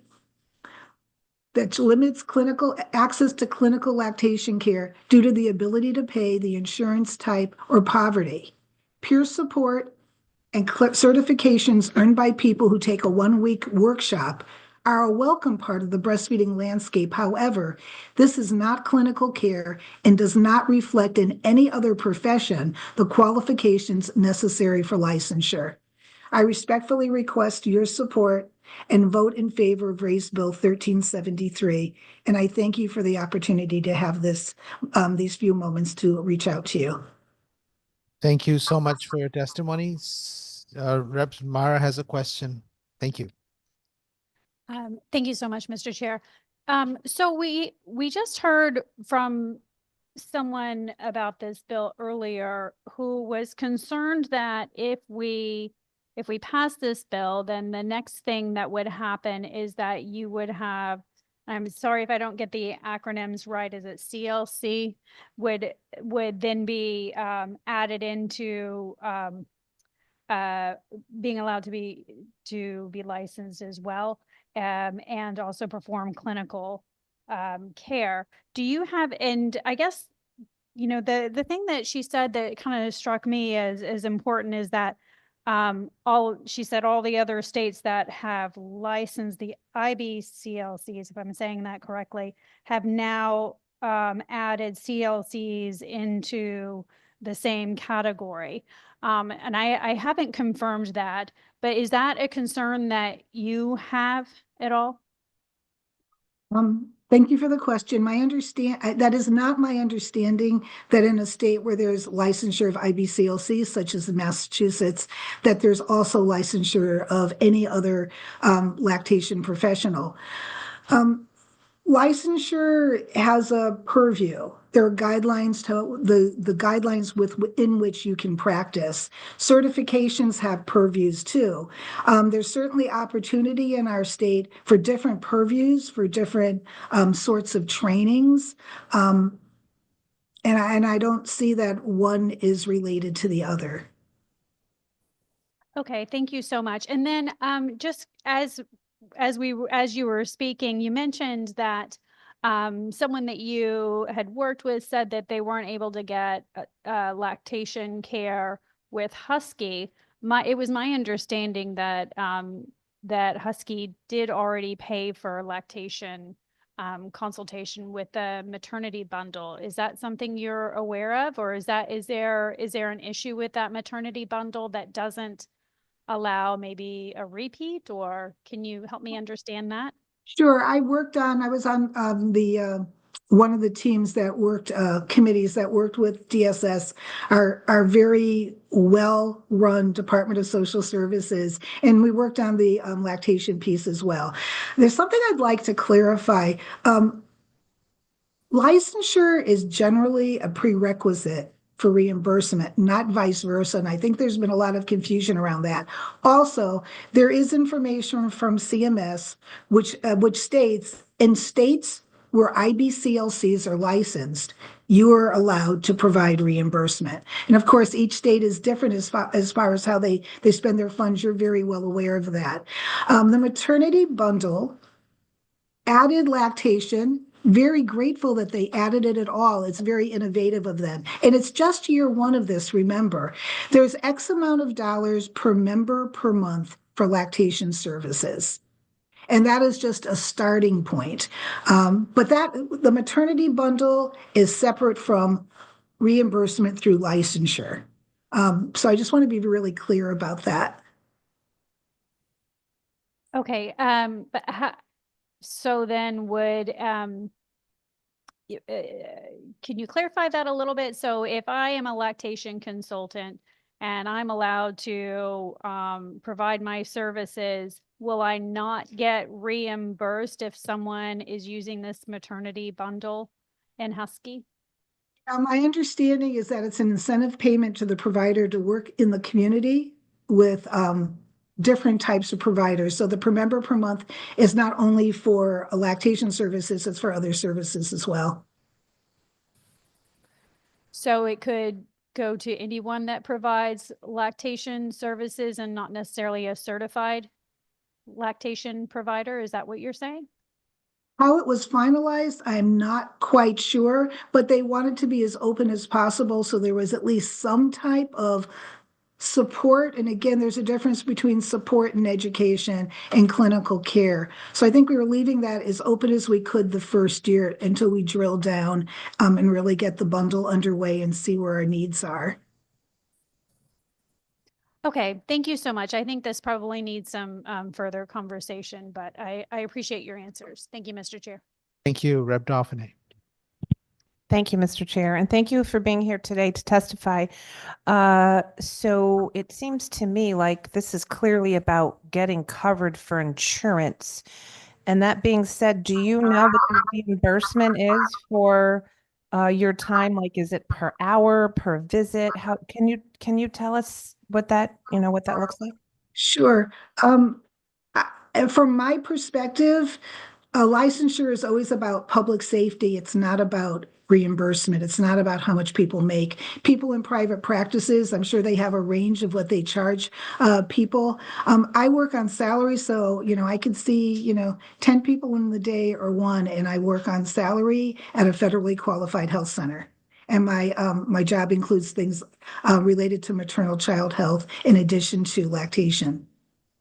Thank you, because the first thing you said out the gate is that the Husky couldn't get reimbursed, and you were talking about the licensure would be a pathway to getting reimbursed. So I'm a little confused, and I'm not convinced that licensure makes anything more safe, but I'm just a little unclear, and I agree this needs further conversation, but thank you, Mr. Chair. Thank you very much, Representative Dauphiné. And Amy, thank you very much for being here with us and for the conversation. Just to kind of follow up on some of the conversation that we were having. The understanding that you have in terms of some of the other states is that there has not been an automatic licensure of CLCs. And I think we established earlier when we were here listening to earlier testimony that there's a difference in education and training with an IBCLC versus CLC. So to start with that, besides the education piece, which we understand the IBCLCs is a collegiate course and a number of required courses in addition to clinical hours, the CLCs, many go through a certificate program, may or may not have other background in education, but in terms of the certification requirement, can you just help us understand a little bit what the actual practice? So let's say I'm a mom and I was a mom who needed some support with breastfeeding, but I didn't need the level of support that an IBCLC would have required. Can you talk to us about what the difference is between maybe what a CLC might do with someone who needed a little bit of support in education versus someone needing a different level of support? If you can just briefly share that, that would be great. Sure. I mean, I've never been a CLC or any other credential. I've never been a peer counselor. But I imagine there's such a role for simple management things like helping somebody use of pillows and how they're holding their baby, how the baby's latching onto the breast, what the positioning is, a lot of education and follow-up support, a lot of support type of things.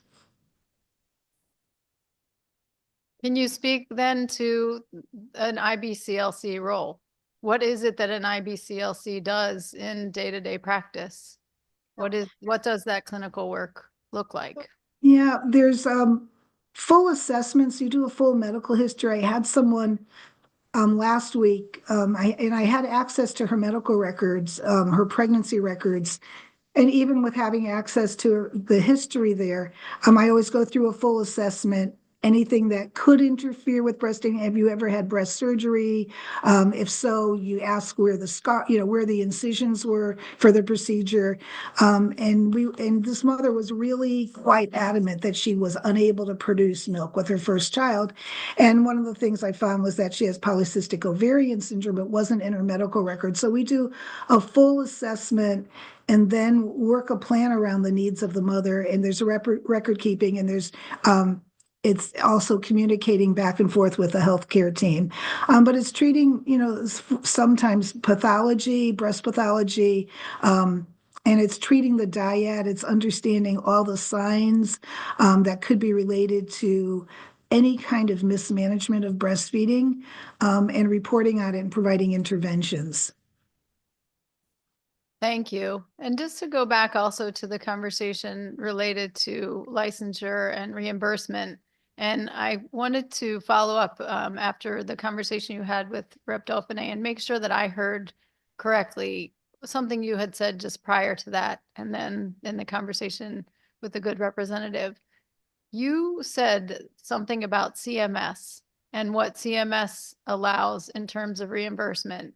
There's my understanding of the bundle, the payment is made to the provider who is kind of the lead, so to speak. But can you talk about that CMS piece that you had shared and what that means for what would be a direct reimbursement to an IBCLC if licensed? My understanding from many conversations with multiple years of different Medicaid directors is that they do not reimburse unless there is a licensure.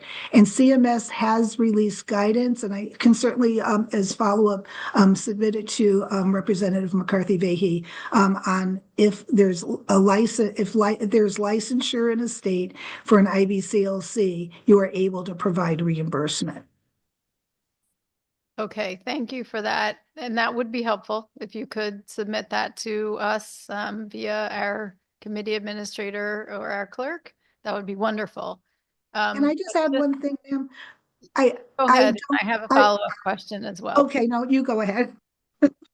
No, I'll go ahead and add. Okay, I just want to make sure that I did not misspeak or I was misunderstood to say the purpose of licensure is for reimbursement.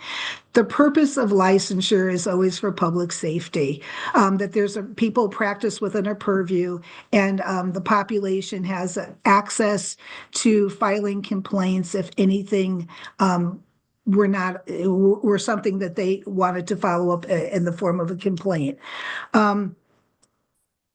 But my understanding just around reimbursement, I've read some things that people have written, you should just give reimbursement to IBCLCs and forget the licensure piece. My understanding, and I could be wrong, is that licensure and entry into most healthcare plans is dependent upon licensure. Okay, thank you. And I suppose we can ask DSS directly in terms of the CMS piece as well, and we can certainly do that. And I think I'll leave my other questions be for now, but I want to thank you for the conversation today. Thank you, Mr. Chair. Representative Dauphiné. Thank you, Mr. Chair, for indulging me for a second time. I'm still a little confused. So you said it's for public safety. So are you saying that if an IBCLC gets licensed, that they're more safe than a CLC? And I think, as I understand it, the CLC gets a certificate, and right now IBLCs do as well, that the license in itself will I guess bring about a safer climate. Is that what you're saying? And they wouldn't be safe seeing a CLC? Saying that the public would have avenue for complaints if such a need were to be proposed or necessary. So if you have a certificate, there's no way of bringing that to the public health department and making a case for something that we're unsafe? I think we're talking about a different type of practice. And again, there are multiple 1-week courses, 20-hour courses, 1-day courses, and everyone comes out pretty much with a certificate or a certification. I think it depends on practicing within your purview. So right now, a CLC and an IBLC are not practicing within their purview because there's no licensure? No avenue for complaints, for the public to file a complaint. Okay, well, I'll have to follow up on that. It seems to me, I mean, we have CNAs, LPNs, RNs, BSNs, APRNs, and I think the CNA gets a certificate, not a license, but I'm not sure one is more safe than the other. However, they all have different roles, I agree. No different than now where the IBL, I'm getting the IBLIC has a different role than the CLC. But thank you for being here today. And this does, I think, require some continued conversation. Thank you. Thank you, Representative Dauphiné. Seeing no other questions or comments, Ms. Gagliardi, thank you for your testimony. With that, we move to the next person on our list, which is Christian Damiana. Okay, and Ivelisse Correa Brown. Going once. All right. Welcome. Thank you for your patience with us.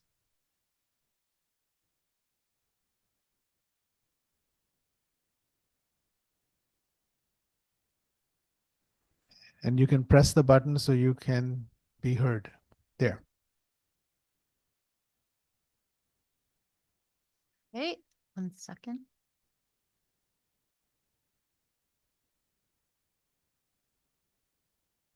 Okay. Thank you to the committee for allowing me to speak today.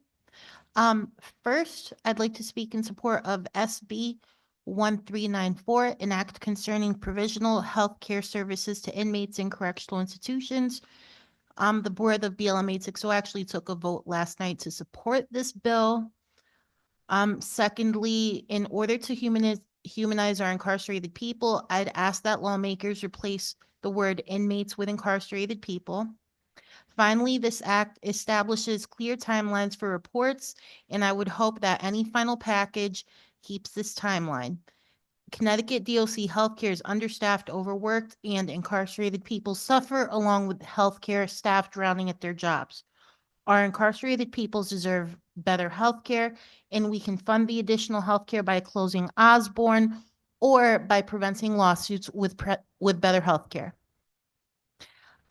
Second, HB 7049, an act concerning the recommendations of the Office of the Child Advocate regarding oversight of children's autism spectrum disorder services and infant mortality the Infant Mortality Review Program. Connecticut ABA programs are understaffed and already underpaid. Please consider this when establishing the licensing requirements. I would consider lowering the fee from $350 to $75. My son's been on the wait list. I don't know how long. So finally we were able to get him into a specialized program, but man, that took years. I support the rest of this bill and hope it goes a long way into lowering the racial disparities in Connecticut for infant mortalities. Thank you, and I'm happy to answer any questions. Thank you for your testimony. Can you share an example of challenges that you're personally aware of that people have had? With the autism or? Yeah. Okay, so you want me to tell you my story pre-COVID? So pre-COVID, when I just had Husky, there was an 18-month wait list to get to CCMC for occupational therapy services, and every service provider for ABA was booked. And you go through Beacon Health Options for that, I guess. So I started to pay 1/3 of my paycheck in private healthcare. And I was able to find a provider in Wallingford. So I would drive down to Wallingford once a week for occupational services for my son for a provider that did take Anthem, but did not take Husky. So I was paying like maybe $3,000 a year for that, plus, the co-pays afterwards. There was one year I broke my ankles. I was so grateful for that because I was able to meet my out of pocket. So the rest of my son's visits were free. that was pre-COVID. So children who are unhusky pre-COVID would be on the 18-month wait list. They would get 9 weeks of services, and then they would go back on the wait list. At this point, the wait lists are out the door. You just have to hope that a new service provider enters the field, which never really happens. They close all the time. So I've been looking for an ABA provider for a couple years after he lost his in 2022. So. Thank you so much. Thank Right. you. That makes it much more real for all of us, and appreciate you being here. All right, thank you. Seeing no questions, we'll just go back a little bit. We heard somebody was having technical difficulty. DeAndre Brown.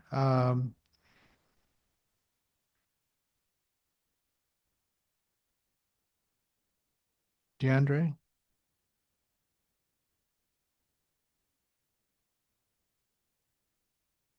There you are. Okay, you can unmute yourself. Go ahead. Hey, how you guys doing? I appreciate y'all a lot for letting me speak and letting everyone do their thing. Especially like this. I'm at therapy right now, so which is actually amazing transition into what we're talking about. Hi, my name is DeAndre Grimdy Brown. I'm Executive Director of Evolve Love and Fallen Angels Music, an affiliate of BLM 860 and Stop Solitary. I'm here in support of Bill number 1394, and that concerning the provision of healthcare services to inmates in correctional institutions. I want to start by letting you guys know who I am. I'm 26, spent over 4 years in incarceration, and I'm home right now on special parole. Most of that time in prison, I spent my time in Garner Correctional Institution, which is a mental health prison mainly. I'm schizophrenic and have a mood disorder. Um, Recently, it seems the healthcare for inmates have gotten worse in the past years, especially during COVID. It took 2 years for me to see a dentist, and by the time you get to see a doctor, they just want to pull your teeth out, or they let you sit in your pain till you pull your own tooth out, which I had to do. There's people there who haven't seen doctors in years. When I say years, I don't mean just two, like I'm saying like some people haven't seen a doctor in 4 years, 5 years. I have medical grievances myself that I feel they don't take serious enough. And going through all these chains of commands just to get help not only sparks retaliation from nurses and doctors and COs, but it also doesn't get done fast enough. I seen an old man almost die in Cybulski because they didn't want to give him his medicine for his pain. Um, as we know, Connecticut is the cop-out state of America where people plead guilty just to get home. And I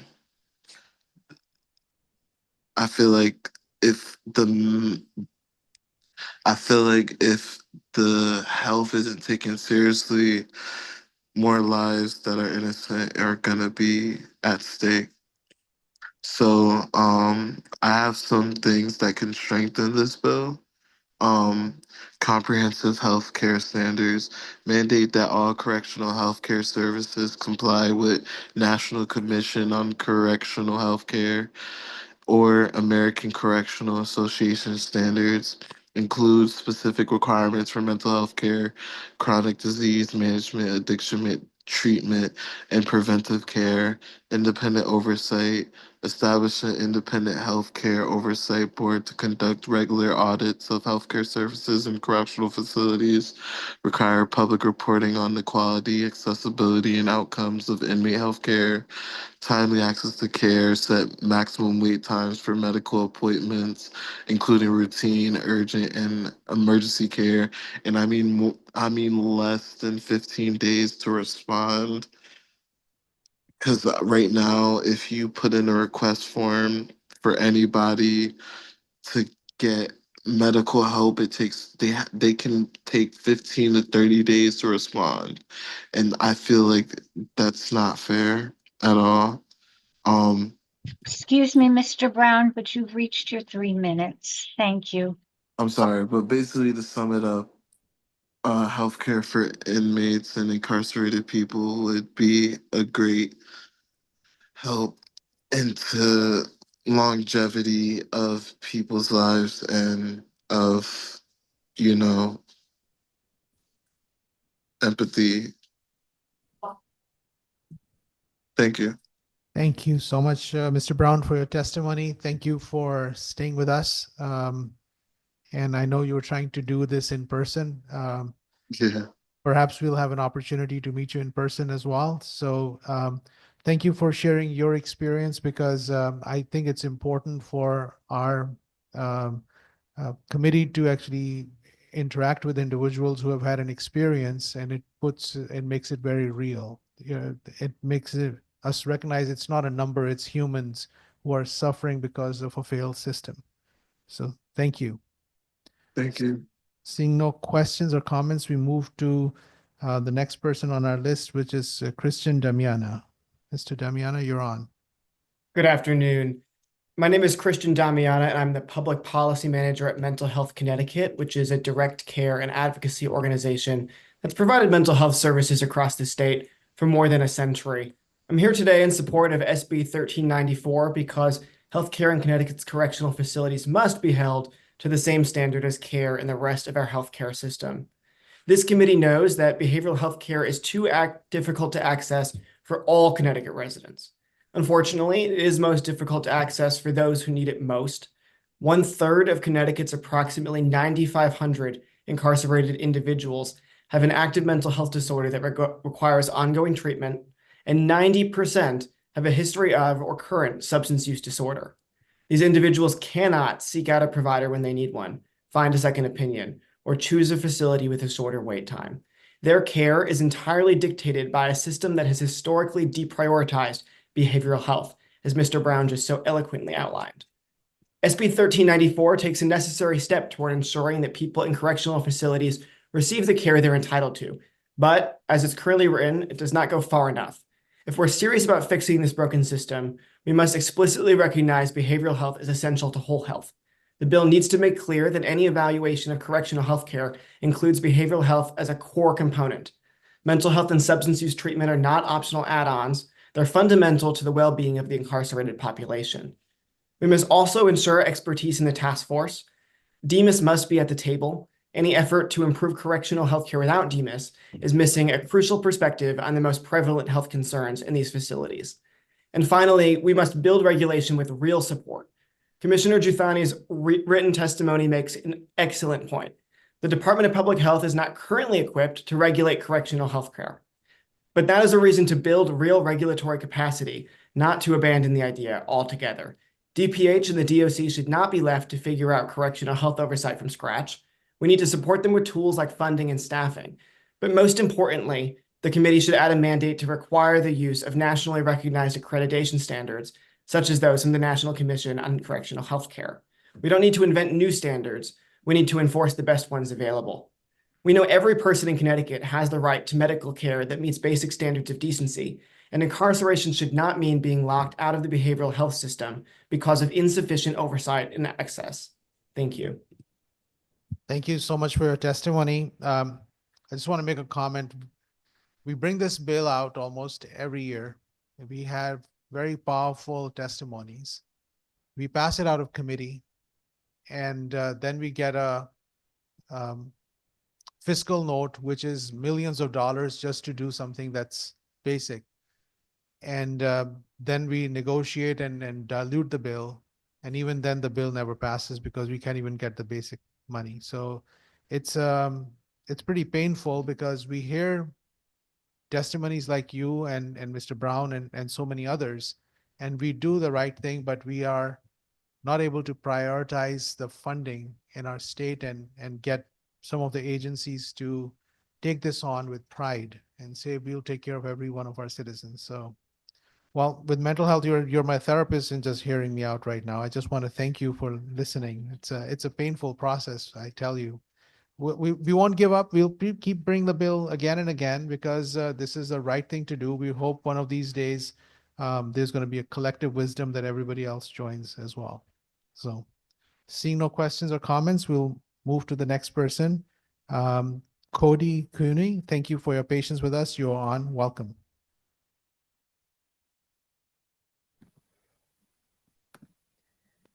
Yes, hello, distinguished chairs and members of the Public Health Committee.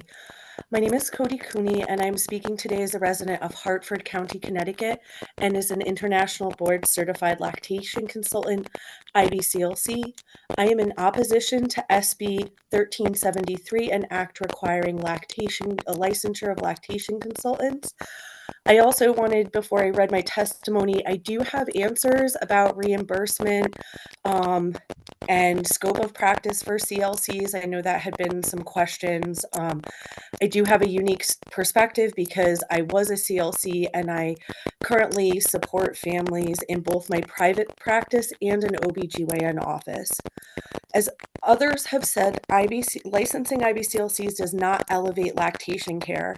It places a burden upon the highest skilled providers while allowing lesser credentials to practice without oversight.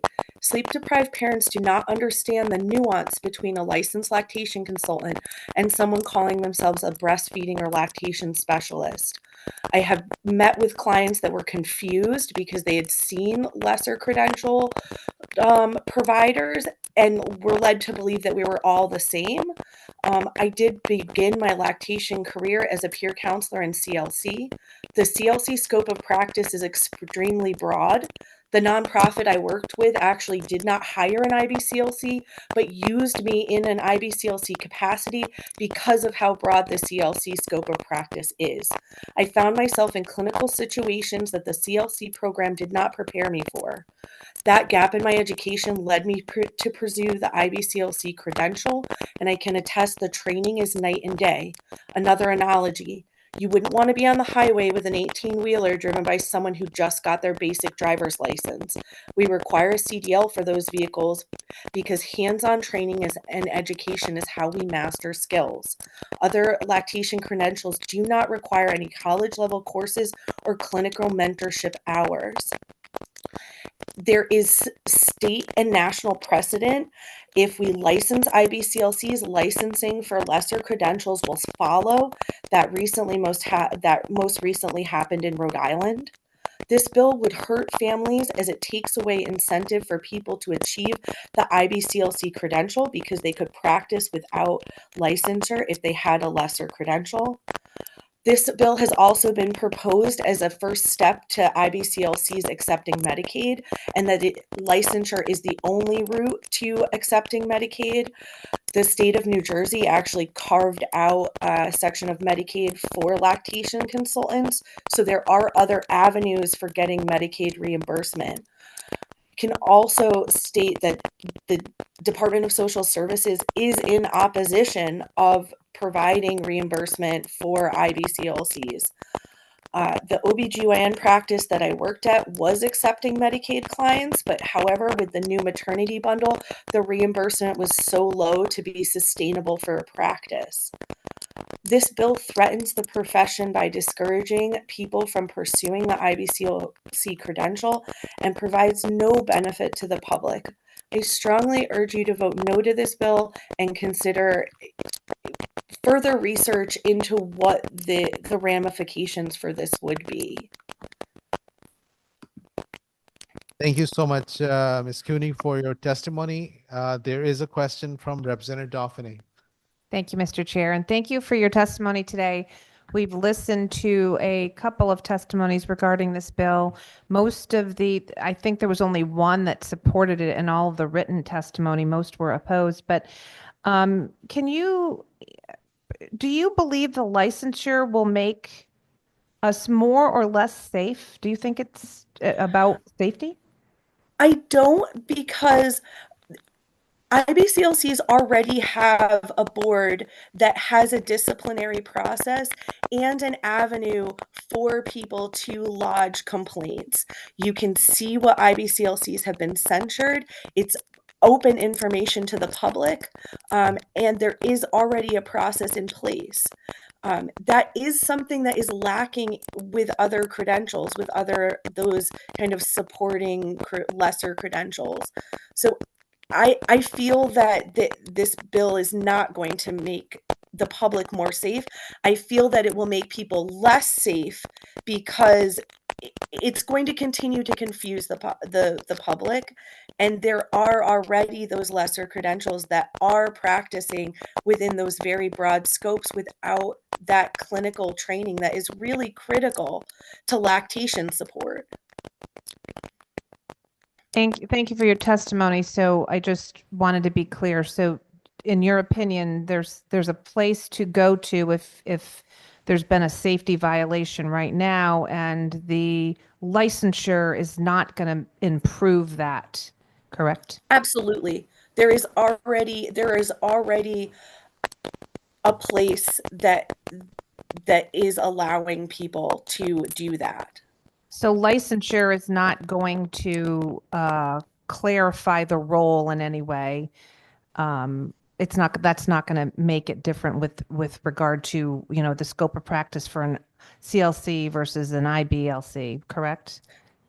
Right, because also there are already people that are providing lactation support, and it's regardless of what they're calling themselves, it's very hard for families, unless they do extensive research, to understand the differences. So I do have the experience of working with clients who actually thought that they were working with the highest lactation credential because that was how it had been presented to them. Thank you. And you reiterated what somebody else testified to, that once this, if this were to pass, the likelihood of pushing the licensure out will continue like other states have done. So thank you so much for your testimony today. And thank you, Mr. Chair. Thank you so much. you. No other questions. We'll move to the next person on our list, who is in person over here, Mr. John Brady. Welcome. Thank you for being with us all day and afternoon, and I guess soon to be evening.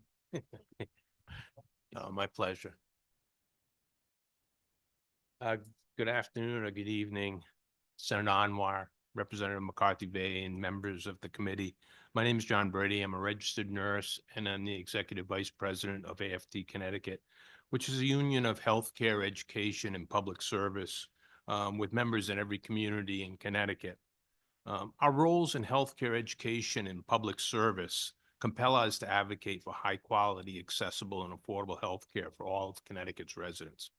Today, I come to you in support of HB 6873, an act strengthening the review of healthcare entity transactions. I wish that everyone who worked in healthcare had taken the oaths that doctors, nurses, and other healthcare professionals have taken to care for patients to the best of our ability. Unfortunately, some healthcare corporations are run by people who never took such an oath, who never even worked at the bedside. It is why we have battles over the closings of ICUs and labor and delivery services that leave our communities with substandard medical care. But what has happened at the Prospect hospitals in Connecticut and elsewhere has taken corporate greed to a new level. Such bad actions are not restricted to Prospect. One only needs to look just north of us to Massachusetts to see what happened with Stewart Healthcare, or to some of the nursing homes who are now poached by private equity. Practices like selling land out from under a hospital so that the equity can be used to pay executive bonuses and shareholder dividends may leave people asking, how is that legal? The fact is, it shouldn't be legal. We all know this, and we can and we must do something to change it. Let me be clear. What is now happening at Prospect Hospital can never be allowed to happen again in Connecticut. We owe it to the residents of Connecticut to make sure of this. In order to prevent a reoccurrence, We must give the Attorney General and the Office of Health Strategy the tools needed to protect Connecticut's healthcare system. HB 6873 will provide tools that they need to prevent the reoccurrence. And if greedy healthcare corporations find and exploit new loopholes, we must close those too. I thank the committee, the governor, the Attorney General, and the Commissioner of the Office of Health Strategy for their advocacy and for raising this bill, and we urge its adoption. Thank you so much for your testimony. You left like 30 seconds on the clock, so we'll put that in the bank as well for the next I round. yield back my time. John, would you be able to speak a little bit, because you're well aware of some of the challenges at Waterbury Hospital, your conversation with the nursing staff and then the ratios, and if you would be able to speak to that. Sure. Yeah, we don't represent Waterbury Hospital. As Ed said, CHCA does. We represent Manchester and Rockville. But yeah, Waterbury Hospital has the other unique problem, as does Bacchus Hospital in Norwich, where the staffing bill that we all worked so hard on a couple of years ago and is being rolled out and implemented in full now, calls for the staffing committee to establish ratios for that particular hospital. It's hospital by hospital specific. It's not optional for the hospital to accept that. I mean, we made that law, but Waterbury Hospital and Bacchus Hospital, and as far as I know, those are the only two hospitals, still have not accepted the staffing ratios that those staffing committees have established. So we can't even hold them to those ratios, and they're not meeting their own ratios. Thank you so much. Thank you for your testimony, and thank you for being here. Oh, Representative Dauphine, sorry. Thank you, Mr. Chair. And thank you, John, for being here. John's my constituent. Yep. Full disclosure. We don't always agree, but I always listen. So you just mentioned that those two hospitals aren't following the law, but this bill doesn't impact that in any way. That wouldn't change that, No. correct? Okay, that was what I wanted to clarify. So I really appreciate you coming out today, and I hear you. Okay. Thank you. Thank you. Thank you, Representative Dauphine. I sort of always agree with John. John, do you want to move?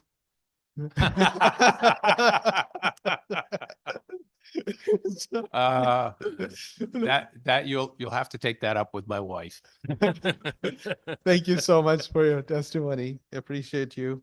The next person is Mr. John Newt. Mr. Newt, thank you for being here physically, and I know you were not feeling well, so you had to go back home and join us online. So welcome and thank you. We appreciate your willingness to testify. You can unmute and you can speak. Thank you. Hi, thank you very much for the opportunity to speak. I suffered a stroke 13 years ago, and when I moved to Connecticut in 2014, I started therapy but had no real good insurance to cover it, so I couldn't handle it with my disability income. Well, fast forward to last year, I changed insurance companies and found out about Vivistem on Facebook, of all places. And fast forward to May 9, I had the system installed by Dr. Connor. I was the first one at UConn to have this done. I was a little apprehensive at first, but quickly got over that, and a few laughs in the hospital room, and we got it done. It really is quite an amazing process. My mobility has improved about 40%, according to the Flugelmeyer testing system. And you got to have a lot of will to get better. The therapy is extremely important, if not the most important thing. And as Dr. Connor said earlier, the Vivistem helps to stimulate messages going to the brain to repair the damaged areas. So I encourage anybody who's had a stroke and is eligible to have this procedure done, go for it. And one of the great shout outs I'd like to extend is to Carolyn Brown, who runs a program called Stroke OT. And we have weekly Zoom meetings specifically for Vivistem people twice a week. And anybody else who wants to join and just commiserate about our experiences. And, it's very helpful and good therapy to be able to talk to somebody who knows how you feel. It drives me nuts when somebody says, I know exactly how you feel, and they haven't had a stroke. But, this is a good tool for anybody. You're not going to get 100% of your mobility back, but you're going to get, I'd say, probably 90%. And you can take this little magnet and work every day.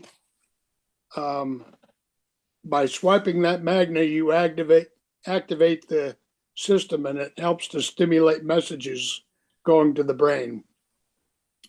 So I highly support this system. Thank you. Thank you so much, Mr. Newt. And thank you for having stayed here with us today and then getting back online and being able to testify. And seeing you and hearing your story is very inspiring. I know that Representative Jenga is here, and I will turn the floor over to him. Representative. Thank you, Mr. Newt. Thank you for coming here today all the way from Southbury and then going home and being able to be on remotely.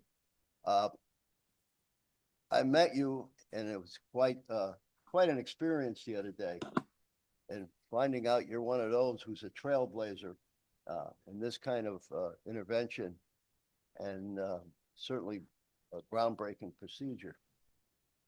What I'd like to ask you, prior to this procedure, how long were you incapacitated? How long was I what? Incapacitated or effectively hit with the chronic pain and PTSD? Well, I had the stroke in 2013, and I had the procedure done in 2024 in May. So 11 years. I don't want to get too personal, but I'd like you to ask or answer this question as best you can. Personally, the effects of the before and the after, because we can't possibly understand what it's like. We don't walk in those shoes. But I think your story could be a real eye-opener for those of us who are sitting on this committee. I'm having a hard time hearing you. Okay.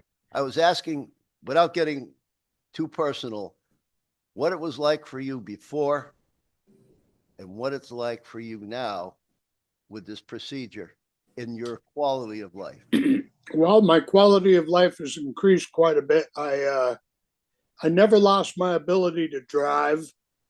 I've burned through 4 cars since I've had my stroke. I'm able to do certain chores around the house, like I cook every meal. I still have a bit of an issue reaching high up, but I've also got arthritic conditions in my shoulder, so we think that might be the underlying cause there. My walking, as you probably noticed today, is not very good, but every day helps, and just getting out there and working at it contributes to better performance. Thank you. Thank you for your personal views and sharing with us. Thank you, Madam Chairman. Thank you, Representative Jenga. Representative D'Amico. Thank you, Madam Chair. Thank you, Mr. Newt, for hanging in there and coming back and not abandoning us. Appreciate it. My pleasure. So I appreciated your testimony. Just wondering if from your own personal experience and also the experience of your compatriots, shall we say, are there any downsides to this treatment? Are there any side effects or anything, any kind of negative things that we should take into consideration here? None that come to mind. Wow. No, Okay. it's you hardly know the thing is on when you swipe the magnet over the battery pack. You don't feel anything. Wow. Okay. All right. That's good enough for me. Thank you. Appreciate that. You're welcome. Thank you very much, Mr. Nuke. And I think you said you got to have a lot of will to get better, and certainly recovering from the stroke. And even with this treatment, it is a lot of work, a lot of hard work. And you, as I said before, are an inspiration. Senator Anwar. Seeing no other questions or comment, we appreciate you, Mr. Newt. Thank you for speaking out and putting a perspective that is only you can provide. Thank you. Thank you for the opportunity. Thank you. And we'll now go back and have Ms. Dr. David Hergen join us, who was operating on a patient. And then he thought that was more important than talking to us. Welcome. We're looking forward to hearing your testimony. Welcome. Just press the button there. Thanks for having me back. Senator Anwar and the esteemed members of this committee. My name is David Hergen. I'm a board certified orthopedic surgeon from Guilford. I've been caring for patients in this state for 16 years. My practice is Middlesex Orthopedic and Spine Associates, which is a division of orthopedic and neurosurgery specialists, which is an independent medical practice that cares for tens of thousands of patients across Connecticut each year. I'm also currently the director of the Joint Replacement Program and the director of quality improvement at Middlesex Hospital. I'm also the chief medical officer at Middlesex Orthopedic and Spine Associates. I'm here today to testify in opposition of HB 6873. Connecticut should be seeking to stem the increasing consolidation of healthcare providers by hospitals instead of stopping independent practices like mine from finding innovative ways to remain a low-cost, high-quality site of care. The bill's transformation of the already onerous notice of material change transaction process would result in more independent practices conceding to acquisition by hospitals as their ability to grow their own practices is further restricted. 40 years ago, about 75% of physicians were in independent practice. Now the number is closer to 30%. This is not because hospital employment is better for patient care. Rather, it is a consequence of a flawed reimbursement methodology in which hospitals are reimbursed for outpatient care at a significantly higher rates than what the same care is provided in independent practices or surgery centers.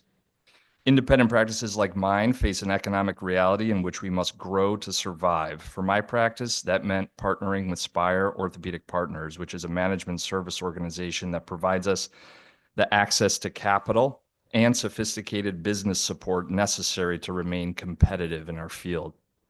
The partnership has allowed me to delegate the business aspects of my practice so that I can focus on delivering care and improving the quality of orthopedic services available to the public.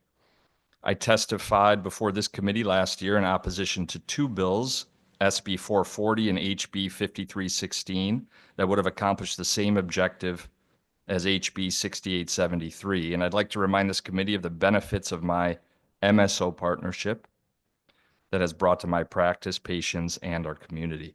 With the help of our MSO partner, we brought new physicians into Connecticut, recruiting 16 new surgeons practicing in different subspecialties, including medical oncology, as well as a cranial neurosurgeon.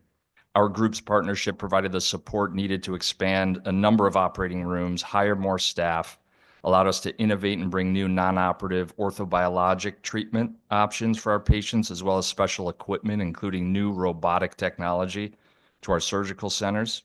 It's helped us care for patients who need joint replacement, cervical surgery, and lumbar surgeries. The partnership has helped us grow 3 urgent orthopedic care clinics and remain fully staffed during extended hours beyond what can be offered in a typical medical practice. And most importantly, we turn no one away from care. Additionally, our new outpatient and joint replacement program ensures patients can recover in their own home with check-ins by our staff before and after surgery, and it saves patients money. An outpatient joint replacement surgery typically costs approximately 1/3 of what the same surgery would cost at the hospital. These capital-intensive projects not only require financial partners who are willing to invest in our patients and practice success, it also requires sophisticated administrative personnel with the knowledge and experience necessary to make them a reality. Excuse me, Dr. Hergen, but you've reached your 3 minutes. Thank you. Okay, I appreciate that. I'm just going to wrap up here by saying I think our healthcare system benefits from partnerships like these, which provides access to care and saves patients money. And the bottom line is our clinical autonomy is completely respected. Spire Orthopedic Partners has no say whatsoever in how we care for our patients. It's the physicians, not the administrators, who drive decisions regarding the functions of our clinical aspects of our practice. Thank you so much for your testimony. I wanted to run a couple of things by you. Sure. First, thank you for coming in today and speaking to us. How long have you guys have this MSO relationship? Our practice has had it for 3 years. And has the pattern changed the last 3 years? The pattern has, I would say, the only thing that's changed is it's made it easier for us as physicians to focus on what we're doing on a day-to-day basis for our patients, rather than participating in extended meetings during and after normal work hours to try to figure out the business aspect of being a private practice. So let me rephrase. In other words, usually in a few years down the road where there's an investment, then they start to see how they can extract more money or sell themselves to another private equity. Have you seen any such patterns? It's a fair question, and I think one that deserves specific attention because it's very different than I think what we're seeing from something like what happened with Prospect. Our business is over 70% physician owned. There's a minority ownership by a private equity. There are systems that are put in place like a clinical governance board that have physicians only on these boards that determine every step of the way what happens clinically is by the physicians. In no way have we been asked to see a different amount of patients, operate on different numbers of patients, or change how we care for patients. No money has been taken away for us to innovate or expand clinical access or how we care for patients. So there's been, to answer your question, Senator Anwar, there's been absolutely no change, nor any moves to extract any money, sell any real estate, which they don't own anyway, or do anything that would negatively impact our patients' care. And in fact, it wouldn't be allowed. And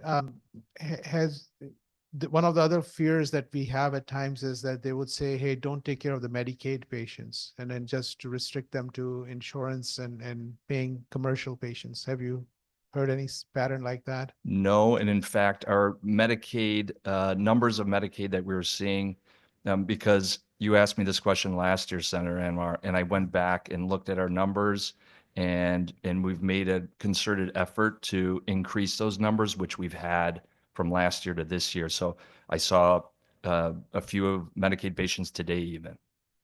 Okay, thank you. I know some of my colleagues have some questions as well. First, Representative Dauphiné, and then Representative Claridis Teacher. Thank you, Mr. Chair. Thank you for being here today.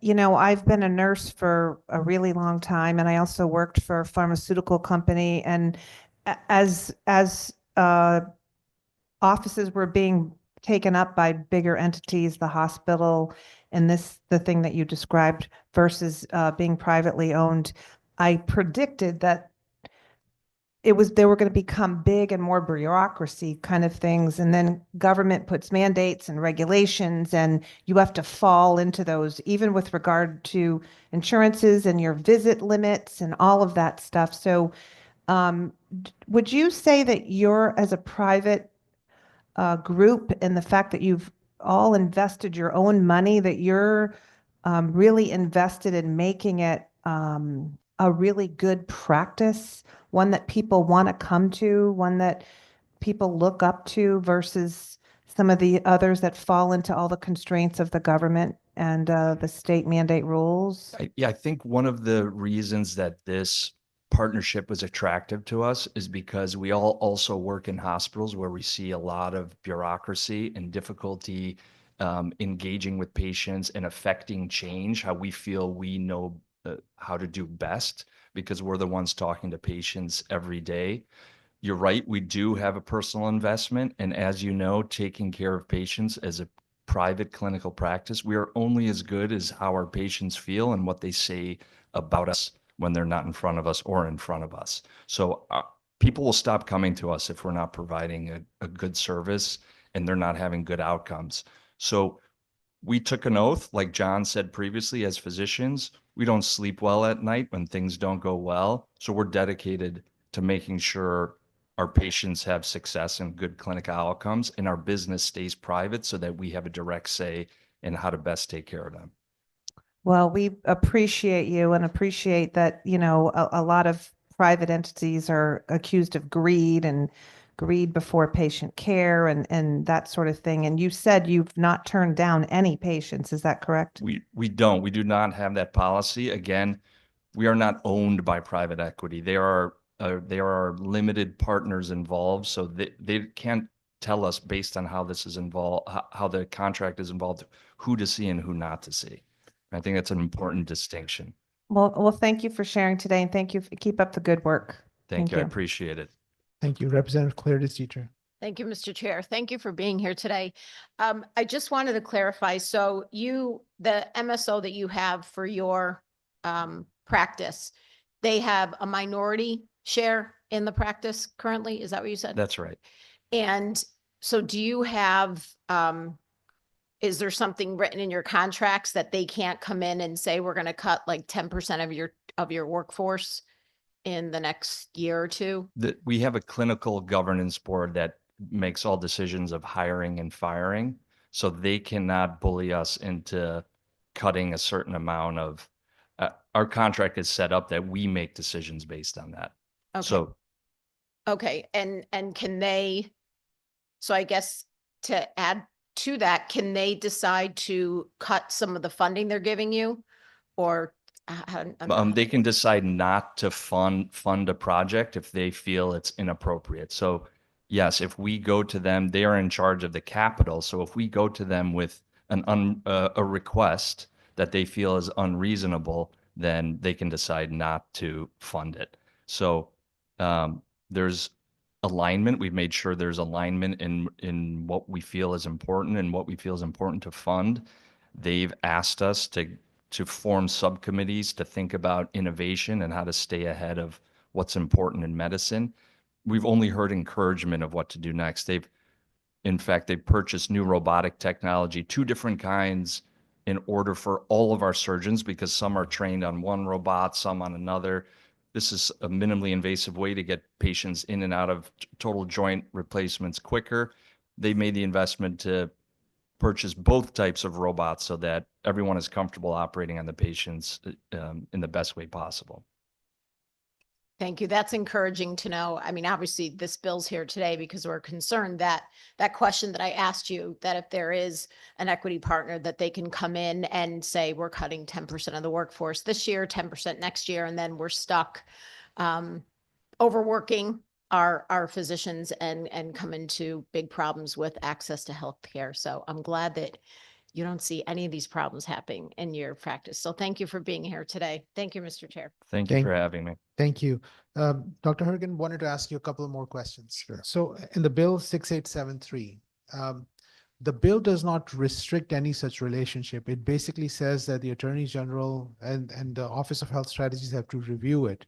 So they're trying to look at the relationships and making sure that the market is not being captured by one entity more than anything else. But I think your concern is that because it's a private equity, then that relationship would be negatively impacted if you were increasing your numbers. Is that the reason? That's right. We don't want to be I'm here to explain that there's a difference when people say private equity involved in healthcare. Yeah. That's a large, all-inclusive umbrella that I think there needs to be distinctions made under that umbrella. And I'm here to kind of share my personal experience and why it's been nothing but a positive experience for us and for our patients. So Yeah. I don't want the process of going through these transactions to become more onerous and then push more physicians under one or two hospital systems which become really less cost effective and more difficult to practice in an independent way. The first time when you spoke, when we had the bill, I think a couple of years ago, we were very skeptical and we were somewhat surprised that so many physicians from all different backgrounds, oncologists, gastroenterologists, orthopedic surgeons, neurosurgeons, they were coming together and talking about something that we had not seen in the hospital transaction world. And after that, we actually started to do a little bit more homework and then started to look at this. And so we recognize that interestingly, there's a private equity part that is functioning in our state as long as it's controlled and it's in the management side and it is not in control of the practice. So I think your case and your practice is a good study to show that it can work. So it was very worth it for you to come and share it again with us today. I appreciate that, Thank Dr. Anwar. Thanks for having me. Thank you. There's one more question from my co-chair. Hold on for a second. Thank you, Mr. Chair, and it may be more than one, just saying. Thank you for coming to testify before us. And a couple questions. Something you just said is that all private equity is not created equal. And in any case, whether it's a therapist or a hedge fund or a legislator, or we are all different, but And physician. And certainly, and physician, priests. I worked in the church for a while. So how would you make the distinction then if we are seeking to have a little bit more visibility into private equity, because we've seen a tremendous impact in terms of private equity in healthcare in this state, and this is happening in other places around the country. And I recognize what you're saying. How would you make a distinction legislatively if we did want to have a little bit more insight? Because at this point, in statute, the AG's office already has a pathway if there is a a merger between those two practices of 2 and then 6 that would make 8. What would you suggest that we do instead? Well, I think that's I would, when there's a partnership and the people who know how to provide the services and who've been trained how to provide the services are majority owners, like in this case, physicians. There's a difference when a financially backed organization is creating management services like providing IT, help with authorizations, marketing, a CFO, revenue cycle management. These things which have only become more onerous for private practice physicians. When they're providing that and staying in that lane, I think there are specific separations that need to be recognized. So there's other ideas that I have. I think it's a complex issue that I would love to talk to you more about and sit down and think and write some things down. And I would be happy to meet and go over some other ways that we can accomplish the goal. I don't disagree with you that there are some bad actors and there are some things going on that make us all concerned about healthcare. But I guess I'm asking you to maybe meet separately and let me think about it and come back to you. Absolutely. That's completely fair. I think that's something we're all struggling with because the bill contemplates giving more visibility and then saying, if there's a situation like what you're describing in your practice, green light, we're good, we understand. And if there's not, then we want some more scrutiny. We want to be able to look a little bit more deeply. So I think that's a conundrum that we face. So I'm certainly happy to talk more about that. I do think there is certainly, I understand what you're saying about the majority ownership and the clinical decisions, but you also stipulated that the capital decisions are made by that managed service organization. And so I think there still are a lot of questions as we're in some places earlier on in the process. I recognize from last year's testimony that we did hear from folks who've had managed service organizations for many years. And I certainly didn't hear the leadership of this committee in any way characterizing that practices were greedy. I think last year when I spoke to this issue, I talked about the fact that we don't have retirement systems for a lot of doctors, that you face many issues related to consolidation, that you have cost burdens that are particularly onerous in many ways, and that you're looking for ways to be able to retain independence and remain viable. But when we're looking at a private equity or a financial organization, the bottom line for them is what we call the bottom line, right? Is to be able to make money. Whereas as physicians, my good friends at St. Vincent's always remind me, no margin, no mission. So you certainly have to look at the business aspect of what you're doing in order to be able to provide care. But ultimately, you have sworn an oath to care for patients. My question, how does the managed service organization in your practice actually make money? Because certainly they're not in it just for the patient care. This is a business entity. So can you, obviously you can't get into all the specifics of your contract, but just on a general high level, if you can speak to that, it would be wonderful. When I think like with any other business, if things are done efficiently and if they're done right, it attracts more people, which is more business for them. When outcomes are good and you provide a good product to people, they tell their friends and family, and other people who have medical issues seek out that product and those physicians.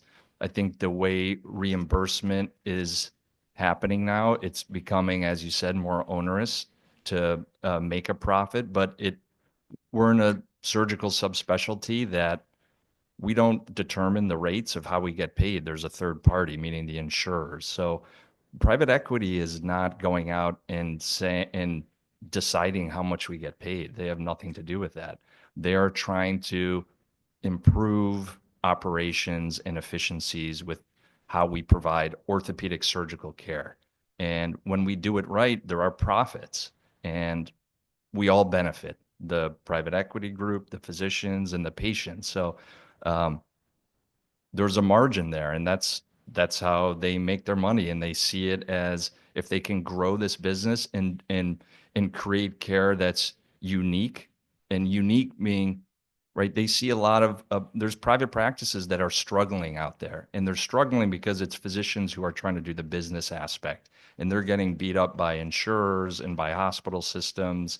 And there's a way to keep this independence and still create a margin that they're happy with. It's not a huge margin, but it's enough that they're happy and we're happy. So I think the answer that you're giving to my question, how do they make money, is through growth and improving the margin, is what I'm hearing you say. I mean, that's basically, that's a business growth. formula. There's nothing. Exactly right. Like any other business, there's organic growth, there's operational efficiencies, there's an improvement in care and innovation. And I can tell you, we look around and there's been no cutting whatsoever of any employees. And in fact, the growth is beyond what I thought it would. And the ability to attract new physicians to our company is beyond what I thought it would. And I thank you for this conversation. I think it really is important to underscore not all actors in any market, in any business, in any nonprofit, anything are created equal. And what I hear you saying is that this has been a model that has worked very well in your organization. I do think that there is research out there that demonstrates in certain healthcare settings that outcomes are not, in fact, improving with private equity investment. But again, I want to thank you for the conversation here today, and I welcome further conversation about the nuance of how we can move forward, creating the safeguards that we'd like to have, and also understanding the pressures that you and so many other independent practices are under. Thank you, Mr. Chair. Thank you. Seeing no other comments or questions, we want to thank you for being here with us. Thanks for so much time. I appreciate it. Of course. And next person on our list is Dr. Joshua Sapire. Welcome. Thank you for your patience. You're on, Dr. Sapire. Thank you, committee members, for having me today and allowing me to speak on the subject of House Bill 6873, which we just had a nice, very good discussion about. My name is Dr. Joshua Sapire. I'm a radiologist practicing here in the state of Connecticut. I also serve as the vice president for the Radiological Society of Connecticut. Our president, Michael, the society, Michael Biondi, spoke earlier today, and I just want to clarify a position of his, which was we do support the expedited process that's being advocated for this bill, but we're not wholly in support of the bill as it is currently written. Specifically, at this point in time, we're sort of uncertain as to the ramifications of a number of provisions in the bill. For instance, the current law pertaining to reporting material changes in the medical practice ownership would, under the bill, appear to extend down to even a solo practitioner more than just groups. And also it appears that the Attorney General would be given the authority to decide whether a CON is or is not required, regardless of the current statutes that set forth those requirements as they currently are. Specifically, because of those instances, we would like to get more clarity on this bill and on these issues, something that the public hearing today has helped clarify to some degree, but we'd really respectfully love to be part of the included in any discussions further requiring the bill before it moves forward, if that would be possible. Those are our main points today. We thank you for considering that and allowing me to speak today. Thank you so much, Dr. Sapire, for your testimony. I appreciate you have had testified before as well to our committee, and it's good to see you again. Good to see you. I have a question for my co-chair. Thank you, Dr. Sapire, and I appreciate you listening in and clarifying. And I just want to make sure, I think I was taking notes because it's helpful feedback. One is the clarification on the Attorney General and the determination of the CON. And what was the second piece that you? The second part is that this will go down to even solo practices in terms of being affected by this law rather than just group practices with private equity. And so I think there's some confusion there in terms of what it will actually entail for each practice to do should they want private equity. Like our former speaker spoke, pointed out, I mean, there are not always bad actors, and sometimes that private equity does do some good depending on the practice and what their needs are. Thank you. Thank you, Mr. Chair. Thank you. Seeing no other questions, we'll move to the next person on our list. Thank you, Dr. Sapire. Thank you very much. Trent Turek. Mr. Turek, you're here, going once, twice, and brings to Dr. Ashka Shah. Welcome, Dr. Shah. Thank you for being with us all day, and thank you for your op-ed that you wrote recently. I read that. Thank you. Press the button in front of you there, and you're on. Good afternoon, Senator Anwar, Representative McCarthy-Vahey, and members of the Public Health Committee. My name is Ashka Shah, and I'm a resident physician at Yale and a resident of Branford, Connecticut. I am also a researcher on private equity and healthcare and recently published an op-ed in the Connecticut Mirror that Dr. Senator Anwar was talking about. I am here to voice my support for House Bill 6873 to expand the pre-merger and acquisition review process and specifically target private equity investment in healthcare. Having researched the predatory relationship between private equity and acute care hospitals, I have seen firsthand how destructive private equity companies are, and their ability to fly under the radar with existing regulations is alarming. I believe House Bill 6873 will help in these ways. First, as was previously mentioned, current federal regulation surrounding healthcare transactions falls under the Hart-Scott-Rodino threshold, currently set at $126.4 million, which requires pre-merger notification filings to both the FTC and DOJ. Unfortunately, private equity acquisitions have largely been able to fall under this threshold due to roll-up techniques in which firms acquire smaller facilities under one umbrella organization.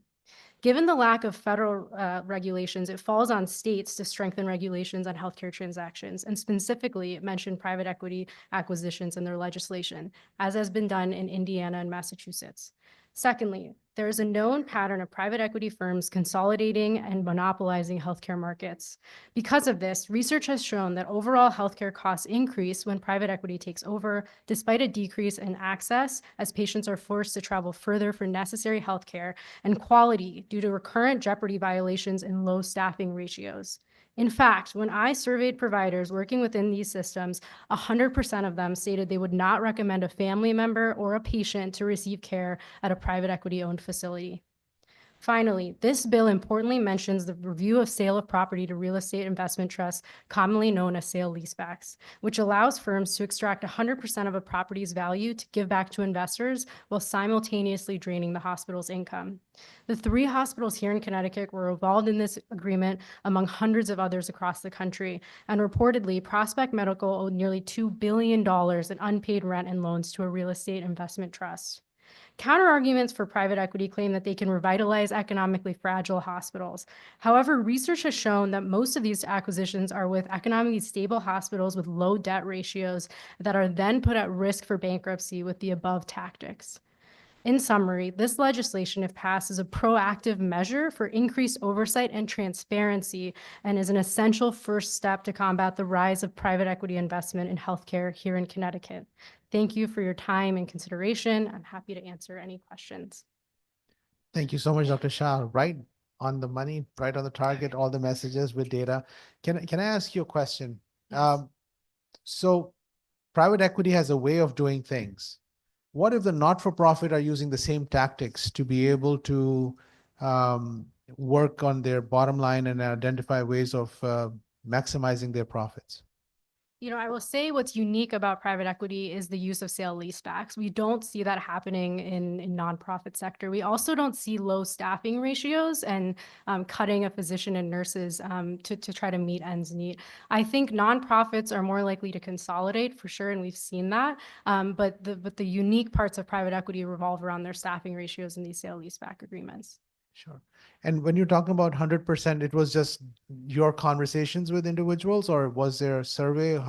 Can you help me a little bit more? Yep, I distributed a survey which had about 30 participants, and 100% of them responded that they wouldn't recommend a family member or patient to receive care.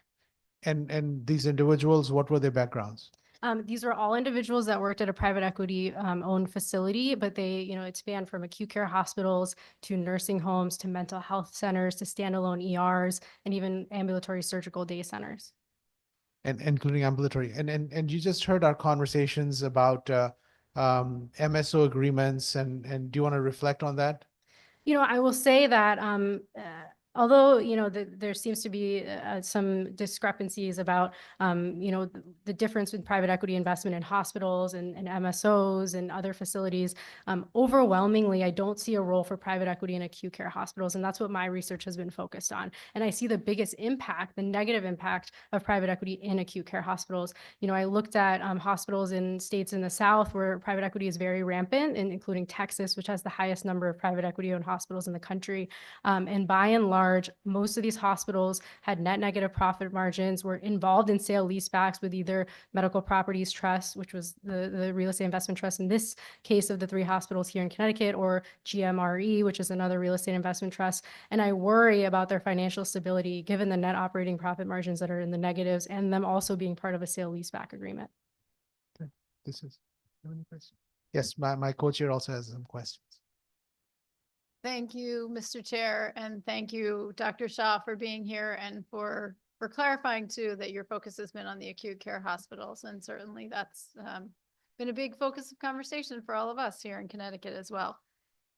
If you can just share a little bit, I'd love to learn a little bit more about the research and some of your sources about the overall costs increase with private equity investments, and then I'll have a follow-up. Yeah, so my own research involved looking at the Medicare spending cost beneficiary ratio, which I think was previously mentioned. And I did notice that these ratios were higher compared to the state averages in the South. And my research, as I said, focused mostly on the South. In addition, there's been larger scale studies across the US in JAMA. Dr. Zuri Song at MGH, who I had the pleasure of meeting, has done research on this as well, and has shown the fact that these hospitals tend to increase prices after after acquisition. And unfortunately, this comes down to the patients having to pay out of pocket more. One other question you may have heard me asking about just outcomes related to those in private equity. Have you done any research related to patient outcomes, again, with respect to the acute care hospitals who Yes. are involved with private equity? Yes. So, what I looked at for quality and what's readily publicly available is the Medicare star quality ratings. They assign a star quality from 1 to 5 for most hospitals in the US, 1 being the lowest quality, 5 being the highest quality. And I noticed that there was a leftward shift in the star qualities for private equity owned hospitals in these states in the South. So more likely to have star quality ratings of 1, 2, or 3 in comparison to the state averages and the national averages, which are more likely to be skewed with 3 being the median and 4s and 5s. Thank you. Do you think there could be other reasons aside from private equity that would impact that? And I'm not meaning to grill you. I think that this is an important conversation and important for us to understand the impacts. I think certainly, there's certainly other reasons why this could be happening, but I think this trend has been nationally sort of seen, in the Private Equity Stakeholder Project has done research nationally on this, and they've also seen this. So I don't think that this is just an outlier. I do think that this has been replicated nationally as well. Thank you for taking the time to be here with us today. Thank you, Mr. Chair. Thank you. I'm so impressed by the research that you have done as a resident. When I was doing residency, I had no time to even eat. So I don't know how you did this. So I'm very impressed and with Yale. So thank you. Thank you. Next is online. It's Dr. Subramani Sitarama.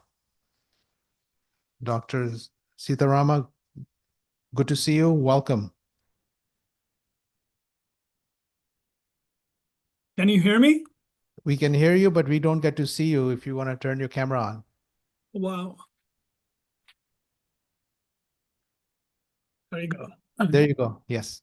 Senator Anwar, Representative McCarthy-Vahey, and distinguished members of the Public Health Committee, I wanted to thank you for giving me the opportunity to testify in support of HB 7080, which is concerning neuromodulation treatments for veterans.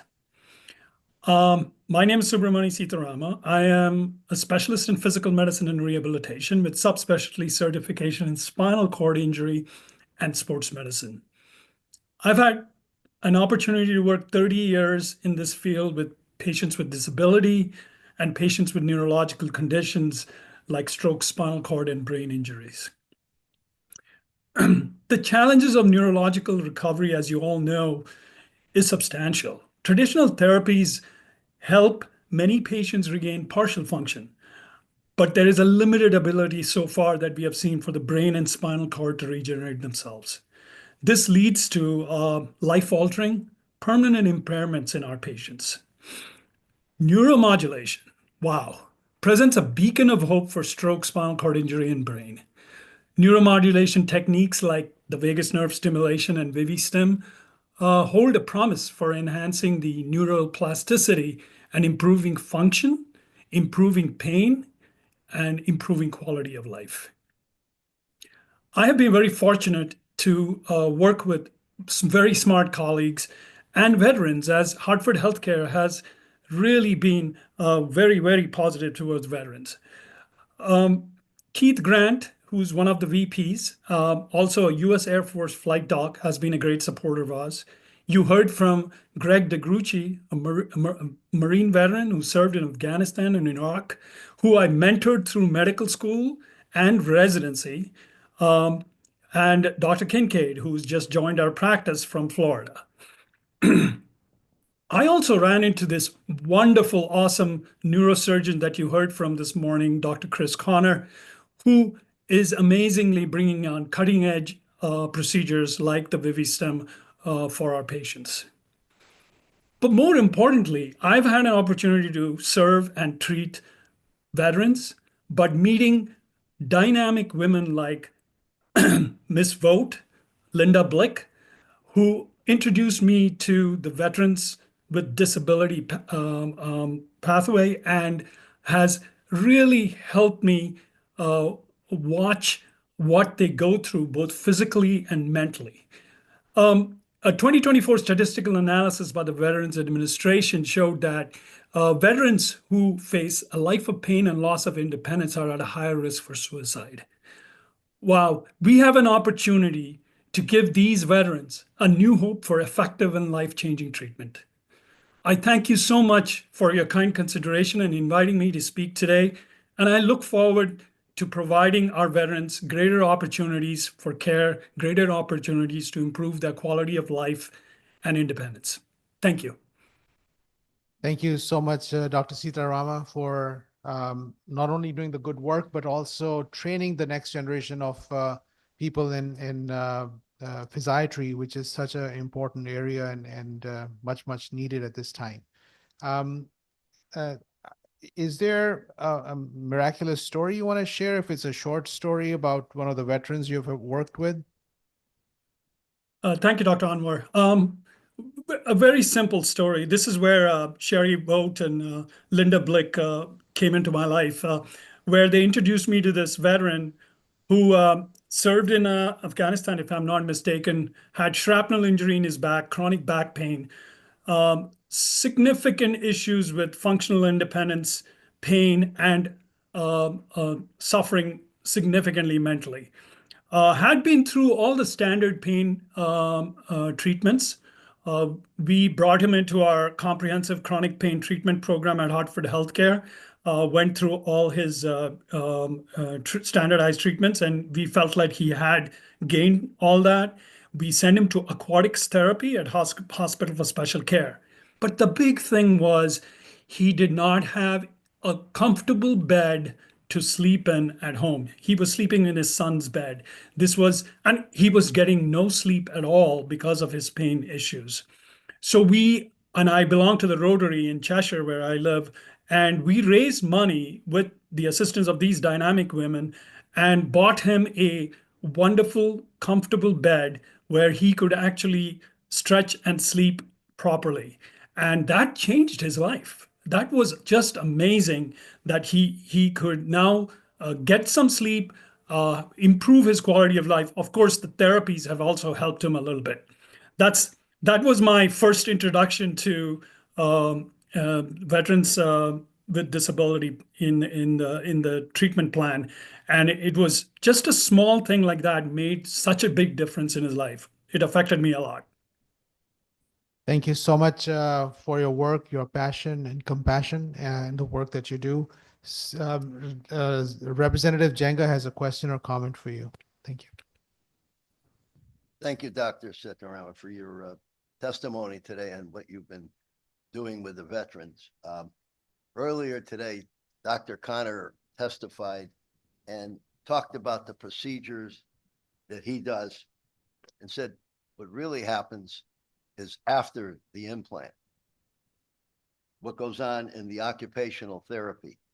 Can you describe for us in as best detail what that's like and what that does for the quality of life of the individuals that you've been dealing with?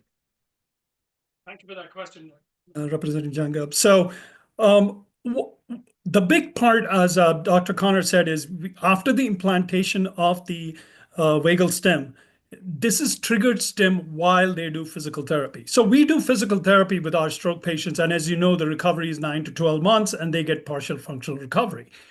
But with ViviStem, we do a standardized protocol and with our neuro-trained occupational therapists. So one of the things at Hartford Healthcare from a foundational standpoint is way ahead of the rest of the systems in the state is we have 51 outpatient centers and about 45 specialized neuro PTs and OTs. So based on what the FDA has given approval, we do occupational therapy with triggered stem. It's 90 to 120 minutes, 3 times a week, where the patients are going through standardized training for muscle strengthening, muscle coordination, producing synergies. And we have objective tests that we do to monitor their progress and subjective tests that we do. So we have out of our 14 to 16 neuro-occupational therapists. We have trained 6 of them to be able to follow the standard protocol. The other thing is they are spread out all through the state so the patients can access. So if you have a patient in Mystic, they don't have to drive all the way to Hartford to get the therapy. We have a therapist in Mystic that they can go to, so the access points are very close. The second thing that Dr. Connor said is we don't know everything about neuromodulation and Vivistem. And when the stroke affects you, not only affects your hand, it affects your leg, it affects your trunk, it affects your speech. So what does neuroplasticity do? I think it would probably affect all the nerves on that side that's affected. So physical therapy is another big part of our treatment plan. So we have a high-tech gait lab in Hartford that would do a baseline gait study on these patients. And then physical therapists would work on trunk balance, core strengthening, and gait. So we want to also see, and we think that this neuromodulation therapy not only improves strength in the arm, but it improves strength in the legs. So then we have our veterans not only have improved quality of life with upper extremity functioning, like our gentleman said, he can cook now, he can put his clothes on, he can eat with himself, but they can also get up and walk and move around, which is so important from not only from a physical standpoint, from an aerobic standpoint, and from a mental health standpoint. So that's the kind of therapy protocol that we have for these patients. So they will be seen 6 weeks for occupational therapy, 6 weeks for physical therapy, also trained to trigger themselves so they can work with the equipment at home, repeating these exercises because we think they are going to continue to improve. We will follow up with them, with our physicians, every 3 to 6 months to monitor their progress. Thank you.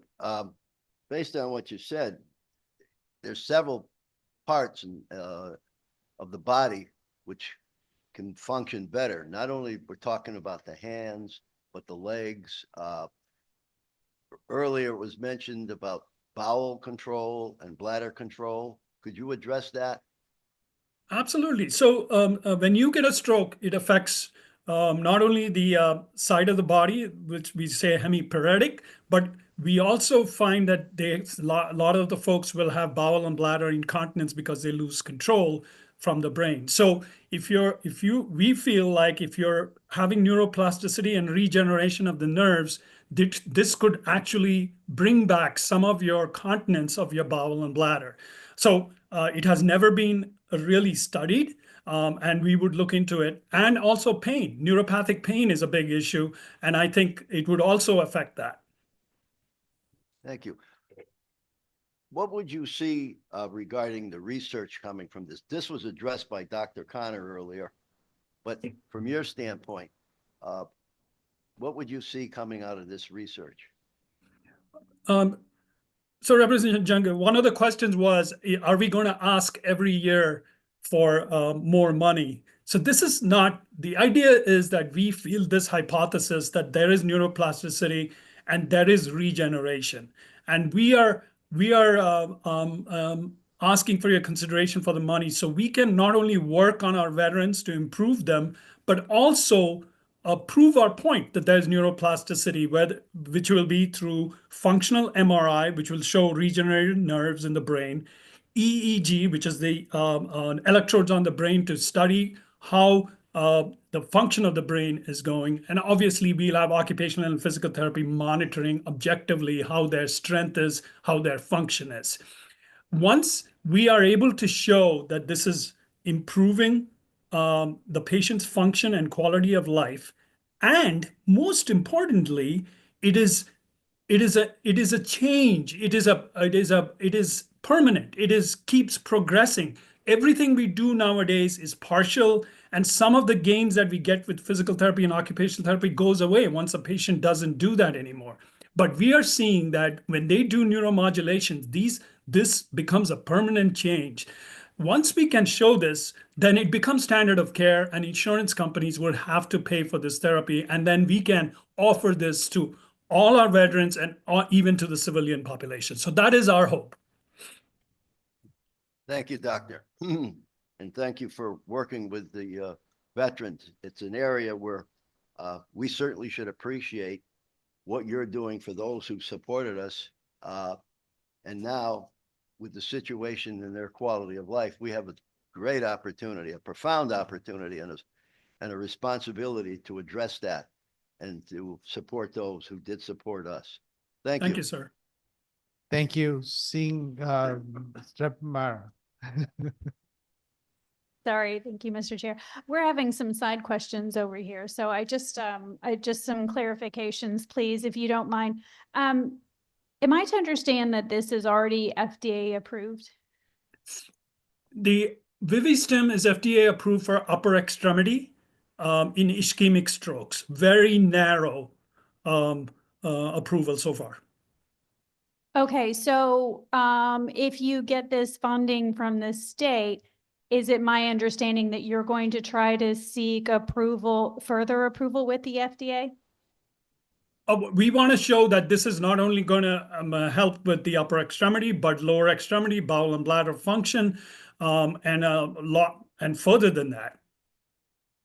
Okay, but is that the point of this funding that you're seeking? Is it to actually get approval from the FDA? No, the primary thing is we want to offer this to our veteran population. Let's be straight here. We want to be able to give find 10 veterans that we can use the Vivistim and also provide them with the rehabilitation to improve.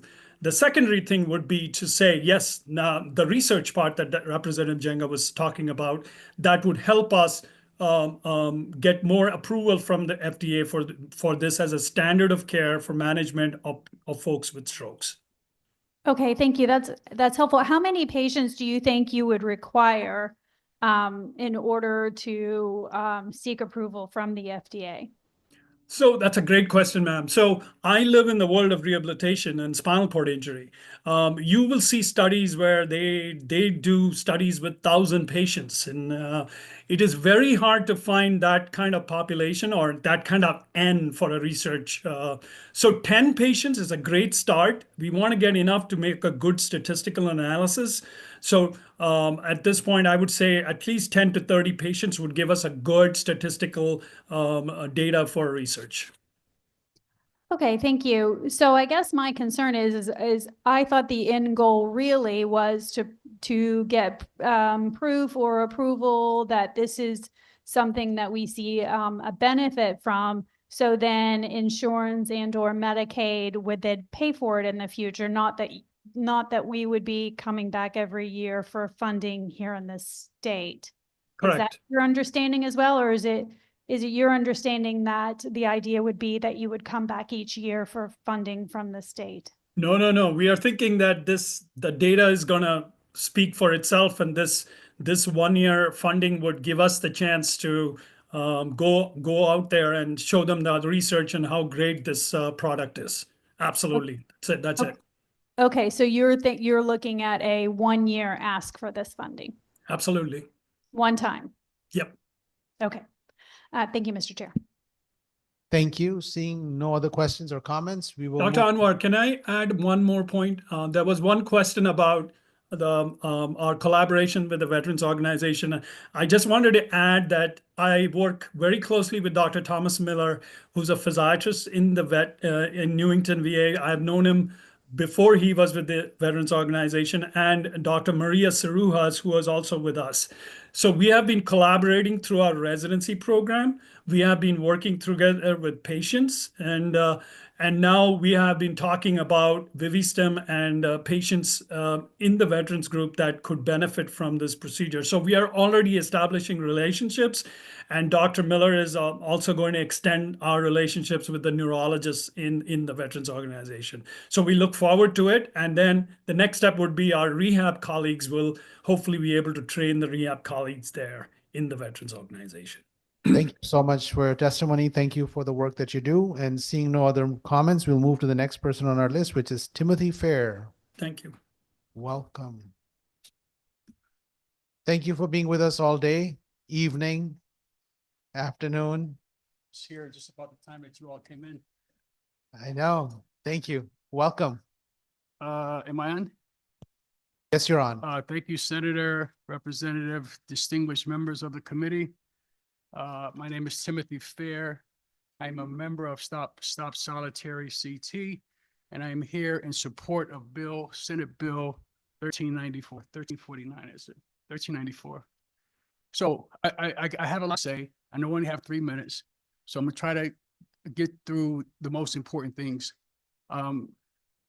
It might surprise some of you sitting at this table and in our communities that as a former incarcerated person, I've spent 30 years in Connecticut facilities.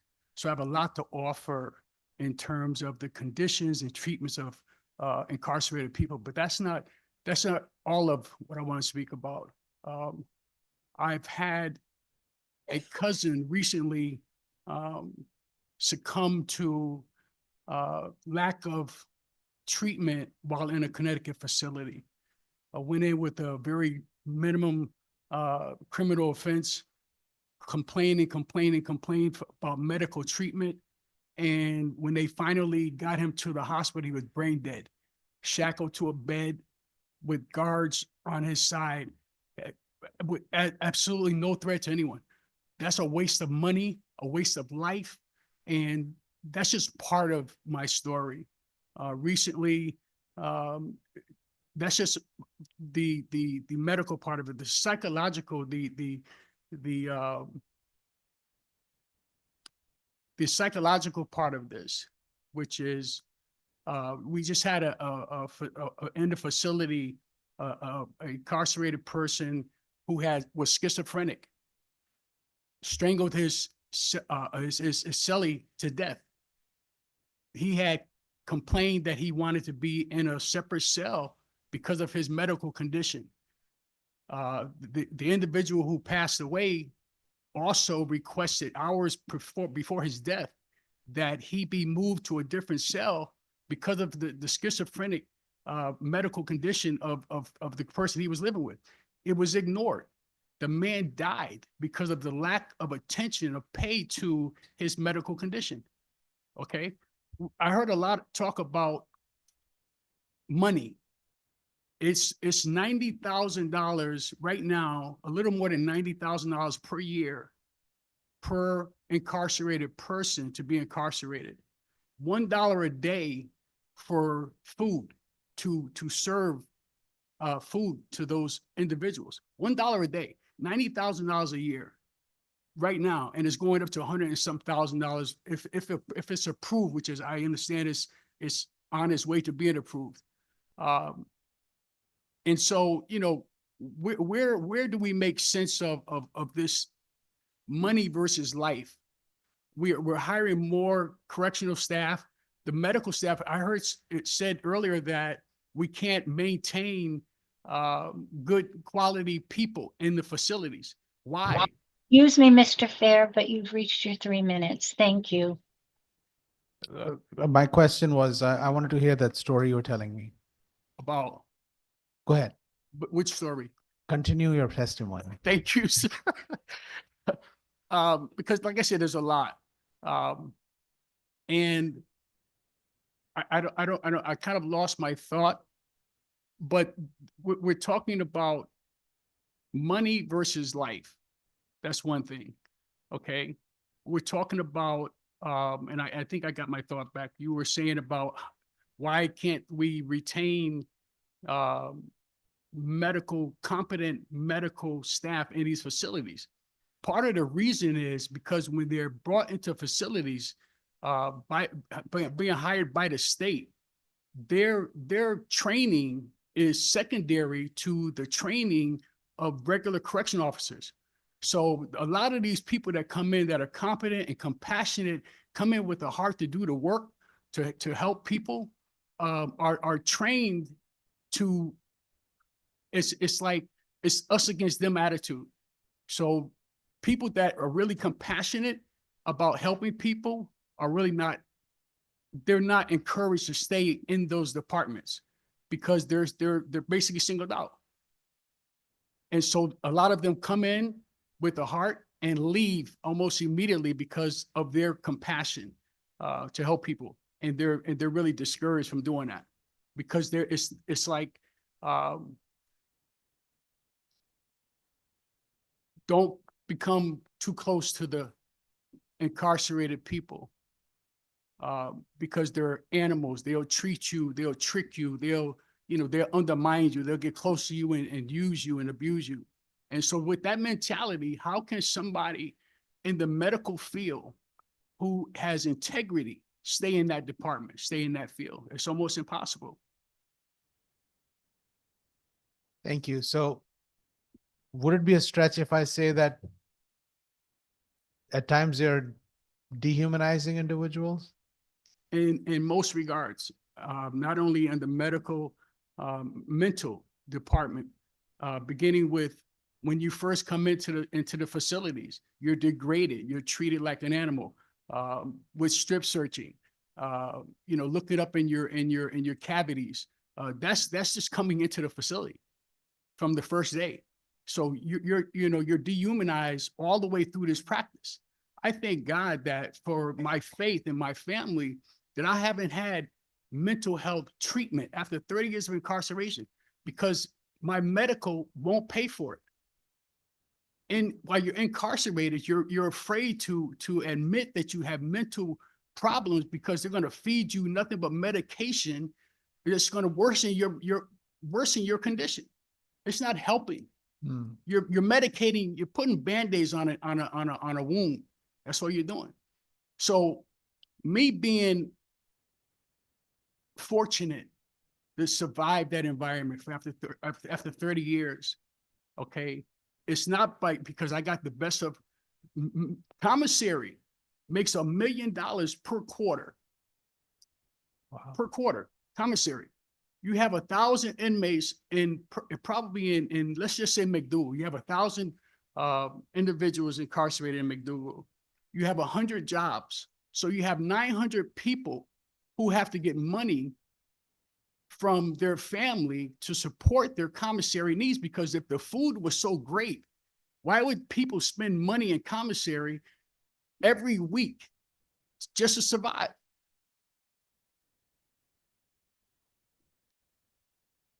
I've had the opportunity to visit some of the facilities and came across and had a chance to interview children. By that I mean the individuals who are 18 to 22, and who had been in prison for some time. And I saw stories where in one prison, an individual child was trying to hurt himself multiple times. And when he was moved to another one, he was interactive and personality change. It was because how he was being treated. So the mental health was being exacerbated because of the treatment itself. And this was not having any treatment is another issue, but having a treatment that resulted in permanent damage to an individual was another component. So I just wanted to thank you for your testimony, and also this allows us to hopefully make best choices for health and well-being of individuals that become state responsibility just because of how we have them incarcerated. So thank you. Thank you, sir. Thank you. Thank you for being with us all day today. It's been a privilege. Cindy Prizio, I don't see her here. I can leave? I didn't hear him say I could leave yet. Pardon me? Did you say I can leave now? Yes, you're good. Thank you so much. Okay. I'll get the next person. privilege. Thank you. I appreciate you being here. Cindy Prizio is not here, and Jamie Rodriguez, welcome. Thank you for being with us.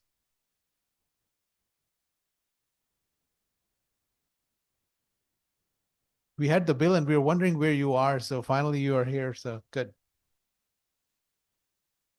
I tried to sneak some sessions in before Yes. coming. Hello, co-chairs Anwar, McCarthy-Vahey, ranking members Summers and Clarice Ditria, and all the members of the Public Health Committee. My name is Jamie Rodriguez.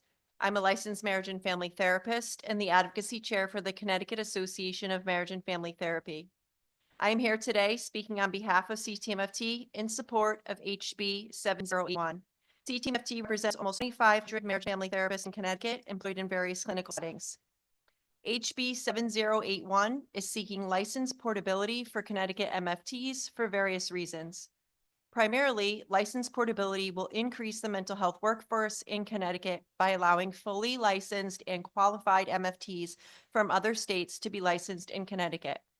Connecticut has been identified as a federally designated shortage area for mental health care and license portability, and is a proven in license portability is a proven strategy to remedy that shortage. Many other mental health professions have looked to compacts to address the workforce shortage. However, marriage and family therapy is a specialized, smaller field that simply does not have the numbers to engage in a compact. License portability is our answer to the compact. If enacted, Connecticut will join multiple other states to successfully expand the mental health workforce through license portability. License portability will also expand access to care for Connecticut residents. There are multiple ways in which portability impacts access and consistency of care. For example, a Connecticut resident who attends college in another state, a Connecticut resident seeking mental health treatment for a specialized mental health disorder, a Connecticut resident moving to a neighboring state for a job opportunity or even an extended vacation, a new Connecticut resident moving from another state that has an established mental health provider already. The overall workforce shortage and long wait lists for mental health providers impacts Connecticut residents' access to care. Strong therapeutic relationships, consistency of care, and access to the most qualified mental health providers benefits all Connecticut residents. CTMFT asks that Section C of HB 7081 maintain its original legislative language and exclude associate clinicians from portability. It was never our intention to include associate clinicians in license portability. We believe this strikes the right balance between encouraging qualified providers to become licensed in Connecticut while ensuring fully licensed level of experience of Connecticut mental health providers. We ask that you support HB 7081 with suggested edits to Section C in order to expand Connecticut's mental health workforce, enhance workforce mobility and retention, streamline licensing processes, and expand access to care. Thank you for this proposal and hearing my testimony today. I'm open to any committee questions. Thank you so much for your testimony. As I see it, is the way the bill is written is a little different. Yes. The reason is that there are not as many LMFTs, and that's why we had to, rather than have a compact, we had to have a very small sliver of a focused strategy for this. That's the purpose of this bill, and it would improve access for care for our people. Correct, yes, but we do want to remove the Section C and have this only apply to fully licensed clinicians to like I said, continue to strike that balance of having the most qualified marriage and family therapists come to be Connecticut marriage and family therapists as well. Thank you so much. Thank you. Yeah, please, my co-chair. I just want to say thank you, and it's rare that all of the submitted testimony is in one direction. And we see, at least what's published here today, all the testimony is in support, certainly a number of other LMFTs. Have you heard any objections as you have put this forward? Have you encountered folks who object? And if so, can you share that? Not from the mental health world. We have not had objections.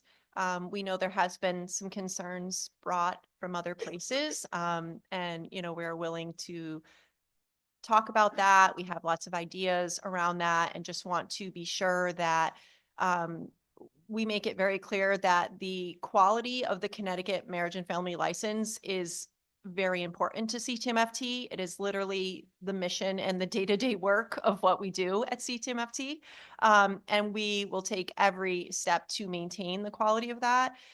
For many years, we have been a very strong license and standing in the nation as marriage and family therapists on the national level. We're often seen as kind of the big brothers or big sisters in the field because of the hard work that we do to maintain that level of quality of our license.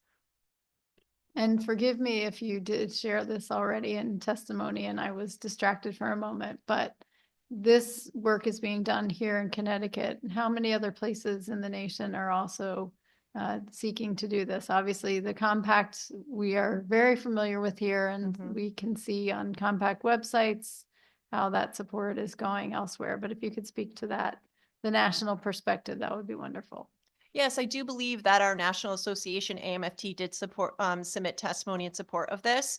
And there have been 6 states, and I can list them if you'd like, that have already passed license portability legislation. There are 6 states, including Connecticut, that are in the process of passing or hoping to pass this legislative session. And there are multiple other states, including many of our New England friends, that are in the process of kind of getting everything together to seek this in 2026. So this is really, it's been a national initiative that has been going very fast and being very successful. Thank you. That's very helpful information. Thank you, Mr. Chair. Thank you. Seeing no other questions, we thank you for being here with us. Thank you. Next is Barbara Fair. Finally, welcome.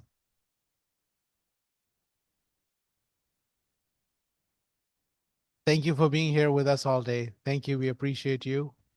Thank you. My name is Barbara Fair. I'm from West Haven. I'm a licensed clinical social worker and the leader in Stop Solitary CT. First of all, I want to say our Busman did such an impeccable job with his interview, with his testimony. So he saved me a lot of time. So I want to talk about today. Today, my cousin, I didn't realize my brother was going to be talking about this, but this morning, my cousin was in the courts in New Haven arguing the lawsuit that we have against Department of Corrections for my cousin who, 40 years old, had an aneurysm, and he was supposed to be getting treated. They made appointments for him to come back and get treated, and the appointments were not kept.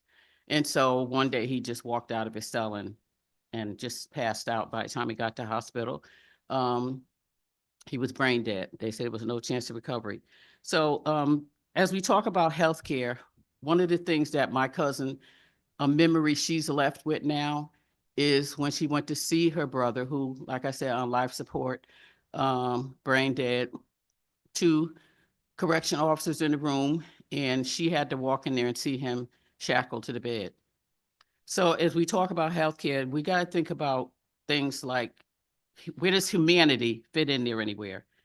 Why did she have to see him shackled to a bed? He's already dying. So if we could just look at little things like that, that could make a huge difference in the way we treat human beings. And I think part of the reason we still can't treat people like human beings is because we use words like inmate. And I think about how guards didn't want to be called guards. So they asked for new language, correction officer, makes them more humane. Why can't we do the same thing with the people that they are working to be with? And I know it's going to take time to do that, but I really ask that if we're going to pretend like we really care about the people who are incarcerated, that we can at least start treating them with humanity. When I talk about the mental health, which is very important for me, sorry, SB 1394 needs to be passed. It needs to be passed this year. I didn't realize you've been doing this for years and we're still coming back here with the same old thing. What does that tell you? That we have to fight so hard to get basic medical care to incarcerated people. And what's most important, and when we talk about medical care, is to talk about the mental health care. And let's look at the things that we do to damage people mentally. Like not getting out and getting vitamin D, not being out outside, sitting in the cell all day with nothing to do, or walking around with no kind of programming. Not being able to visit your loved ones. Like my brother said, going through the degrading strip searches countless times a day. And it was just a report that just mentioned from DOC, and they gave us a number. I think it was either over 300,000 or 500,000 strip searches in 1 year. Excuse And me, Ms. Fair, but you've reached your 3 minutes. okay, Thank you. thank you. So, can I just wrap it up then? Yes, please. Okay. As my brother touched on it about people wanting to work in that position, I've talked to correctional officers, nurses, counselors, and doctors who said that they went in there to do a job, to take their skills of compassion to take care of people. And after being there a short time, they felt that they couldn't do it. I was one of those people that I was asked, why don't I get a job inside? Because I'm a licensed clinical social worker. And I said, there's no way in the world I could work in there. I have ethics. I have compassion for people. So I can't treat people the way you want me to treat them. My ethics says do no harm. I can't walk into a facility where I know I'm doing harm from day one. So when people say it's about money, in some cases, I believe that's true. But we need to question all those other people that who came into there thinking they had this great job with all these great benefits, and yet they left. Ask them why they left. And it wasn't about money, not the ones that I'm talking to. So thank you for this time. And please, one recommendation, task force, important piece that's missing. We need to have somebody in the task force who's actually been incarcerated and experienced. For me, those are the people who have the expertise, not all the ones who went and got the degrees. It's the one who actually went through that experience and they can tell you, this is what I needed and couldn't get. Thank you. Thank you, Barbara. Thank you. Barbara, what has been successful in your experience? You've been fighting in this arena for as long as I've known you. You've had some successes, that's for sure. How were you able to get those successes? Continuing to come back here, continuing that, even when I felt like I said, I was actually thinking that today, like, I'm so tired of coming here for the same old thing year after year after year. But I hear the voice of the people inside say to me, you gave us hope that we never had. And that's what keeps me coming back here.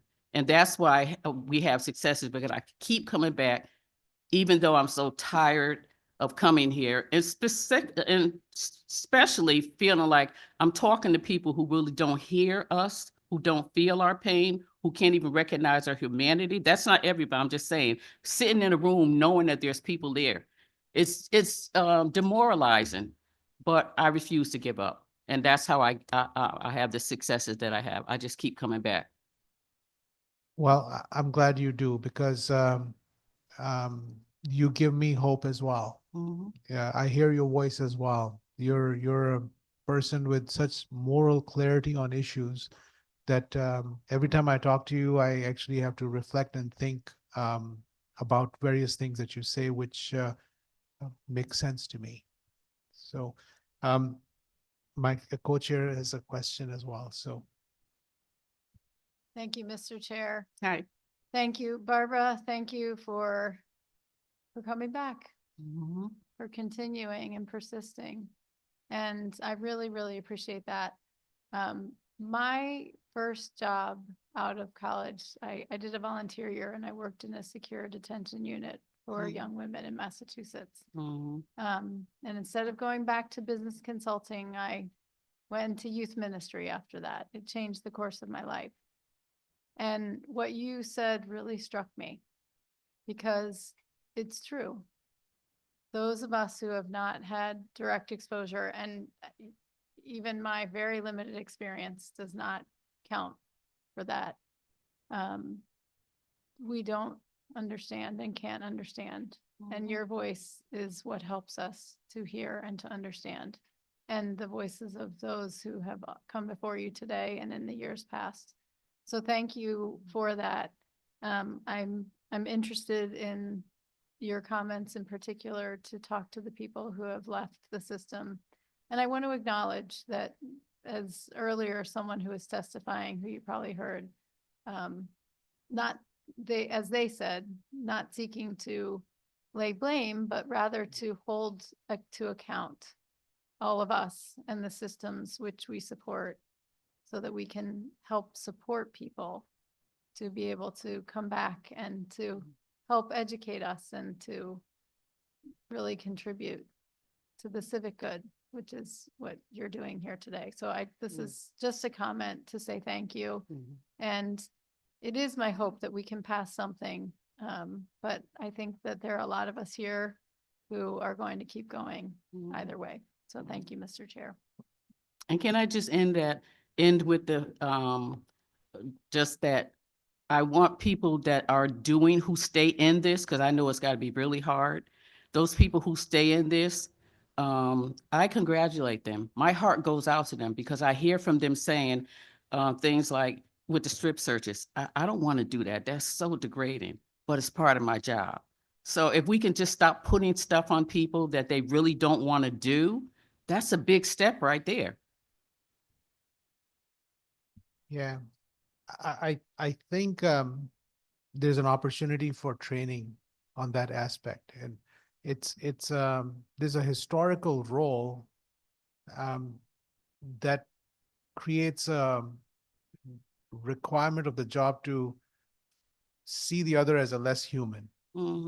And it hurts both ways because we're not manufactured to be like that. Right. So the person who is pushed into doing that, they also have trauma, moral trauma. And the ones that they're doing this to also get the trauma. They get a physical and emotional trauma.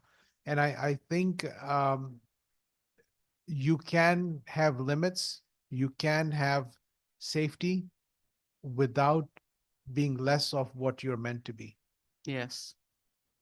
And I think that entire mindset results in providing poor care when somebody's unwell. And Exacerbates their mental illness. Right. And that actually makes it much worse. So I look at the work that we are all doing, everybody listening, this is a process. And so, and if we don't pass a bill at one point, we actually keep at the process and then keep having people understand that there's a price of not doing something and there's a price of doing something. Yeah. And that's where right now it's quite clear, even if we remove morality out of the picture, which I don't know why we would, but let's say if we did, the financial cost to the taxpayer is such that the status quo is unacceptable. It's staggering. Yeah. The lawsuit's staggering. Yeah. So we don't pay on up front end, we're definitely paying on the back end. Back end, for sure. Much, much more. Thank you for your testimony. Seeing no other questions or comments, we appreciate you being here with us today throughout And the day. thank you, everyone, for staying this long. Thank you. All right. And just so that people are aware, we have some people who have been here waiting all day because they were not able to sign up. So we're going to call them out after we have because there was an issue with being able to sign on. The next one is Dr. Dinesh Kapoor. Thank you, Dr. Kapoor, for being with us. Welcome. We put this bill so I get to see you. Well, thank you. This is an upgrade from last year. Yes, it is. I'm much earlier this time. Yes, you are. I was one of the last people last time too. Yeah, welcome. So good evening. Thank you to the committee for having me back. My name is Dinesh Kapoor. I'm a medical oncologist and hematologist in South and Northeastern Connecticut. And I've been taking care of patients in Connecticut for 28 years. I'm the president of my practice, which is an independent practice. It is Eastern Connecticut Hematology and Oncology Associates. And I'm here to oppose House Bill 6873 because it threatens practices like mine and its ability to continue providing care for patients to the highest level that is possible. This will limit access to patients in my neck of the woods, and that's why I oppose it. We provide cost-effective, cutting-edge care in my practice in Norwich. So I really want to highlight a few things. Most of it, I have it in my written testimony, so I won't really belabor it, but I'll hit on the points that I want to. The bill seems rooted in an assumption that in light of what happened at Prospect Medical, any healthcare provider entity that accesses capital and business support through partnerships with private equity-based management services organizations or MSOs is harming healthcare delivery. I would say our experience is the exact opposite. And I'll give you multiple examples of that. And one of the things I would say is our relationship did not happen a year ago or 2 years ago. We've been at it for almost 6 years. So this is a long-term relationship built on trust and expertise. When we started this relationship, COVID hit. And immediately after that, we were able to access supplies, PPE, saline, etc. Even now, after the pandemic, our partnership has helped us obtain access to life-saving curative therapies. As you may have heard last year, we had a shortage of cisplatin, which is a chemotherapy that is probably 50 years old. We couldn't get it. And it is curative for patients with testicular cancer. But through our OneOncology affiliation, we were able to do it. Our research portfolio with OneOncology, we are able to get just-in-time trials. And in fact, people from Dana-Farber had come to us because Dana-Farber could not open those trials in the amount of time that we could. We can open up a clinical trial in our practice in 2 weeks, which for cancer patients is a big deal. OneOncology's commitment to our patients has allowed us to bring state-of-the-art infusion. And this is probably close to Dr. Anwar, since he's a pulmonologist. We are the only private practice in the state of Connecticut. And I'll say this again. We are the only private practice in the state of Connecticut infusing bispecific antibodies in a community setting. We have built protocols and we are doing it. No practice is doing it otherwise. They're being done at tertiary centers, and patients have to travel long distances before they can come back to their primary oncologist. So I'm very proud of that. We enrolled the first patient in the world on a vaccine trial for lung cancer. So think about it, a private practice enrolling it, and that was through our affiliation with OneOncology and our research department. OneOncology's investment in our medical office in Norwich has kept cancer care local and in a lower cost setting. We've been able to expand our practice as well. We hired 2 oncologists last year. Excuse me, Dr. Kapoor, but you've reached your 3 minutes. Thank you. If you just give me 15 more seconds or 20 more seconds.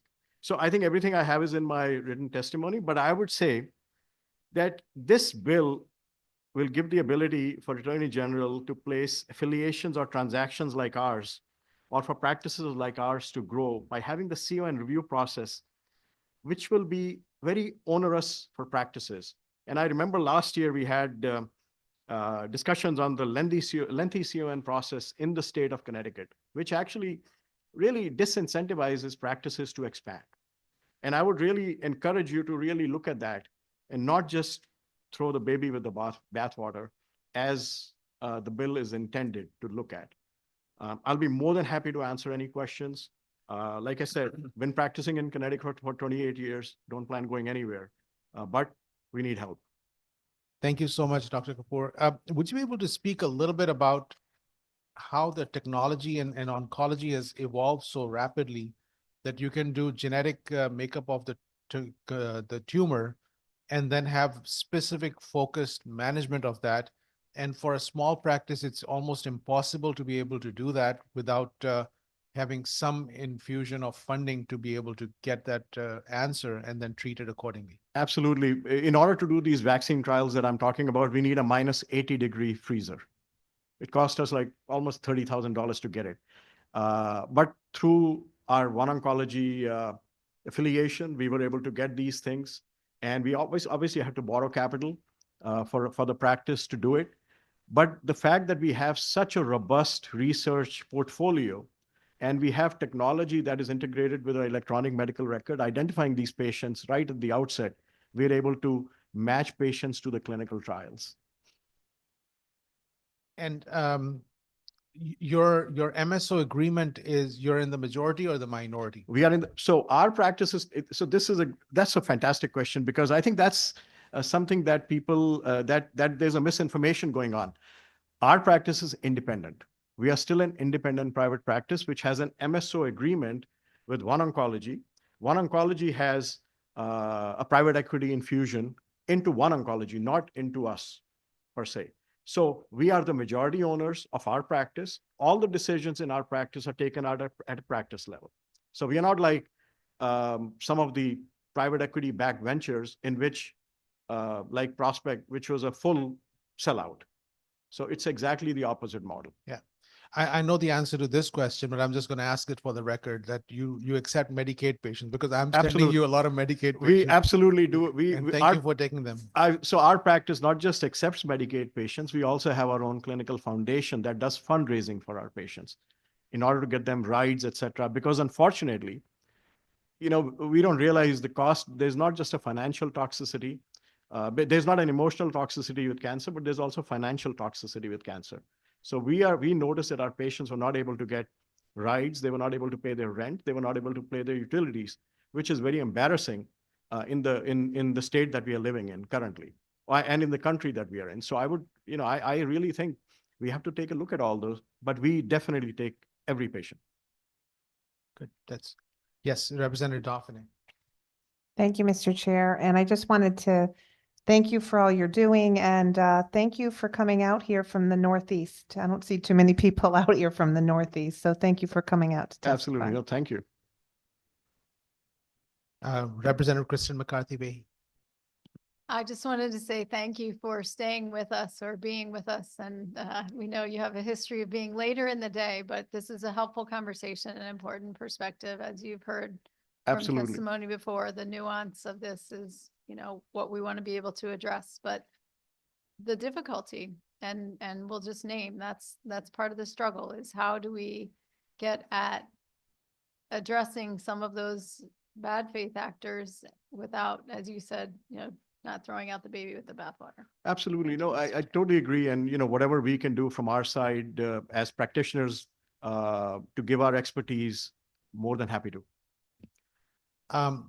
Last time you made a statement, and I don't know if it was a private statement or a public statement, but I'm just going to say it. You said that if you are a clinician who believes in excellence, you have two options. One is you join a hospital in the northern part of the state, or you join a hospital in the southern part of the state. And what you're saying is that there's a third option that allows you to be independent and continue to provide excellence in care, and then remain independent. Absolutely. One of my partners went to Switzerland to present a paper on a case of ours that we treated with immunotherapy in a patient who had developed inhibitors and was bleeding. So we have our own research department providing cutting edge care. So to be the first one in the world providing vaccine studies and building these protocols, I would say, we want to work with anybody. We work with Yale, work with Hartford Healthcare, work with Dana-Farber, Memorial Sloan Kettering. The whole idea is to take care of patients and take care of patients with the most cutting edge technology and cutting edge care that we can provide. And I really would feel that we don't want to be hampered in expanding that in the state. So we take great pride. Me and my partners and my entire staff, they take great pride in what they do. My nurses are unbelievable. So if you heard, you probably may have missed part of the conversation. What we are saying with this current bill is that we feel it's needed for what has happened, but at the same time, we feel that there's an opportunity to improve this bill further to try and have some exclusions or expedited processes that would allow people to continue to provide care without having to go through bureaucratic processes as much as we can reduce them, but at the same time, make sure that we identify individual or groups that would be somewhat of a threat from a private equity perspective. So Absolutely. Totally agree with you, Dr. Anwar. Okay. Totally. Good.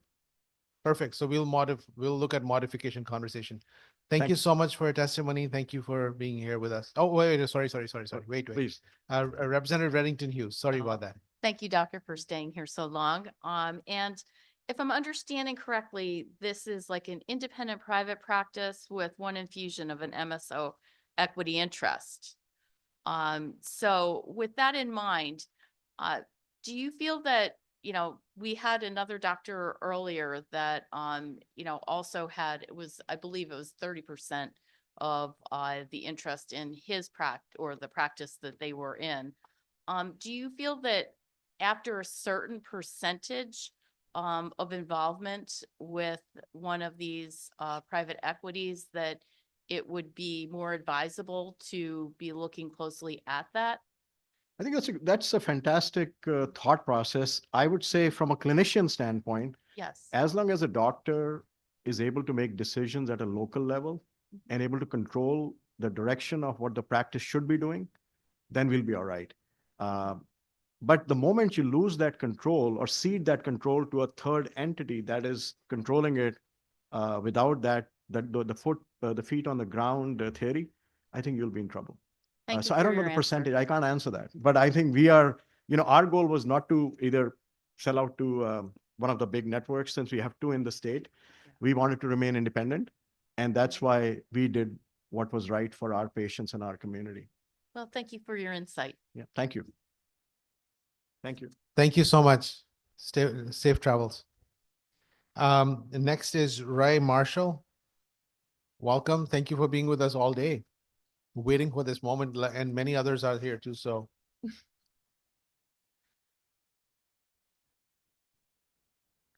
Thank you all. Dear co-chairs, Senator Anwar and Rep. McCarthy-Vahey, and esteemed members of the Public Health Committee, thank you for your patience. It's an honor to be with you today. My name is Ray Marshall, and I live in New Haven. As a graduate student at the Yale Schools of Public Health and Management, I research community health centers as crucial entry points to healthcare for underserved populations. Thank you for the opportunity to provide the final testimony in support of HB 6873, which strengthens the oversight and regulation of healthcare transactions in Connecticut. At the heart of this bill lies a fundamental question. Why should Connecticut families pay more for healthcare without actually getting better quality care, especially as looming federal funding cuts threaten healthcare affordability? Today, I will explain why this bill must not only be passed, but strengthened with an amendment to help the state fully realize the oversight and investment measures as written. Healthcare acquisitions require rigorous evidence to assess their impact on cost and access, and so I propose increasing funding for the AG and OHS to strengthen oversight and enforcement efforts. Before reading my previously prepared testimony, I'd like to address a previous claim from CTGI that private equity purchases are less harmful than hospital acquisitions.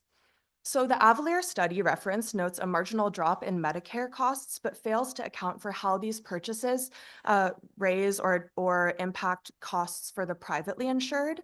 What we know is that Medicare has fixed costs, right? Which means that the only thing that affects Medicare costs for a system is the quantity of services provided.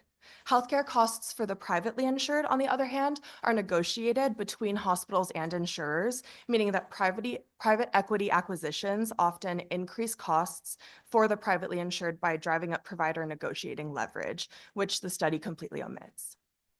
This legislation is arguably more important in Connecticut than it would be in most US states due to this state's high merger rates, which are driving up healthcare costs fast and severely limiting competition in our healthcare market. I'd like to highlight some concerning statistics about our state. So together, YNNH and Hartford Healthcare bring in 3/5 of all Connecticut health system operating revenue annually. Additionally, YNNH currently controls 83% of hospital care in over 10 towns along the Connecticut shoreline. In 2019, health economists in Connecticut found that concentrated hospital markets drive up prices more than 20% for services. These numbers clarify the need for decisive action to strengthen oversight and keep healthcare prices in check. Connecticut families and businesses simply cannot afford to absorb these rising costs. Part of the reason why mergers continue to increase is that both the FTC and the Connecticut AG's office have inadequate resources to oversee and enforce antitrust laws on every deal, as noted by Attorney Demers earlier today. To put this in perspective, a 2024 study assessing over 1,000 hospital mergers between 2002 and 2020 found that while 20% of these mergers reduced competition, only 1.1% of them were challenged by the FTC. This gap. Excuse me, Ms. Marshall, but you've reached your 3 minutes. Thank you. actually, I really want to hear this statistic, but can you go back a little bit and then start about the two hospitals here and repeat that? Sure, yes, of course. So the Connecticut hospital marketplace is essentially a duopoly, meaning that there are two primary healthcare systems in the state that dominate the hospital market here.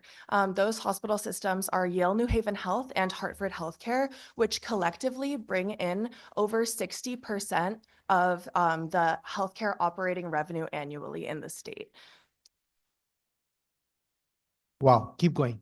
Yeah, again, YNIH currently controls over 80% of hospital care in over 10 towns in Connecticut. And I have more of these similar statistics in my written testimony as well that you can reference. And I'd also be open to talking more about it after.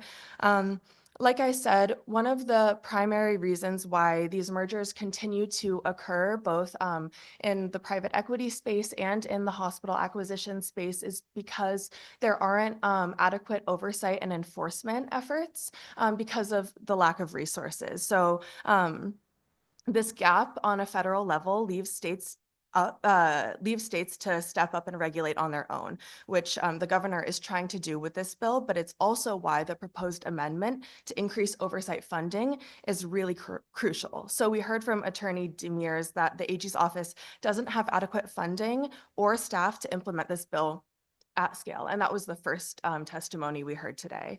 So without this amendment, regulators won't have the resources to thoroughly review mergers or prevent hospitals from exploiting loopholes, right, which we know that they're good at, and costs will continue to skyrocket for patients. I have additional material on how this is impacting Connecticut's economy currently and how it will continue to, but I can talk about that at a later time as well. So this is very helpful. You have a written testimony? I do. Did you upload it? Yeah, it's up there. Okay, sorry. No I didn't worries. check it. Yeah. All right. This is very helpful. I wanted to thank you for this. I do know that Representative Kristen McCarthy has a question too, but I wanted to ask you one more question. This pattern for the outpatient part, how would you look at that? Because there are two different situations. One is the inpatient and the hospital mergers and so on. We recognize that. But in the outpatient setting, you probably heard throughout the day, there are a number of physicians who came in and they say, well, we need somebody to manage the practice. We don't want to manage it ourselves. Can you understand if that model is an option? Absolutely. Yeah. In all transparency, my research is mostly on large hospital mergers. And so I can't speak to small independent firms that much. I do know that for independent firms, the payment structures for Medicaid, Medicare, and privately insured individuals is very, very different.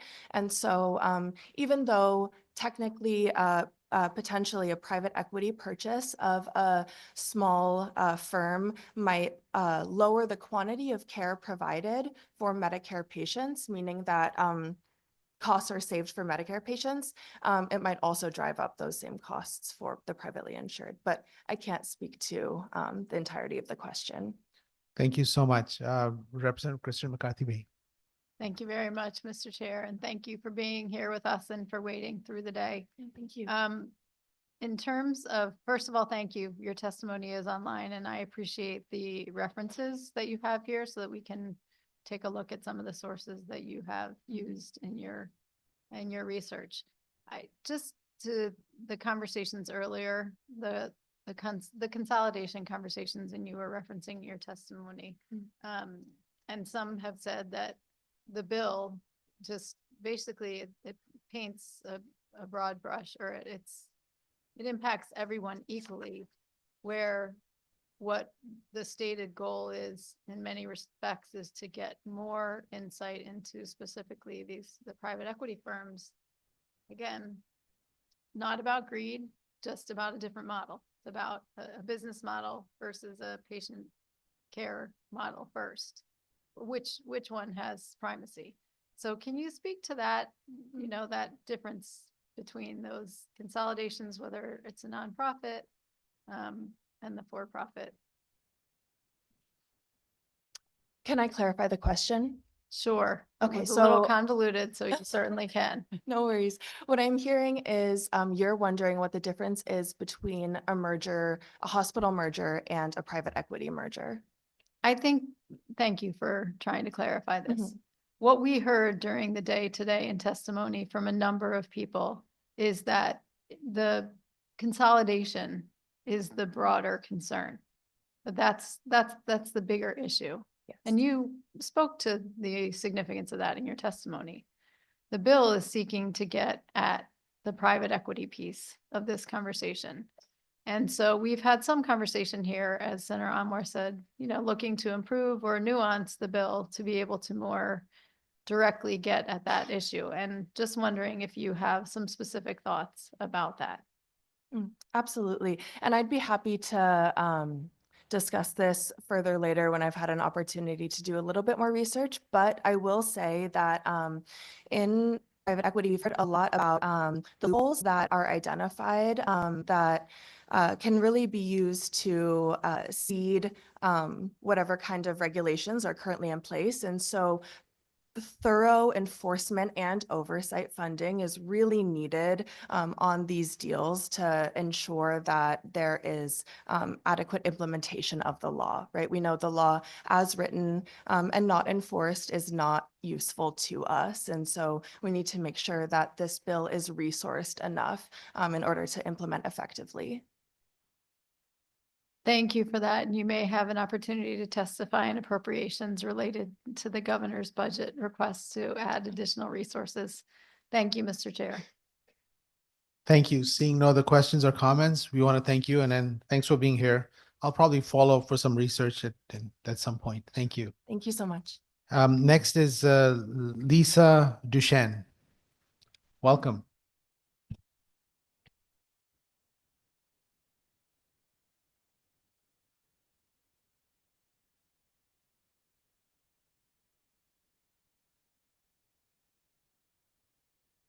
Thank you very much for having me. I greatly appreciate it.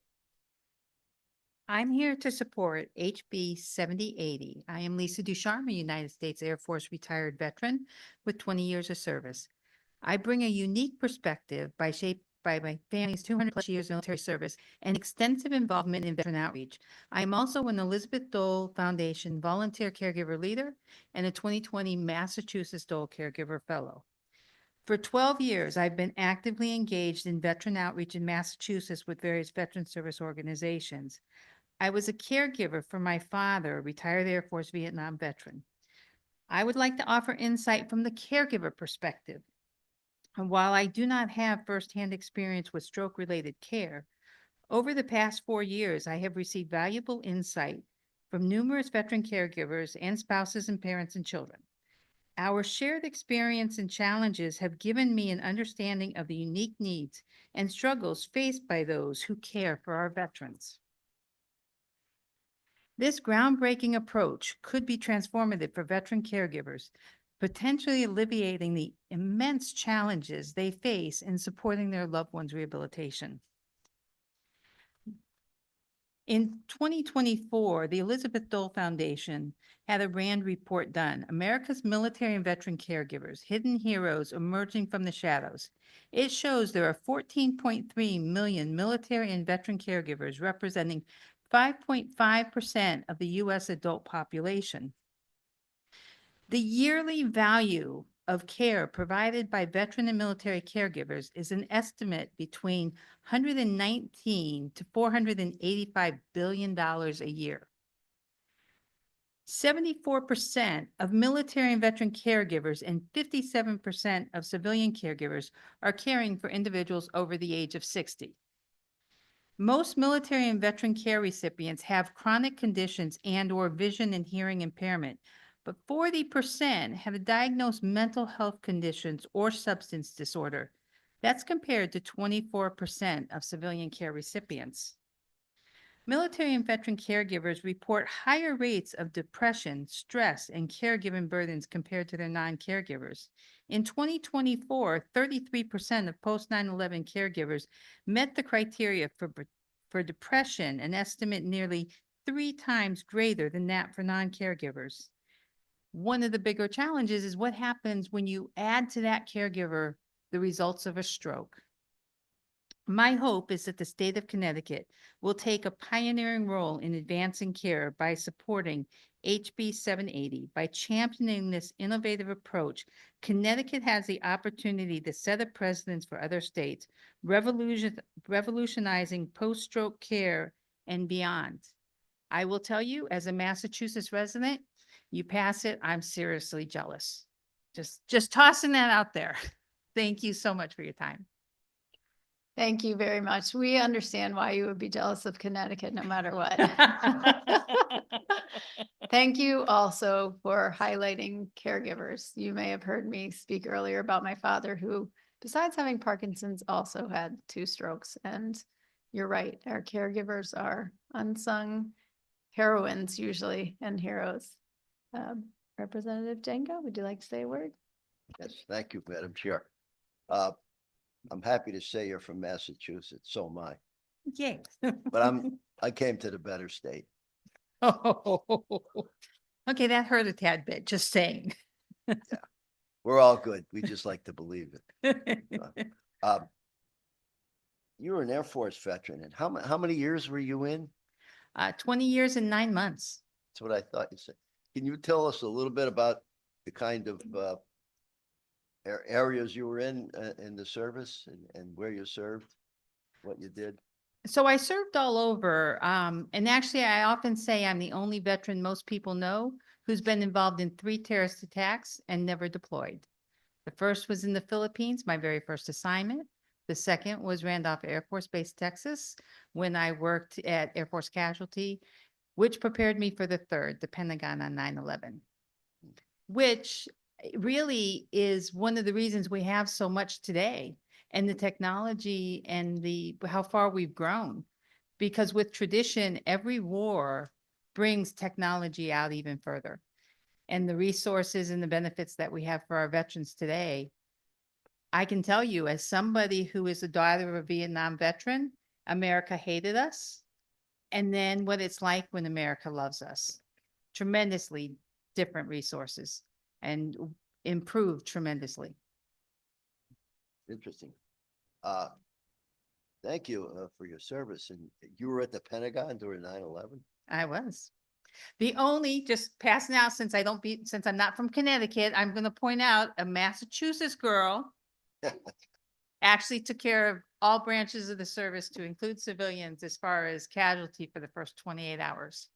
Because we were the only branch of service that had somebody who understood the value of casualty at an incident in which everybody should have understood the value of casualty rep. Thank you very much. Thank you. Thank you very much, Representative Jenga. Thank you for being here with us today. Next, we are going to go back online to Ellie Mulpeter. Hi, everyone. Can you hear me okay? Yes, we can. Thank you. Hello, Chair Anwar, Chair McCarthy-Vahey, and distinguished members of the Public Health Committee. My name is Ellie Mulpeter, and I'm the Director of the Academy of Lactation Policy and Practice. Thank you very much for letting me come back on and testify tonight. We certify lactation support professionals known as certified lactation counselors, who you've heard already about this evening. If anybody has any questions relating to the qualifications of a CLC, I would be glad to answer them, as I do feel some of the information shared throughout the hearing today as to who the CLC is and how they're trained isn't entirely accurate. As of today, there are 468 CLCs in Connecticut. There are 266 IBCLCs.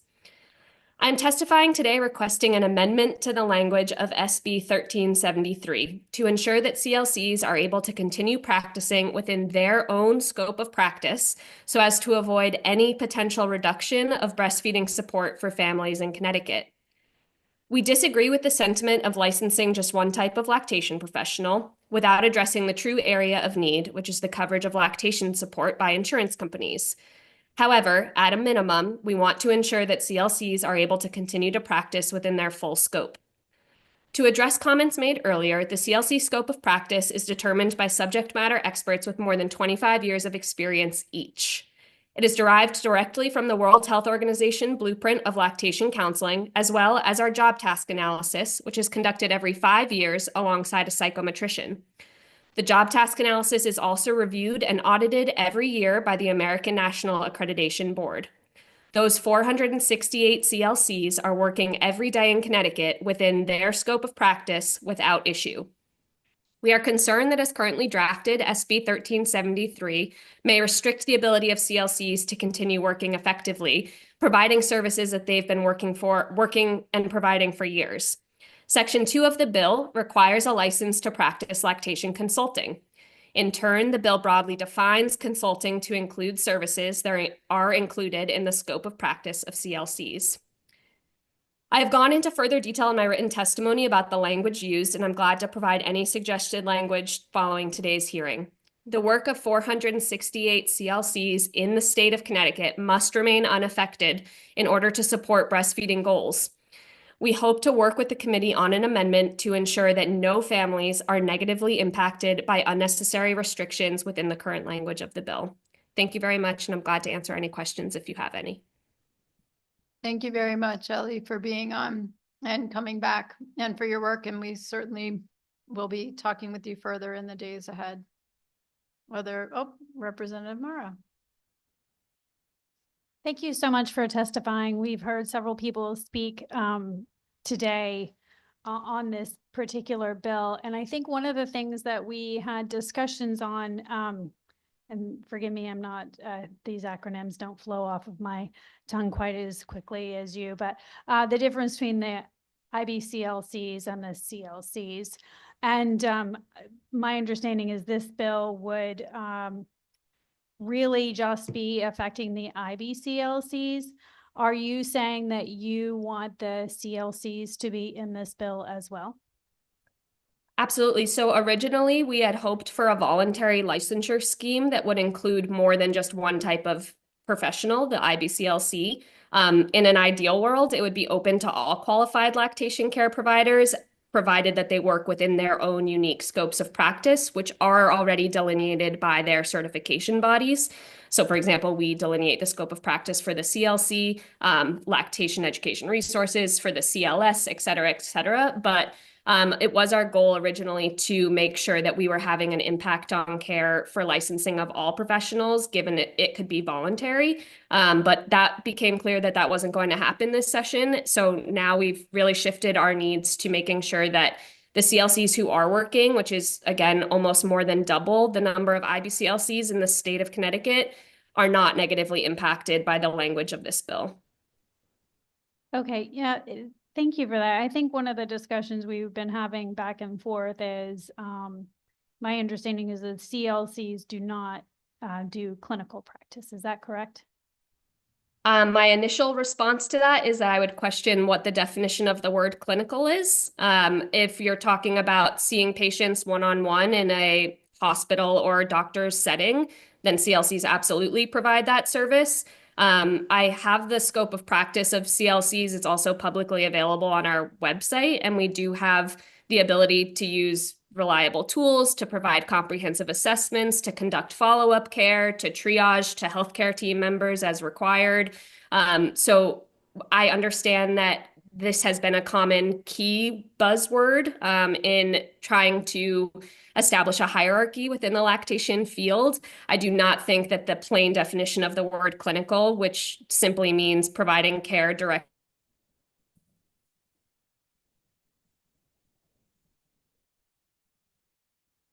Uh-oh. Ms. Malpeter, you are frozen for now. Oh, there you are. Did that unfreeze? Yes, we lost you for a minute. So if you can rewind a little bit and just go back. Sure, sorry about that.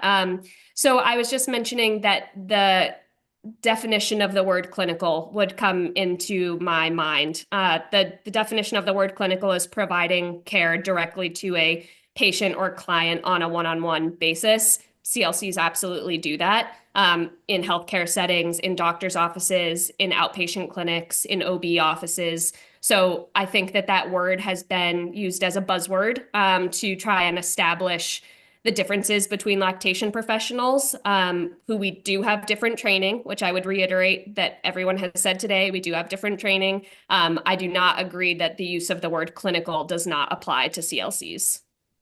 Okay, can you help me understand how your practice differs then, and how a reimbursement scheme would differ between the IBCLCs and the CLCs? Sure, absolutely. So there's a wonderful model policy that was created by the United States Breastfeeding Committee, which is seen as a leader across the entire US of breastfeeding policy. They created a model payer policy for insurance companies to follow in terms of reimbursement, including all the different types of professionals, their qualifications, what they should be reimbursed for, et cetera. So I would never claim to be the expert on that. I would want to credit that document, and I'm happy to share that with the committee members after tonight. And in terms of your first question about the differences between IBCLCs and CLCs, it really depends on where people are working. I heard someone testify earlier that was referring specifically to the effects of people in private practice, which I do agree is the meat and potatoes of who we're talking about tonight. Because people that are working in hospitals have a job description. People that are working in doctor's offices have a job description, and it's up to their employer to tell them the things that they are and are not doing. But in terms of things that CLCs are able to do, it is within our scope of practice to provide evidence-based approaches to clinical practice and to make referrals along the healthcare continuum. It is within our scope of practice to utilize tools to assess effective or ineffective breastfeeding and milk transfer. I have it in front of me because I was ready for this question. It is within our scope of practice to conduct comprehensive assessments of breastfeeding dyads. It is within our scope of practice to create evidence-based care plans with a healthcare team and identifying needs through assessment and counseling, as well as implementing those changes. And it is also within our scope of practice to assess the needs of individuals who are at risk of experiencing lactation difficulties. We often hear that it's only IBCLCs who get to work with complex breastfeeding issues. That is not true, and CLCs are adequately trained for that. Okay, thank you. I think the discussion is going to have to continue. Appreciate Absolutely. it. Thank you for your questions. Representative Dauphiné. Thank you, Madam Chair, and thank you for being here today. I think I'm more confused now than I was before. Some of you want to be licensed, some of you don't want to be licensed. Can you speak to perhaps why someone wouldn't want to be licensed? Because it's very confusing. Sure. So we, as the Academy of Lactation Policy and Practice, the national certification body, have always advocated for voluntary licensure if it's required for reimbursement purposes. The voluntary piece really comes into play when we're talking about folks who hold additional credentials. So again, if you are an RN working in a hospital and a CLC, or if you're an MD and an IBCLC, those individuals do not necessarily need to or want to seek an additional license, pay an additional licensure fee to the state, et cetera. Individuals that are in private practice have a different interest, obviously, in getting licensed, but only if that licensure guarantees reimbursement. And as we've heard from testimony tonight, from testimony about the bill in the Human Services Committee, there's no guarantee that that licensure rather is going to guarantee reimbursement. I think that this committee and proponents of this legislation are hoping that this is a first step, which is why, as much as we wanted CLCs to be included in this bill as a really huge step forward to improve access and equity to care, we want to make sure that people are getting support, and we don't want to be seen as the individuals that are single-handedly stopping this from moving forward, which is why we've sort of shifted this strategy to just making sure that CLCs can continue to work without any issue. So your original feeling was that you didn't want it, but now you do because you're fearful that this might negatively impact you, different than a testimony we got earlier today that said just the opposite. So, and also that reimbursement, if any, is very, very low. But thank you for the information. Appreciate it. Yeah, absolutely. Yeah. And just to clarify quickly, if I may, the position of the Academy of Lactation Policy and Practice is not one in favor of occupational licensure.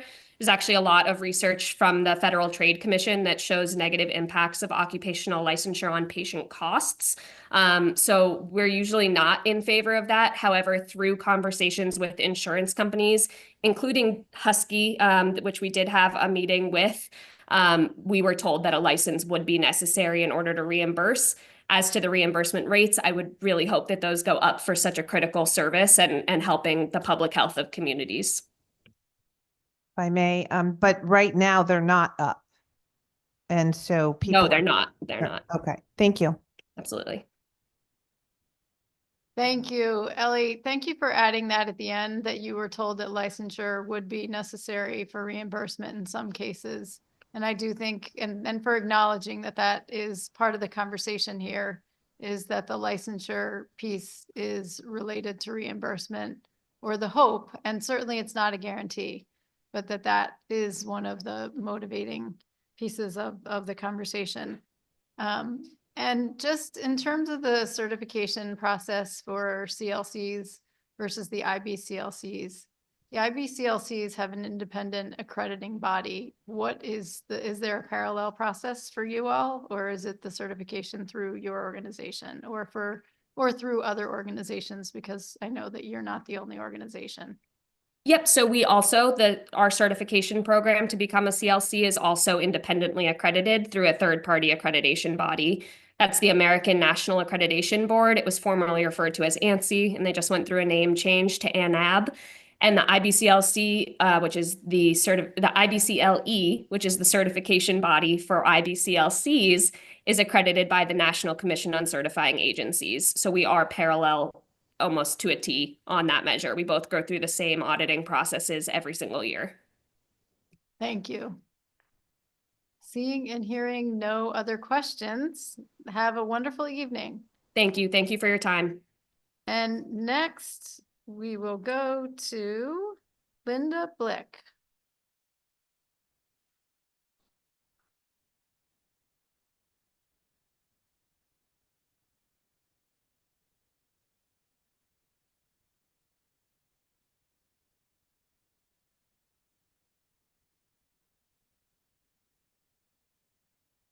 Good evening. Thank you so much for having us, and thank you for a very long day and your patience. My name is Linda Blick, and I'm kind of a unique person. I don't fit in any lane. I was born with very birth defects. I was told I probably wouldn't walk. You saw me walk.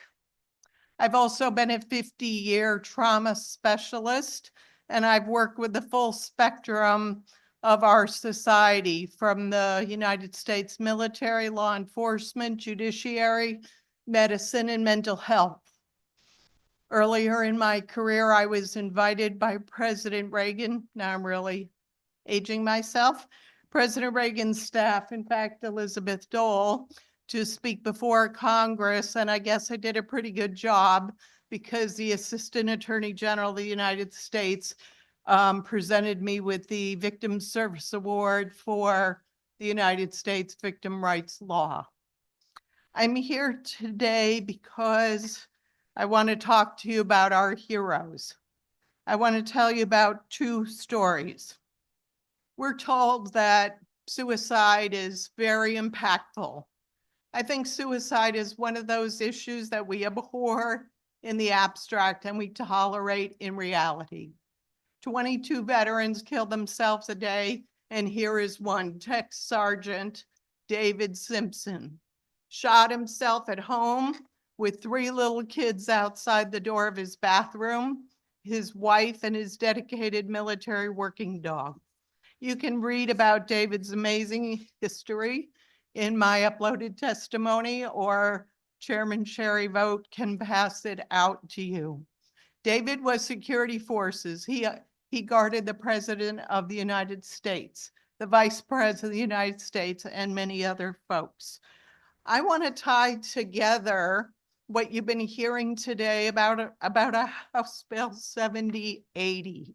You're probably sitting there saying, you know, I've been hearing these doctors talk about medicine, and then I hear these people talk about suicide. What the heck do these two things have to do with each other?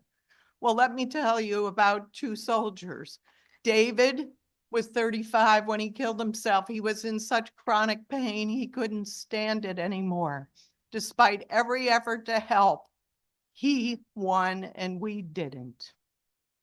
There's a very brave veteran in our state named Veteran Jake. I can tell you his name because he's given us permission to speak about him. He was the inspiration for the creation of the Veterans with Disability Task Force, which I am proud to be a full-time volunteer of. Veteran Jake, I have known Veteran Jake since 2017, the same year David killed himself. Veteran Jake told me in May of 2023 that he could not stand his pain anymore and he was going to kill himself. His wife told me he was going to kill himself. His occupational therapist told him he was going to kill himself. And our very own veteran Sherry Vogt, who was his veteran liaison, said he was going to kill himself. Jake had been hit with an RPG. For those of you who don't know what it is, it's a bomb, it's a grenade, it's a rocket-propelled grenade. You heard Dr. Seeth Rama speak about him and the terrible pain that he is in. Excuse me, Miss Blick, but you've reached your 3 minutes. Thank you. You could just summarize, that would be great. I would appreciate that. Thank you. I called Dr. Seeth Rama at Harvard Healthcare and I told him about veteran Jake and he said, get him here right now. I can't tell you the relief we all felt because if you've experienced a suicide, believe me, you do not want that call at 5 a.m. in the morning. Dr. Seeth Rama is very humble and he didn't really tell you all of what he did to save Jake's life, but he did in terms of physical medicine and rehab. And that bed that he's talking about, let me explain that bed to you very quickly. The VA offered Jake a hospital bed. He was 36 years old and so he was crying. And he said to me, Linda, how am I supposed to enjoy my life? I have a wife and I have 3 children.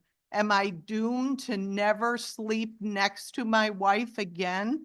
To never have my children sit on my bed so that I could read a story? I didn't know what the heck kind of bed to buy. You know, mattresses are really expensive. Dr. Seeth Rama not only took care of his physical care, but he guided us every step of the way so we could help save Jake's life. In my uploaded testimony is a link to CTN TV. You can hear Jake's story himself. I'll wrap this up in just a moment. Thank you. That was May of 2023. On November 9, 2023, we started the Veterans with Disability Task Force because we said if Connecticut could come together to save one veteran's life, why can't we save the 22 veterans' lives that are committed, suicide that are committed every day? A year later, in May of 2024, Dr. Seeth Rama came to us and told us about the amazing Chris Connor, Dr. Connor, the neurosurgeon that you heard from this morning. Never in my life, folks, did I expect that I would see this advancement in medicine in my lifetime that would give people back mobility, function, independence, and dignity. I was in the hospital for 6 Miss Blake, months I'm as sorry, a I'm going to ask you 5-year-old. to wrap up. Okay, as a 5-year-old, I saw kids in iron lungs. The math whizzes tell me that what we're asking for the 2 million is 0.00036% of the $55 million budget. I said, is that pocket change? They said, no, those are the coins on the floor. The American Legion has a saying, be the one. I'm asking every one of you to be the one and save these lives, not only for veterans, but this affects first responders and ultimately will benefit the public. Thank you so much. Thank you, Representative Jenga. Thank you, Madam Chair. Linda, thank you for all you do, and I can understand why you were awarded the Victim Service Award from the United States government, because working with you and finding out this problem, which we're trying to solve today, the 22 suicides a day, is so profound. And your testimony just makes it very clear to me why Connecticut should be #1, should lead the nation, not wait for somebody else, but to take care of those who supported us, just like they supported us and we should support them. No question about it. I can't say enough for your advocacy and your volunteerism, and just knowing you is incredible. Thank you. Thank you, Rep. Cheng. Yes, I tell our veterans, it's not we who should be thanked. but it is them because they're the ones who sacrificed all. Thank you all. Thank you, Representative Jenga, and thank you, Ms. Blick. Next, we have Kevin Johnson.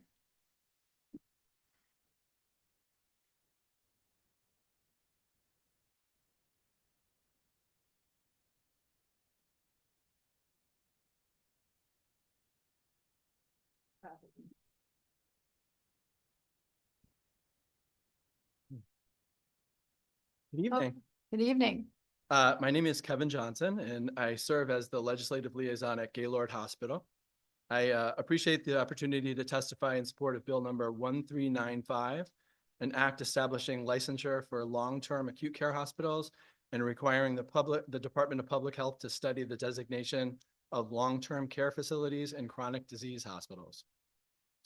Currently, LTACs are classified under the same regulatory umbrella as chronic disease hospitals, despite providing a significantly higher level of care.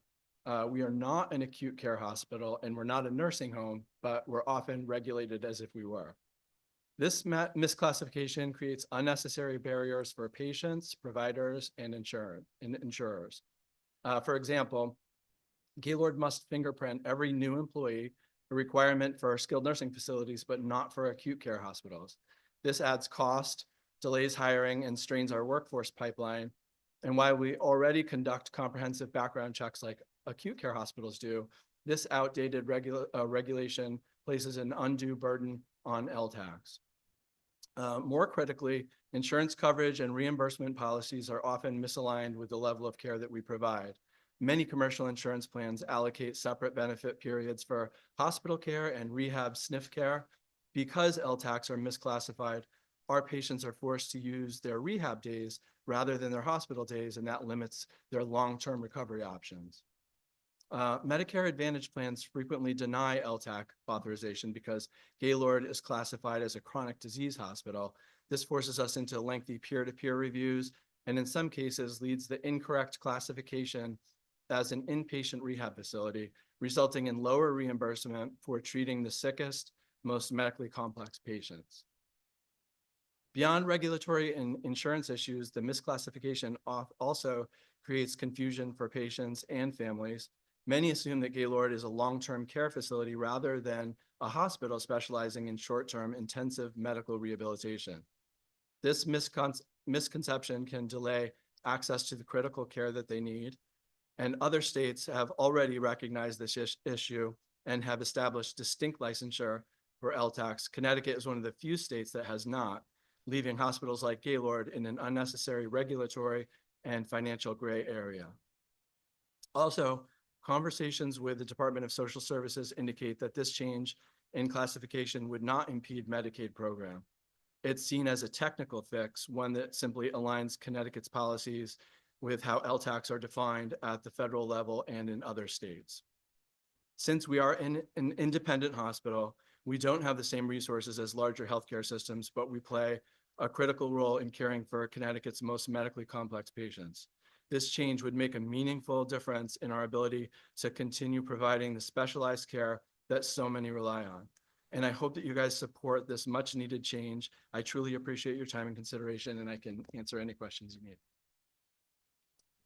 Thank you very much, and thank you for bringing a new issue to light here at the end of the hearing. Pardon me, I missed that. Oh, well, I just want to say there are two pieces of testimony published on this. One is yours and the other is from the Department of Public Health. Have you been able to take a look at the department's yes, I have. testimony? Can you respond to?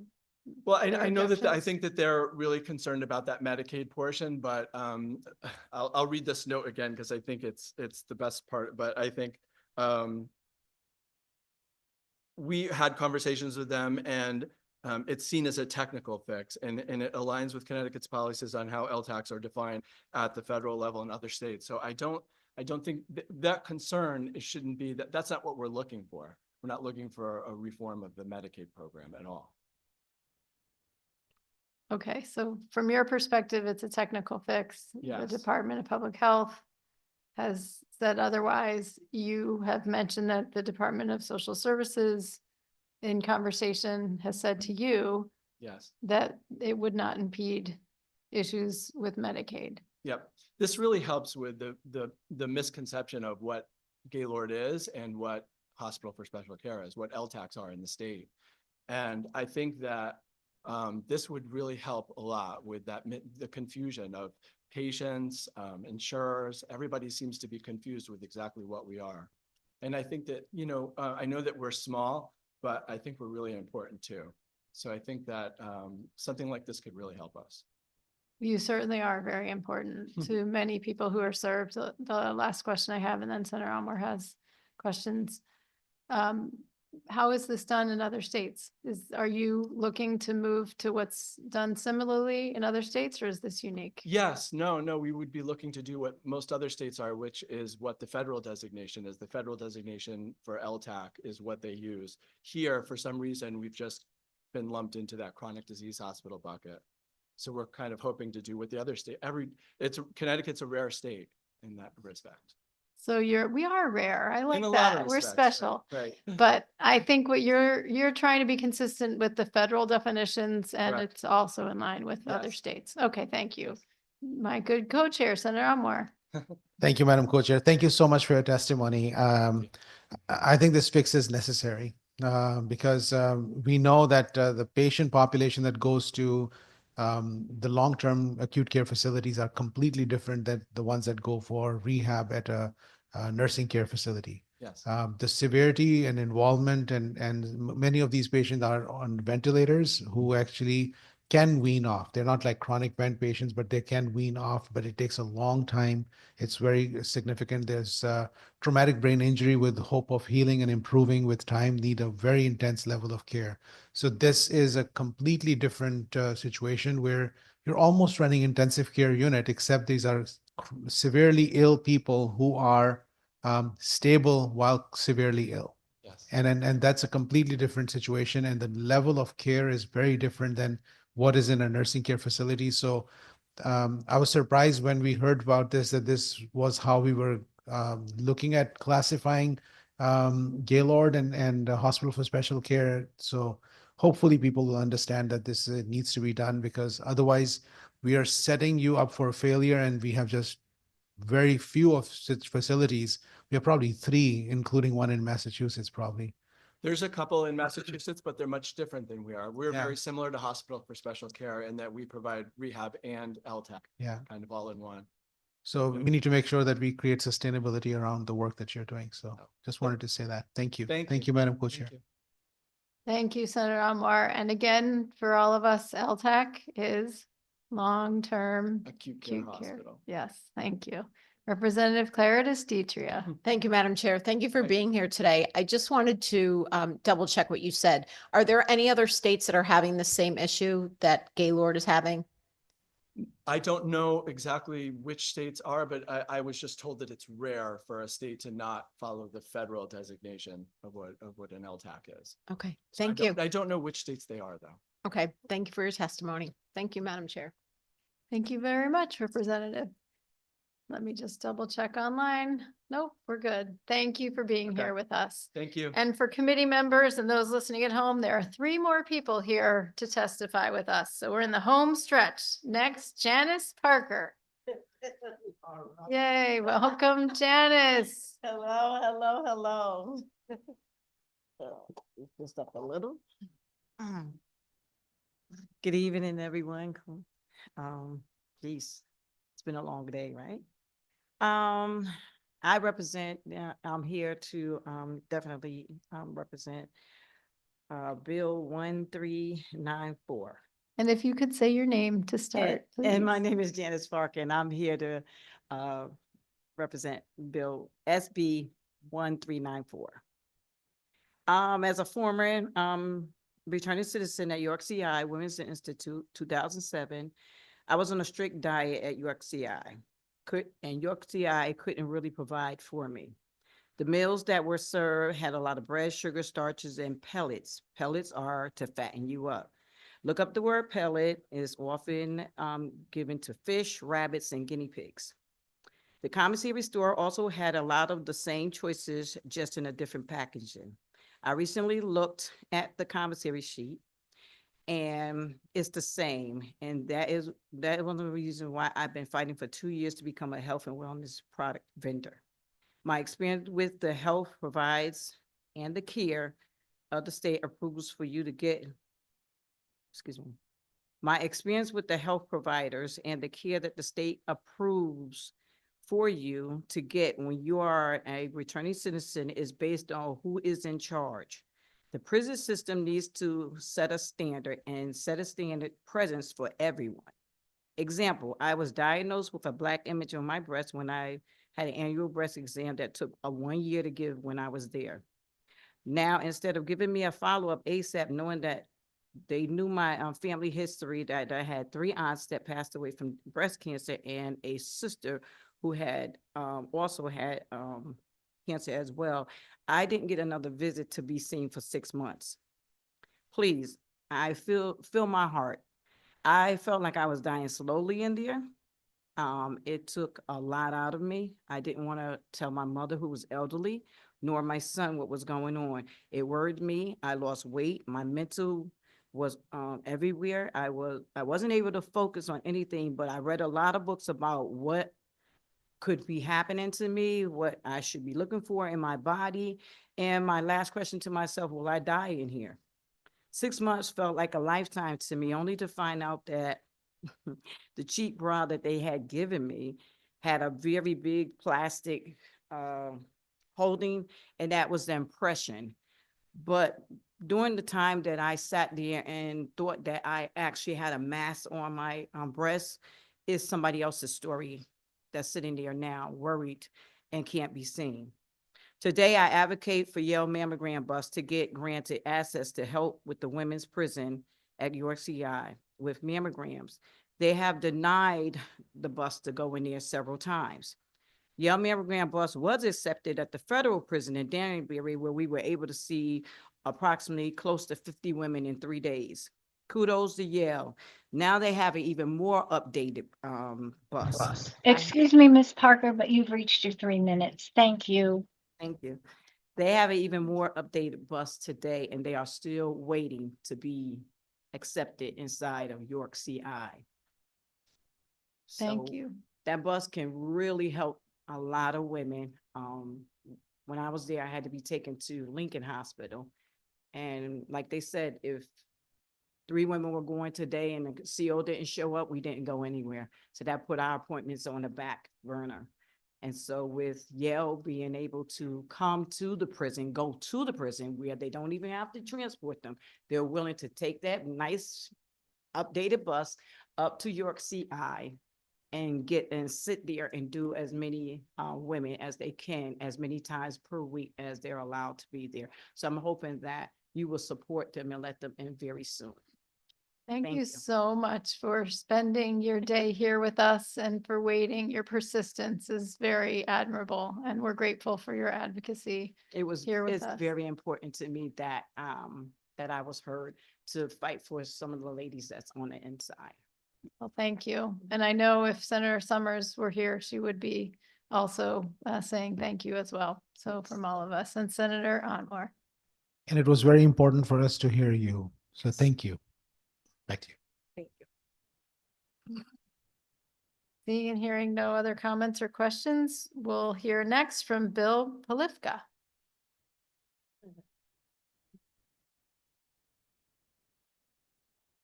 You did.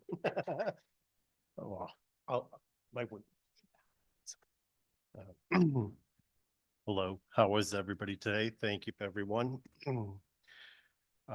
Chairpersons, vice chairpersons, ranking members, and members of the Public Health Committee. My name is Bill Polifka, and I'm a proud U.S. Army veteran, CEO of Simonics, a Connecticut-based company, and a dedicated advocate for improving health and well-being for our Connecticut veterans. I've appreciated the opportunity to testify in a strong support of House Bill 7080, which seeks to secure funding for the Neuromodulation Center and ensure access to critical rehabilitation services, not just for our state veterans, but for all of our residents in Connecticut. As a veteran, I have witnessed firsthand the devastating effects of chronic pain, traumatic brain injuries, post-traumatic stress disorder on those who have served. Many of my fellow service members continue to struggle with conditions that limit their ability to work, engage with their families, and lead fulfilling lives. Traditionally, treatment options often fall short, leaving veterans without adequate relief of hope or recovery. But that's not true today. What's interesting about this bill is that the care we're talking about could have dramatic effects to not just our veterans, but the general population, but for other things. This money is dedicated to going to research. And what I'm most excited about is the effect of learning what this real treatment can do. You know, our stroke victims normally are told that they only have so much time before they can get the needle to door time and receive that critical drug that will have a huge impact. Today, we just heard through several different testimonies that that's no longer the case. Today, we could have more time before that needle injection actually occurs. And now we have the ability that our veterans, our community members, they could receive this new neuromodule treatment, and even despite not having a good needle to door time, still have the ability to regain valuable critical life abilities. I think it's really interesting. I think Linda Blick shared a story about veterans and suicide. When there is no hope, when you have chronic pain, when you're in distress, it's very easy to consider taking your life, as many veterans have. If we could solve this problem and extend these treatments through the research that our doctors are requesting this funding for, I think it would have great impact to our veteran community. I also believe that our veterans are ready to serve again and raise their hand and do the work and go to rehab to actually see how this could impact other disease states. And it's the research that I find most interesting. So the Neuromodulation Center offers an innovation of evidence-based approach to addressing these conditions. The legislation is just not about healthcare. It's about honoring our commitment to those who served. Connecticut has always been a leader in supporting veterans, and this is an opportunity to reaffirm the commitment by prioritizing this rehabilitation and recovery research. And this research, like I said, can be extended not just for our veterans, but for our community at large. So I urge the committee to pass House Bill 7080 and provide the necessary funding to establish and sustain the Neurological Center. Our veterans have upheld their duty to our nation. Our citizens deserve this. We all have family members that probably have been affected by this, and we need your support. Thank you for your time and consideration. I'd be happy to answer any questions and further discuss how this initiative will positively impact Connecticut's residents. Thank you so much for your persistence here today and for being an advocate, and also for your service in the Army as well. Seeing and hearing no, Rep. Jenga. Thank you, Madam Chair. Thank you, Bill, for your service. And the way you put it, you brought humanity into the issue. It's more than, it's a moral issue. But you mentioned veterans. Can you just talk about your experience with those who have a need because of their service to our country? Representative Jenga, I'd be glad to do that. I served in the 248 engineer unit. I was a combat engineer with the Connecticut National Guard. Our unit was activated to go over to Operation Iraqi Freedom. We served in the beginning of the war. The environment was very stressful. The conditions were, as you can expect, as in any wartime effort. We had several different challenges. Combat engineers were required to lift heavy items. We were put under extreme workloads.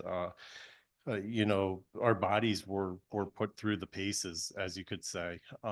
And, you know, upon returning, you know, many soldiers had many different types of medical conditions.